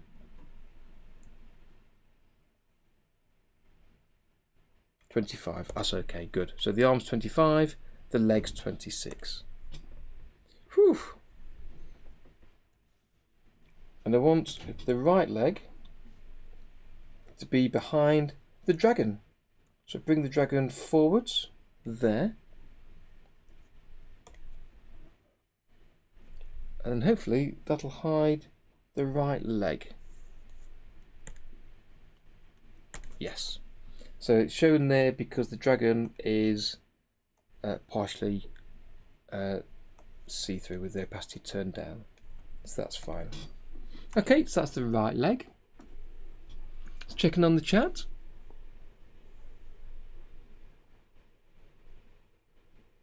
Claude's back.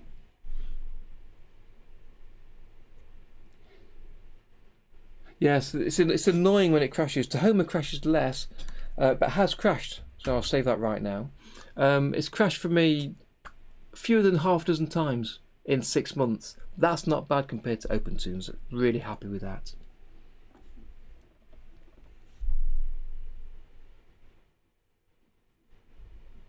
Exactly, Tom. Yeah, that's right. Yes, Dozzy, it can be used to create game characters. Absolutely it can.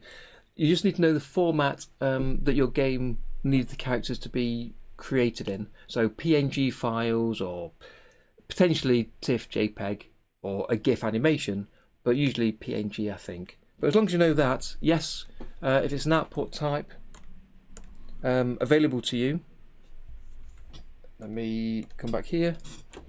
Again, it's off the screen, so I was using a different monitor setup. So if it's one of your available output types, yes, you can, absolutely.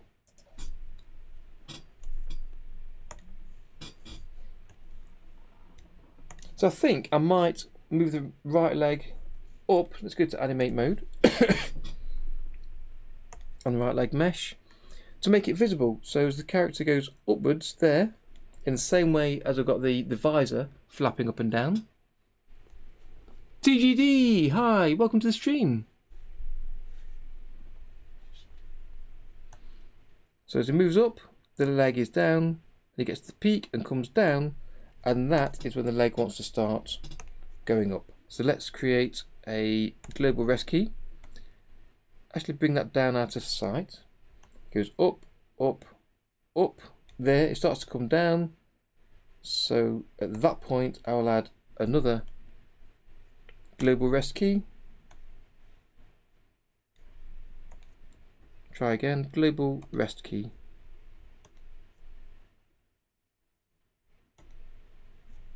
Oh, that's the easiest way to do it. And then he starts to come down. So I want his leg to move up to there, and the foot. You can see that. You see how that collapsed on itself. This is where you need to understand fully how the mesh works. So let's build skeleton and create some more nodes up the side of the leg. So hopefully it doesn't change those. Let's put you there. And then underneath, like that. Let me just check on that.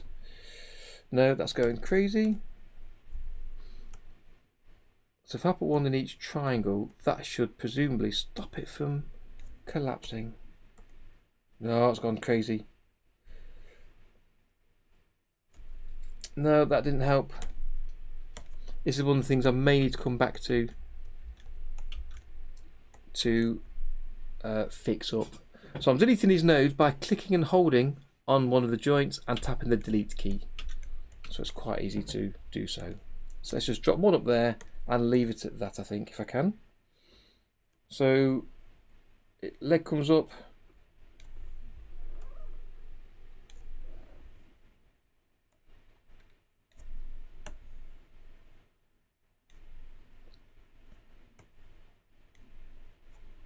And even more so, let's bring that up. I've not even animated the left leg yet.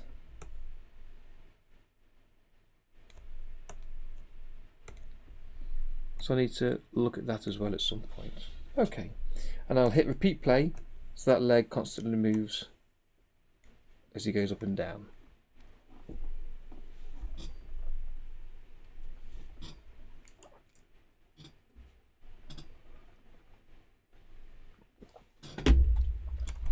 Okay, so let's look at the Sam mesh. Yeah, so I need to do the same here with his left leg. So let me do a quick movement of that on here. So as he goes up, onto his leg to come down a bit.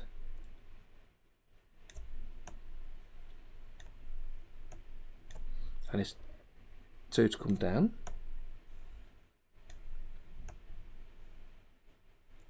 When he starts to go up,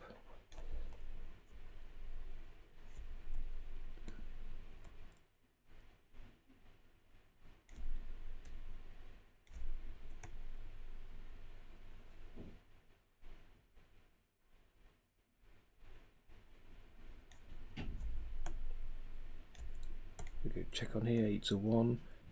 So that's where he starts to go up. So okay, so that needs to be the lowest it can be with the toe down.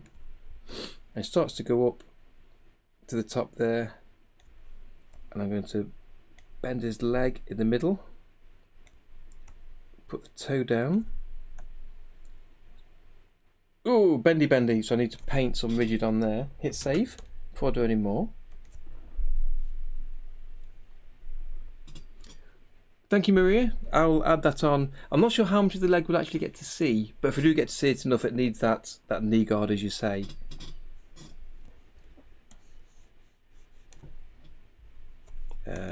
Rigid. See how that looks here, and then again at the top. Let's see how that looks. Still not quite right. So again, the paint rigid failed again. I need to really get my head around understanding where paint rigid helps. I've had it help me before, but it doesn't always help. So let's see what we've got.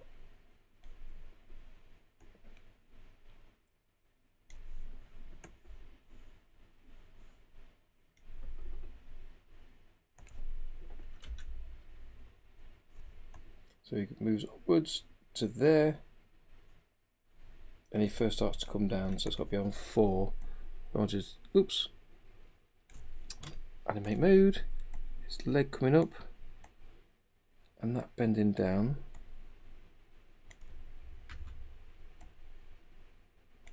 Yeah, I need to look at how that goes. It moves, oops, moves up.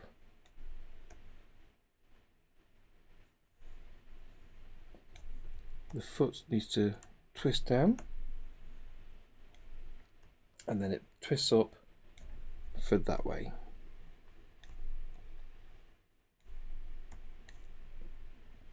In fact, if I set global rescue, and this is where it's useful often to break up the character into different pieces. So you can move the legs in one column with an animation, and then the body with a different animation. So I might need to break this up for the later part.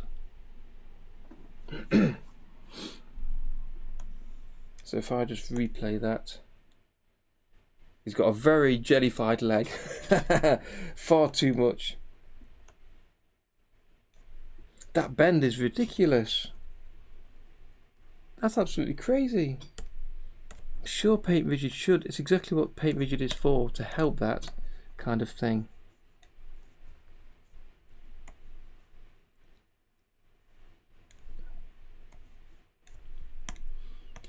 It needs flex at the top, of course, because it needs to twist. Yeah, having the leg in a separate column would really help this. Really help. So I'm going to make this just more subtle.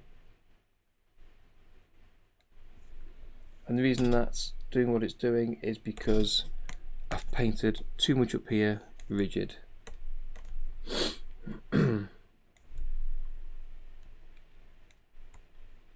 Yeah, I I think I need to break up the character into different pieces. Okay, I'll leave that as it is for now. Very strong leg to bend the armour.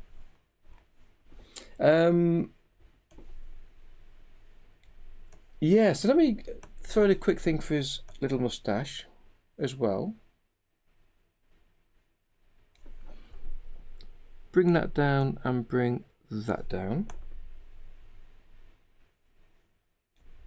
Then an 8, bring that up and bring that up.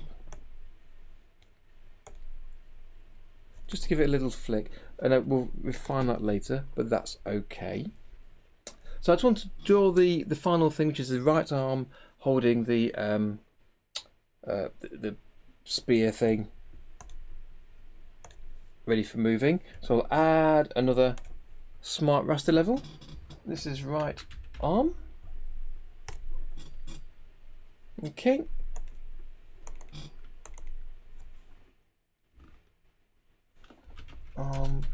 Right.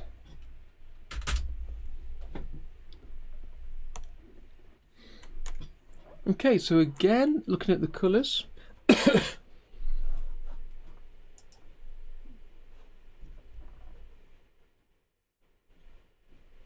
Okay. So I need the colours from the armour. So if I go to the Sam level, select on the first colour for the armour, hold Shift, select on the last colour, Control C, go to the right arm, hover in the palette area and press Control V, and we've now got those 3 colours. I use the outline colour for the right arm because it's all behind the character, so I don't need to worry about the highlight colour. So if I hide everything apart from the right arm and the sketch level, here we are, and I can draw this in. So say I'll do this today, and then I need to go get some tea, I think.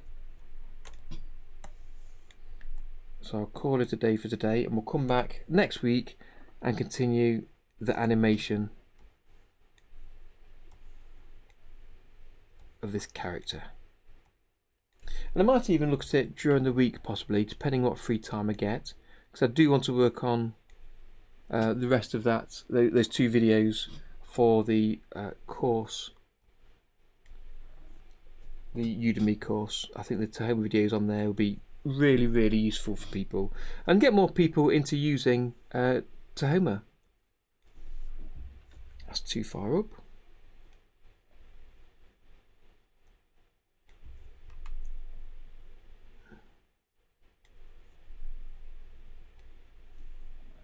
Okay, and there will be a highlight actually for the fingers here, run under all.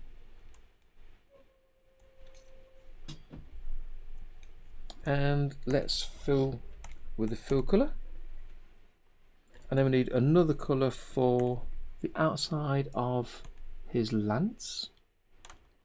The inside is yellow, the outside I think is possibly using that blue, so I'll leave it that colour for now. I can always change it later.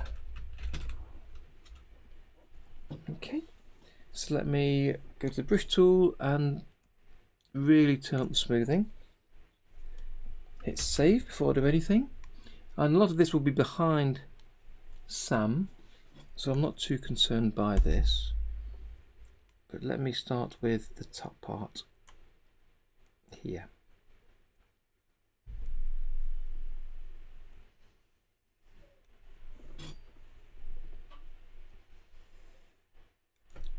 Undo. In fact, if I hold Shift, I should be able to use the straight line tool because I'm not using the pencil. That's better. Let me, even though they're pretty straight, do that for these as well.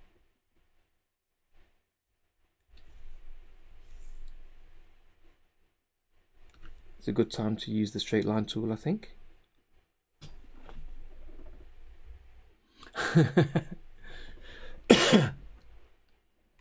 It's true, he does a lot of chasing of bugs. That varmint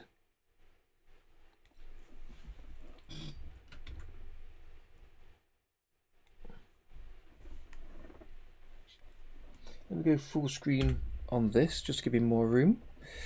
And I'll hold shift again. And draw that line. And then the other outside line there. Okay. So I need to add another colour for the fill, and it's kind of a bright yellow. So let's just come up here, hit fill, see how that looks. And now I can see it on the screen.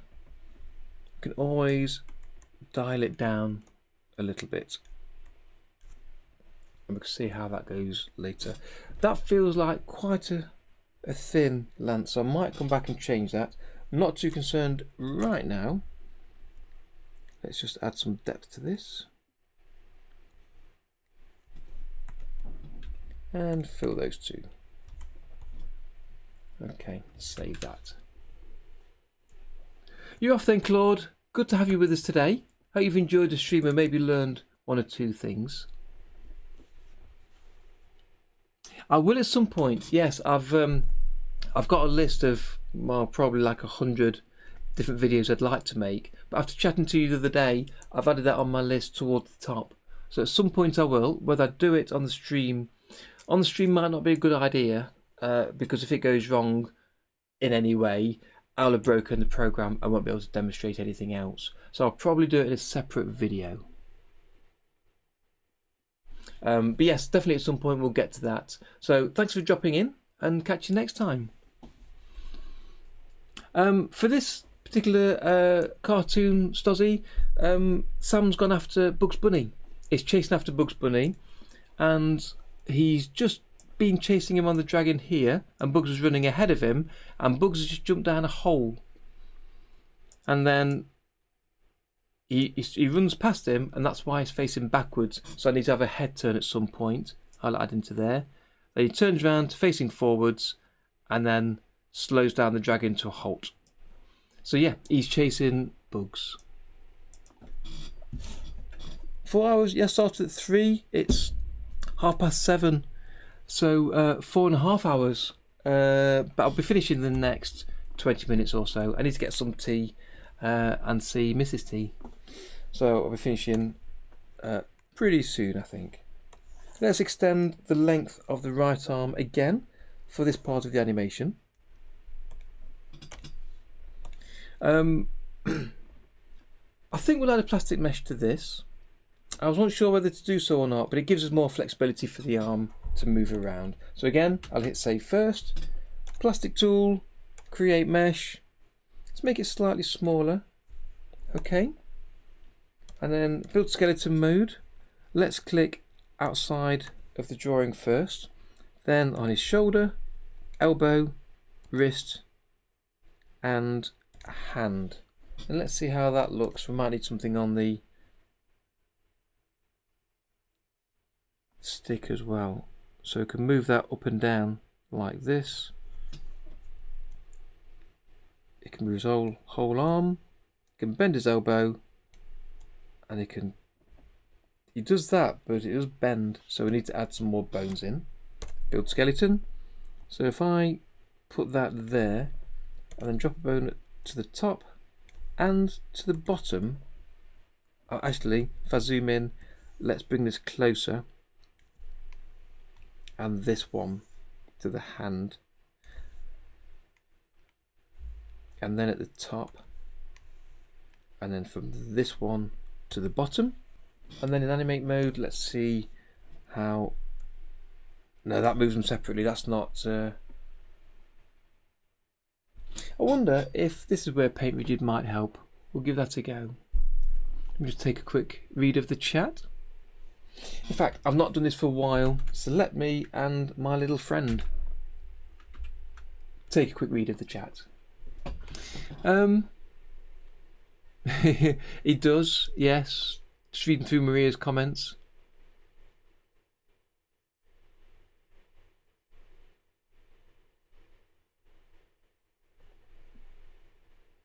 Yes, Claude, absolutely. That's another one of the videos to be a totally separate video, independent of others, is how to reuse assets.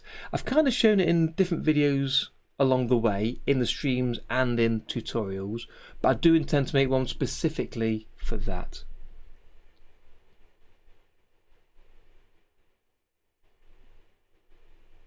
Yeah, it is. It does do that. Yeah. Okay, so let me get back to drawing. I can't help showing these little fellas. I love them. And thank you for making them, everybody. So that's Greg the Stickman Animator and Yulichek. Really appreciate you doing that. So let me take away these bones at the end here by hovering, clicking and pressing delete. So what I need to do is from that bone I need to protect the hand. Right, so I want the wrist to bend there, but not it to bend the rest of this.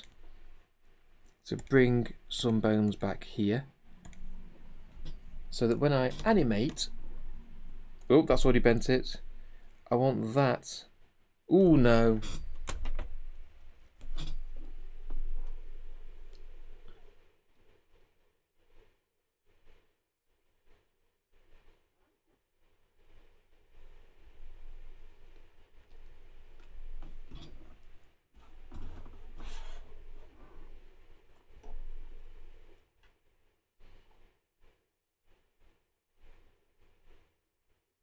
Sorry, I misread your comment.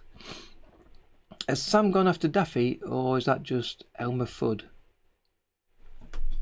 You know, I'm thinking back about Daffy now, who he was fighting against. Elmer Fudd and Sam both went after Bugs. I never really liked Bugs Bunny. He was never really one of my favourites. He always seemed almost a little bit mean as he was treating, especially Elmer Fudd. And again, that's actually, I've got a little something. Should we just pop that on actually while I'm here? If I go to this, Sam facts. Yep, a little bit of Sam facts.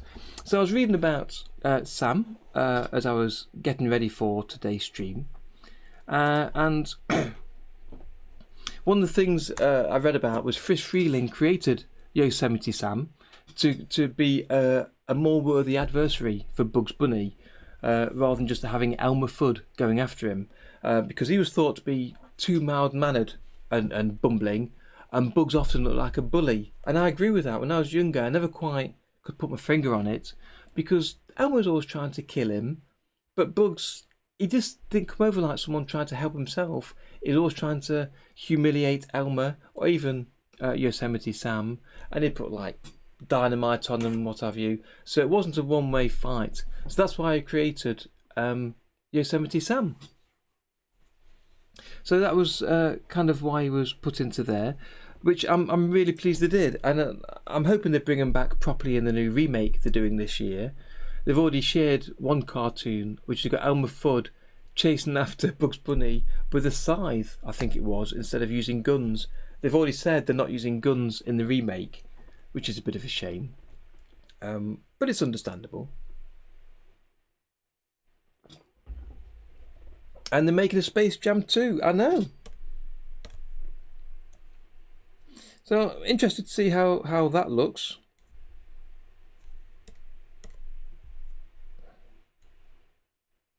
Yeah, I need to put the hand and this onto a separate drawing. So I might just quickly do that now. So there's the right arm mesh. Yeah, we need to rotate it out separately. Let's create a new smart raster level, and we'll call this... No problem, Claude. I don't mind at all the questions. Video editing software and screen recorder. So for screen recording, I use OBS. I can't think what it stands for now. Something broadcasting software, and I use that for streaming today. That's what I'm using, and also for recording for the tutorials and other videos, and for the occasional videos I share on the Discord server. So I use OBS, and then for video editing, I use a program called Shotcut, SHOTCUT. let me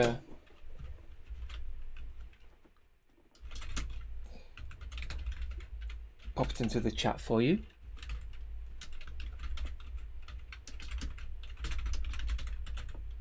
And it's a really simple video editor, but it has everything in that I need. And I've been using it for 3 years, so you can do transitions between videos, you can add multiple tracks, you can do chroma keying, which I use quite a lot. So yeah, it's a very competent video editor.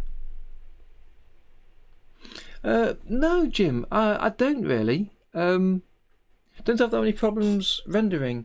On the Discord, I think you're a member of the Discord server. If not, why not? You really should be. Come and join us for a chat. Over there in the help section, I've got some advice for helping with rendering. So setting up your graphics card, a couple of the settings. Let me clear that a second.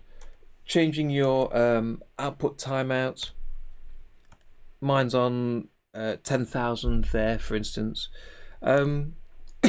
Sometimes the crashing is just down to the computer. Depends on your own personal system. But no, for MP4s, I've not rendered large files out for a while, but I've not had many problems so far. Always crashing at 100. 100 seems quite low. I mean, this animation is 151 frames. The animation for Yosemite Sam on Friday was 180. Oh, you banned? No. That's a shame, really. Can you create a new account for Discord with a different email address, perhaps? If you can join it, it'd be great. If not, that's fine. Just comment on the videos. We can have a chat in other ways. I also, let me pop this on here while we're chatting about these kind of things. If I can bring it up. You can also find my other socials where I share tweets, Twitter and on Facebook, as well as on Discord. So you can find me in all of those locations if you need to get a hold of me or ask a question, or even on YouTube. Just pop a question or comment onto any of the videos and I'll get to see that. Yeah, it's been a while since I've rendered larger files. When I get back to the Futurama project in possibly a few weeks now, then we'll have larger files, so we'll see how they are.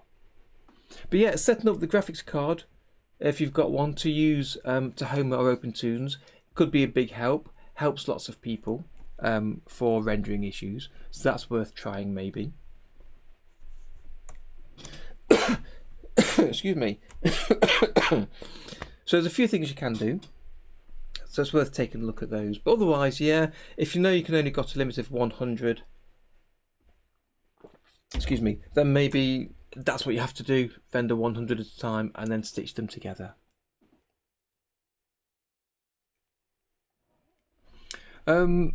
Yeah, Maria mentioned having rigs, and this is what I've, again, just to reiterate, what I've done with this project is the background, to help for this kind of issue in particular. The background I created with maybe 5 columns, 6 columns, and some effects, and I had that in its own project and scene, and then I rendered that out to 151 drawings and imported the drawings to this project. So this project is much simpler and hasn't got plastic tools from the dragon or the effects from the background, so it's a simpler project. So I expect this is more likely to be able to render.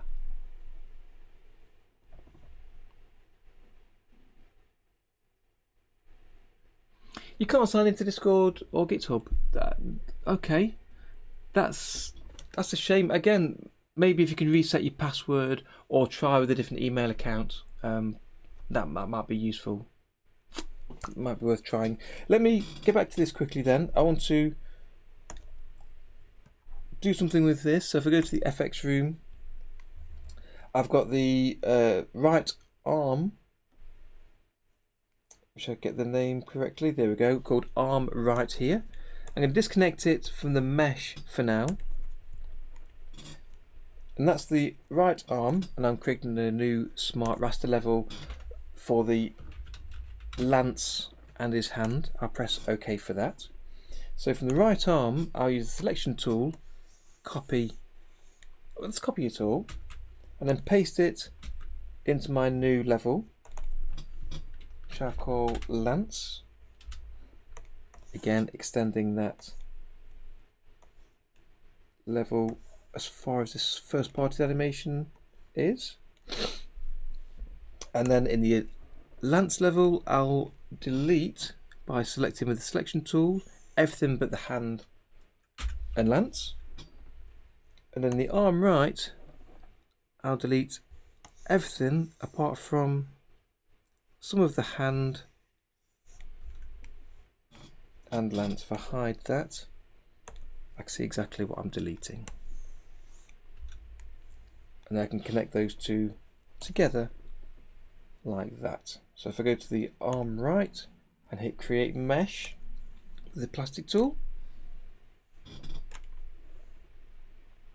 apply that, delete the old level entirely, so I'll start again, and then for the Lance I'll do the same, create a mesh. Although to be fair, I don't really need a mesh because I'm not going to make it flexible. I'll use the rotate tool.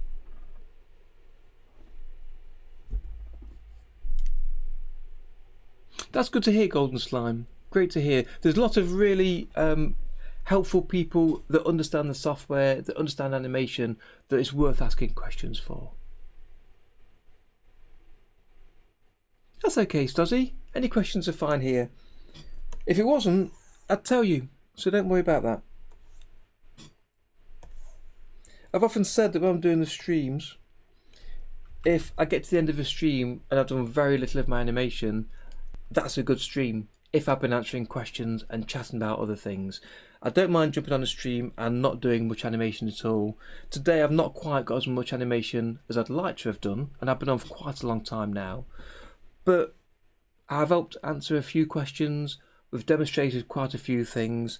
I think between us we've all learned a few things about using plastic tools here and how to connect pieces of a character together. We've looked at the hook tool, so I think we've covered quite a lot today, so I'm really happy with how it's gone. So that's fine. So we've got the right arm mesh here, so let's create a skeleton again. So I'll click away for the first point as always, one for the shoulder, one for the elbow, one for the wrist, and the wrist one is number 4. Remember number 4. In fact, if I move the wrist one up to the back of the hand there. No, we want it on the wrist. We do want it on the wrist. Now if we go to the Lance, and I want to add a hook to connect to point 4 of the mesh. So I've clicked on the hook tool, and I'll click on roughly where that point was on the hand.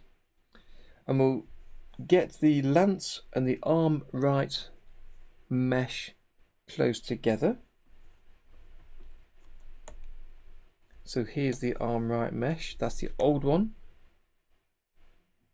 I can delete because I'm not using.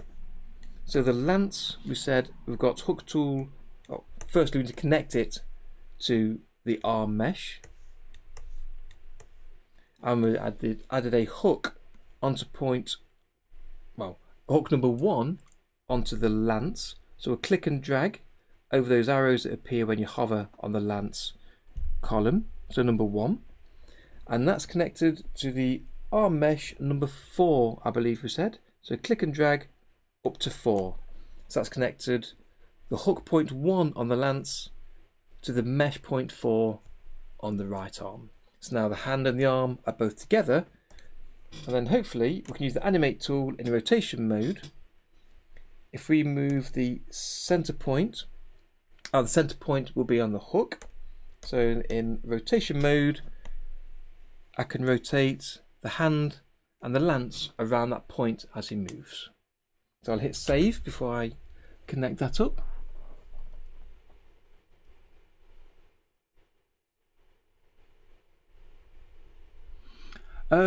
No, Claude. No and no is the answer for that one. I won't be reviewing it, and I can't really afford it, and there's no reason to Cheeky. And there's no reason to for me to purchase it because I wouldn't be using it. I still would use OpenToonz or Tahoma over Toonz Harlequin, so I wouldn't be purchasing that.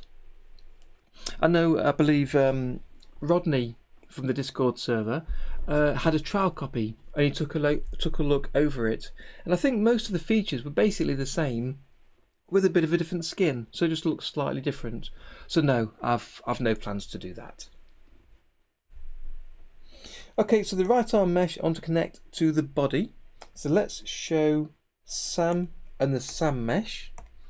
And if we take a look at the Sam mesh, go to the plastic tool, and we can see the hook point for the shoulder is number 25. So we want to connect the arm mesh. If we go to the right arm mesh, points number 2 to 25 of the body mesh. So let's zoom out a little bit, move those 3 to the right, drag and connect the arm mesh to the spare point at the top here on the Sam.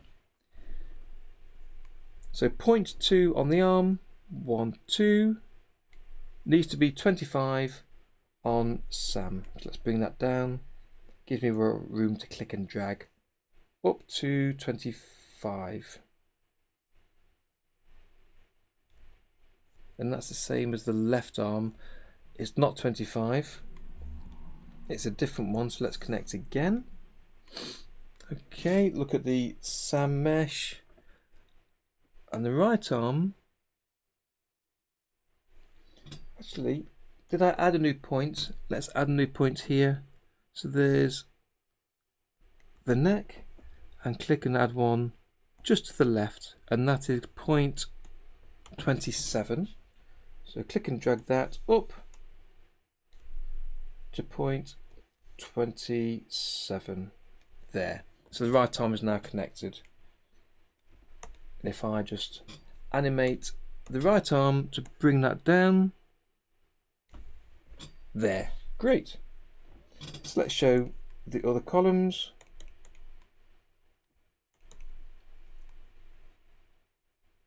Make sure we can see everything. We don't need the sketch.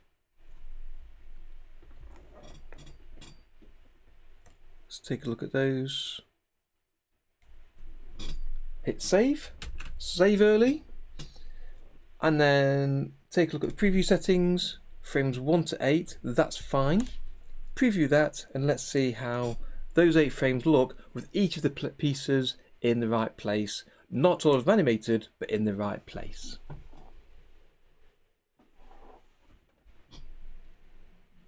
Okay, and I've realised I've made a schoolboy error. I've drawn the hand backwards. It's one of my things I've done a few times.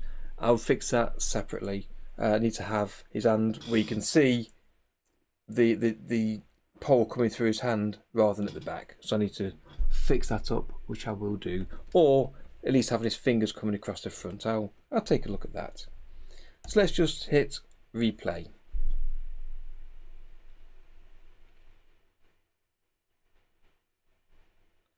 That's actually much better than I expected. I'm really happy with that. We've got obviously the loop to set in. I need to turn his head round. We've got a little bit of animation moving. I've not got his arms bouncing up and down yet. Perhaps I need to add that in. I could do that quickly, couldn't I? But that, it's got everything connected. I'm really happy with that. So let me take a look at this and go to his left arm. Left arm mesh, he's got no animation. So plastic tool, animate mode. He could be double jointed, Maria. But I think I'd rather have him single jointed for ease. So again, remind myself, the dragon is moving up, up. Right, so it starts on 1, goes up for 2 frames, and then it's all down. So as he goes up, his arm wants to move down. So I've got a key there. So global rest key. Okay, that's there. And remembering he's holding onto the reins, so that needs to move as well. So as it goes up, 1, 2. In fact, and with a bit of follow through, the frame after, we'll have that coming back a bit and that coming down. Just a little bit. And as it goes up, it comes back up again to there. So let's look at those. Just for a little bit of natural movement. If anything, that's a little bit too far. And then again for his right arm here, I'm going to bring this down and his elbow up a little bit, and then it can move, that can fall down a little bit to frame 4, and then I'll just copy frame 1 to frame 8.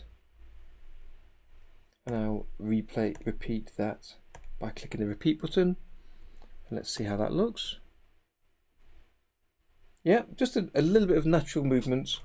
Let's bring this arm down a bit more at the rear here, and I also want to have the spike moving a little bit. So let's go to the animate tool, and for rotation, is it moving up? Yeah, so first frame, then in frame 4, oh, that's the mesh. It wants to be on the lance level. Let's get it right. So I think that wants to be round there a bit, and then a little bit straighter. That's quite a lot. I want to give it again a bit of a natural movement, not everything being wobbly and moving like mad. If I copy the first frame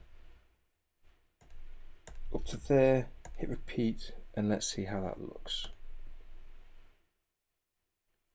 Just a bit of movement, that's fine. Let me hit save, and then, in fact, I won't preview just 8 frames. Let's go to frame 73. I won't set a marker there, but in the output settings, preview 1 to 73, and preview that.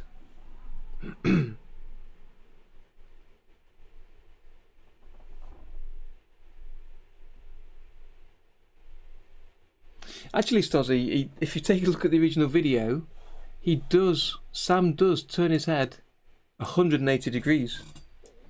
So if I go to the very start, he's looking behind him, which I might make a 3/4 view because that's all the way around. And then at some point, he turns around to the front. So yeah, he is a bit owl-like, so maybe his hands are the same.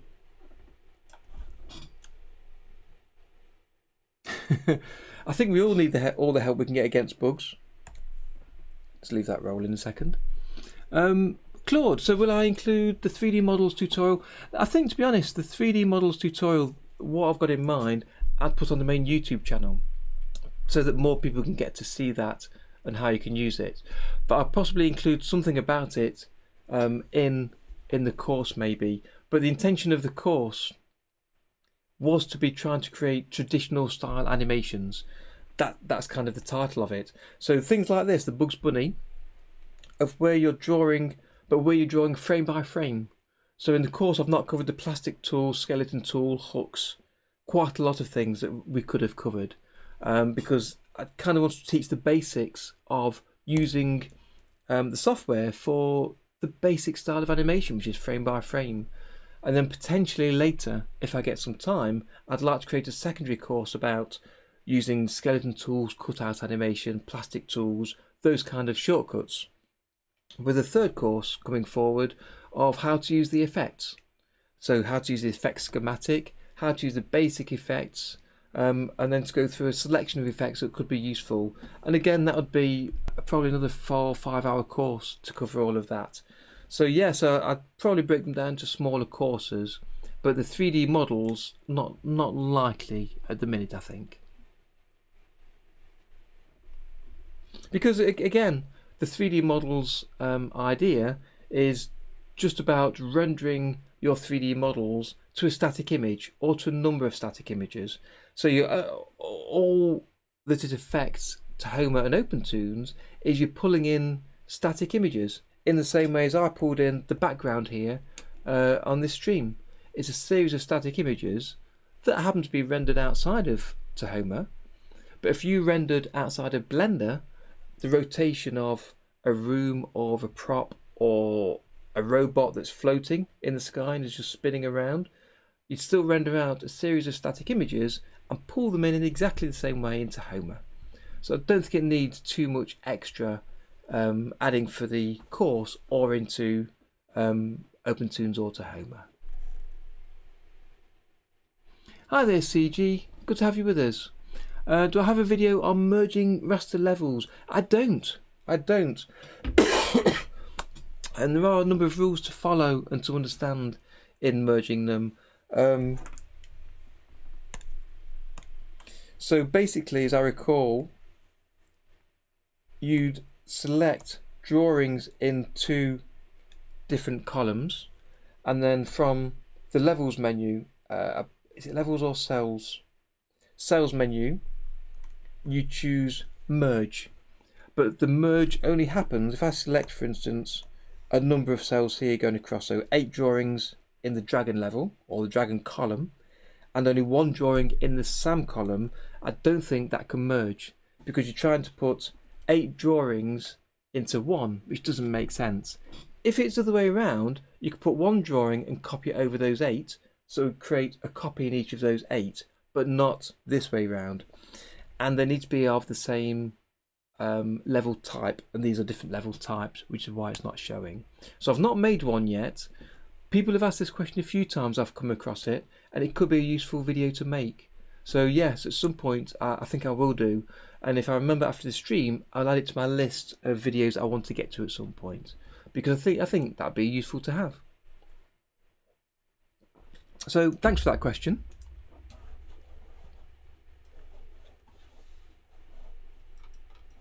So I think for today I'm going to call this quits. Let me go to preview settings, increase the size 1 to 73 and hit preview. We make this window larger to there, and fit to window. So it'll now try and regenerate them when we in fact tell it to regenerate the whole thing. So this is almost at full size.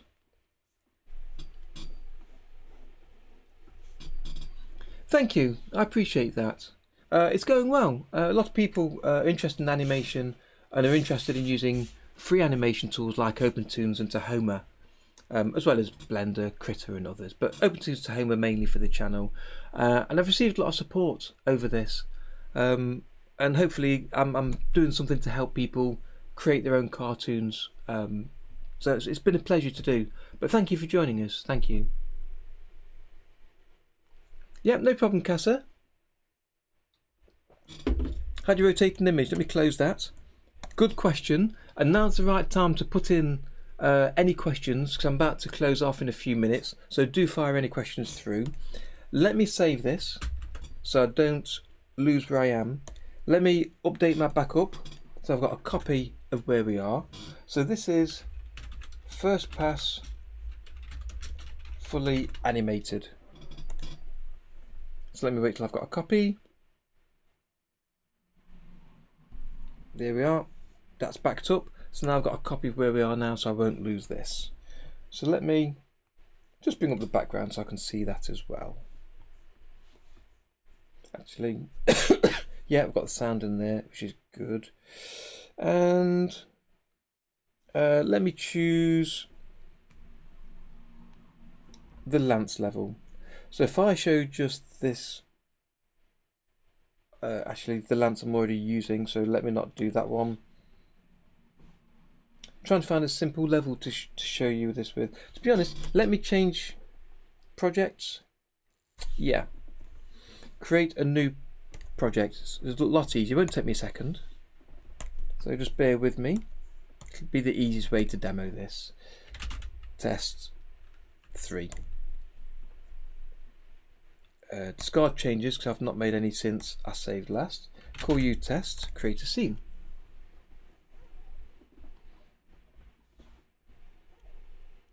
The meaning of life, I can't really help you with that apart from saying 42. Let me create a vector level and let me create a, actually let's draw in black. Actually, let me, yeah, why not? I'm just going to do a quick triangle. It doesn't need to be perfect, so that'll do. Almost like a glimish. Let's make him blue. There you go, he is a glimish. So, hit save. You're asking how we rotate images. So there's two main ways you want to rotate an image. One is if you want to rotate the drawing and leave it rotated in one position. So I've drawn my glimish. Let me, I can't remember what his face looks like, so let me autofill, auto close, range off. I don't want to draw under, I want to make this bigger. I can't help but make it a little bit something. So let me whoop, whoop.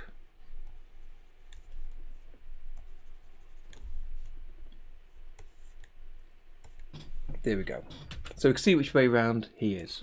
So if I choose the selection tool, you can draw around your character, and now you've got him selected. If you move your cursor to a corner, you can just rotate him.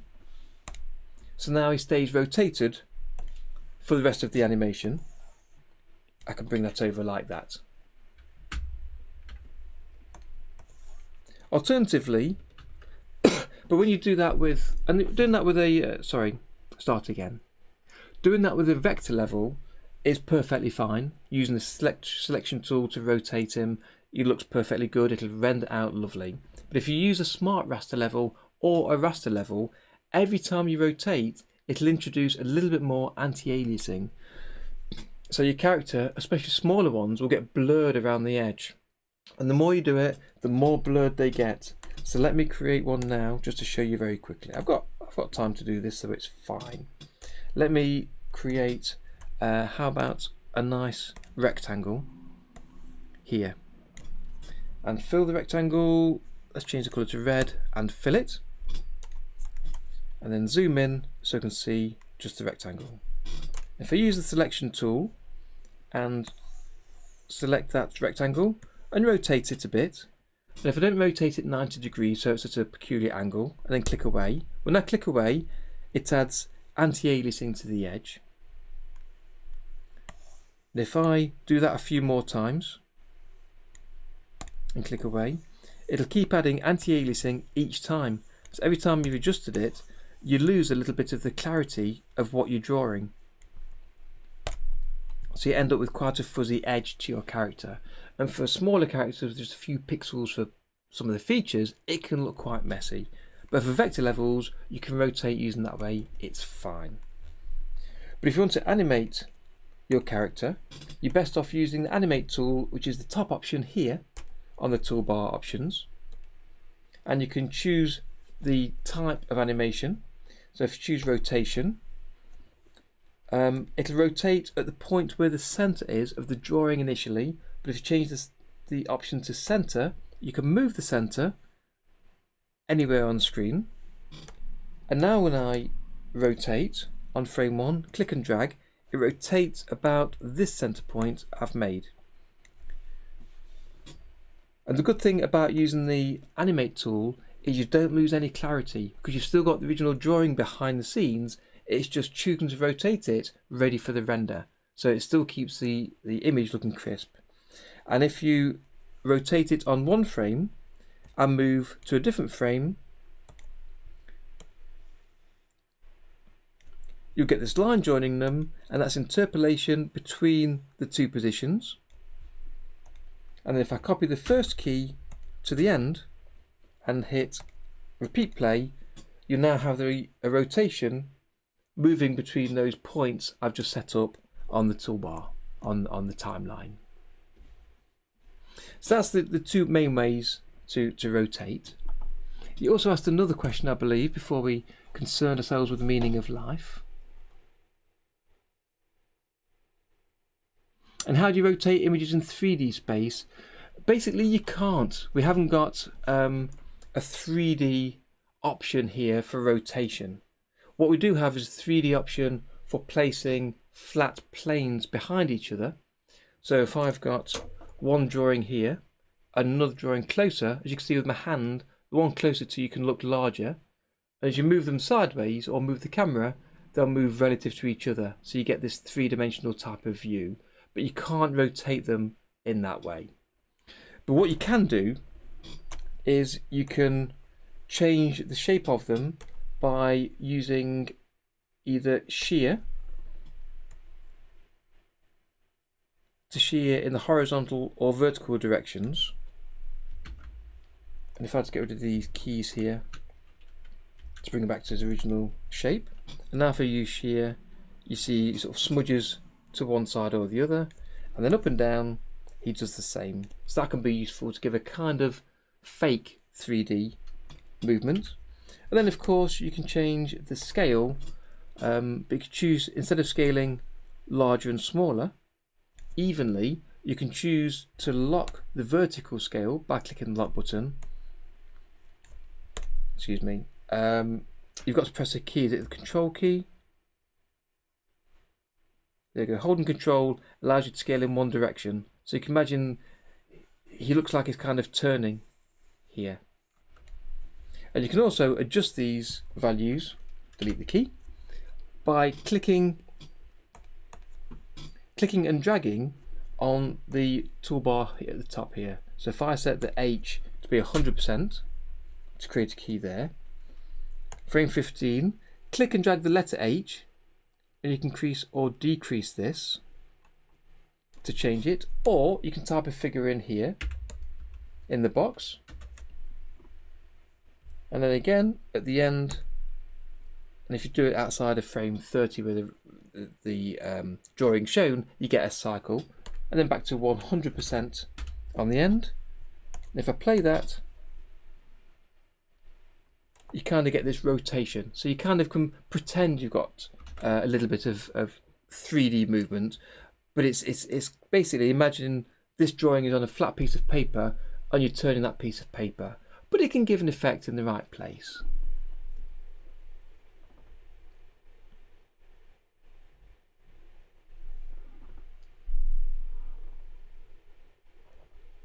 Yep, the horizontal scalings I showed, I'm going from 100% down to, well, I've put 1, but it's basically 0, and back up to 100. If you change it to minus 100, that's an exact opposite flip. So if I go to the drawing and use the eraser only on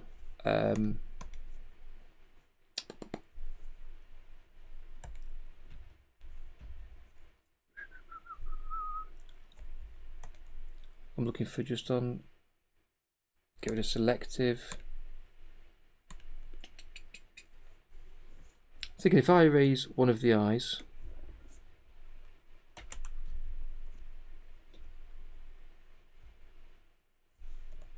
what am I missing to not be able to erase this?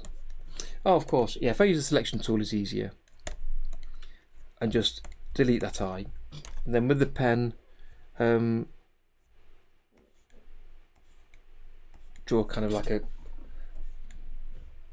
closed eye, so you can see the difference. You can see it's his left eye, or on our right, and as you move to be small and then large again, it's still on our right. So it's not actually rotated around, it's just shrunk it down and increased it.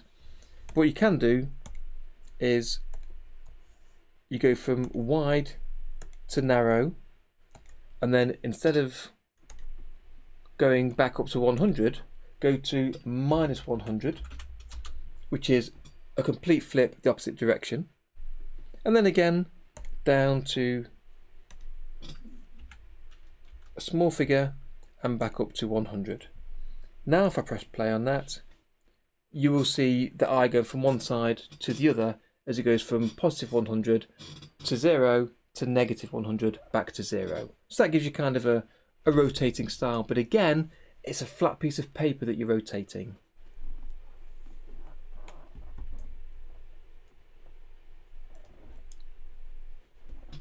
Yeah, please do tell people about it. CG Blender.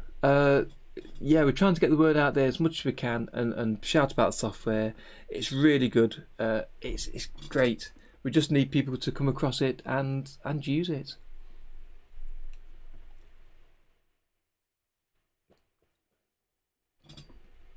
Yes, that'd be great, Joe. If you can put some little video clips together, tutorials if you like, depending how long you want to make them, I think it'd be really useful.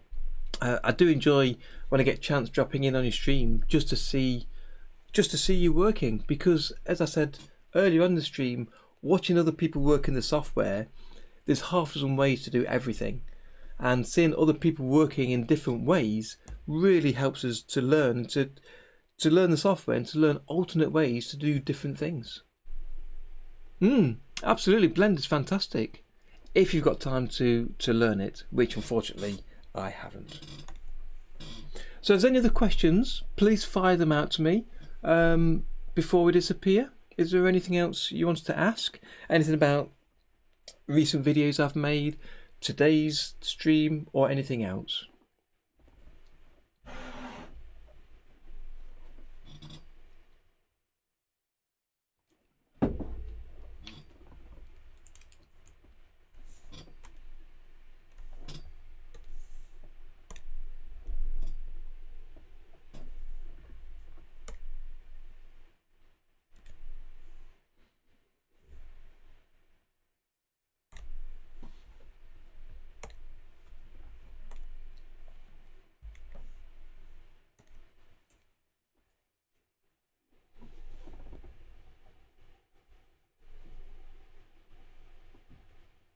I've seen quite a few tutorials actually for Blender, quite a few people that join on my Discord or join in the community work with Blender as well, but unfortunately I just don't have time to learn it myself. So I spent all my time with OpenToonz and Tahoma, so this is kind of where my heart lies at the minute.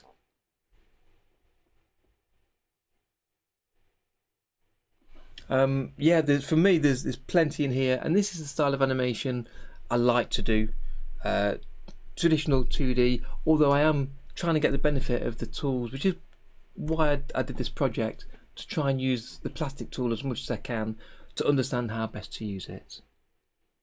That's fine, Casa, no problem. I'm back every Sunday, so if you're not subscribed, let me get my little promotion in. So if you're not subscribed, do subscribe and hit the bell, and then you'll be notified when my stream is about to start. I always try to create the stream 24 hours in advance, so you've got time to see what time in your time zone the stream starts. I aim at 3 PM UK time each weekend. That works out pretty good for me, and usually I'm finished by 7 or 8 PM so I can grab my tea then. So do subscribe and find out about that. But I'll leave that for today. If you can join me next weekend, Casa, if you've got any other questions, drop them on the Discord. Come and join us there and have a chat, and perhaps myself or somebody else on the Discord can give you a hand with that. But otherwise, I'll see you next Sunday for the next stream. And today's stream will be up on YouTube after we've finished today, so you can go back and check on anything that was unclear, or to rewatch parts that you may have missed. So let me just leave this playing over here in the background. So this is what we've got so far from today. I've got plenty more work to do on this. I need to turn his head round.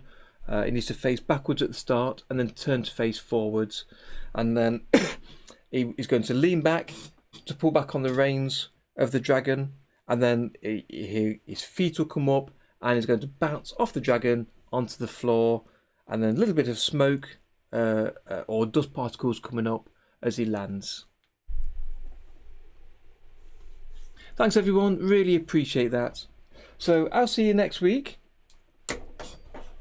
for the next live stream. I'll have a video up next Friday, so keep your eyes open for that.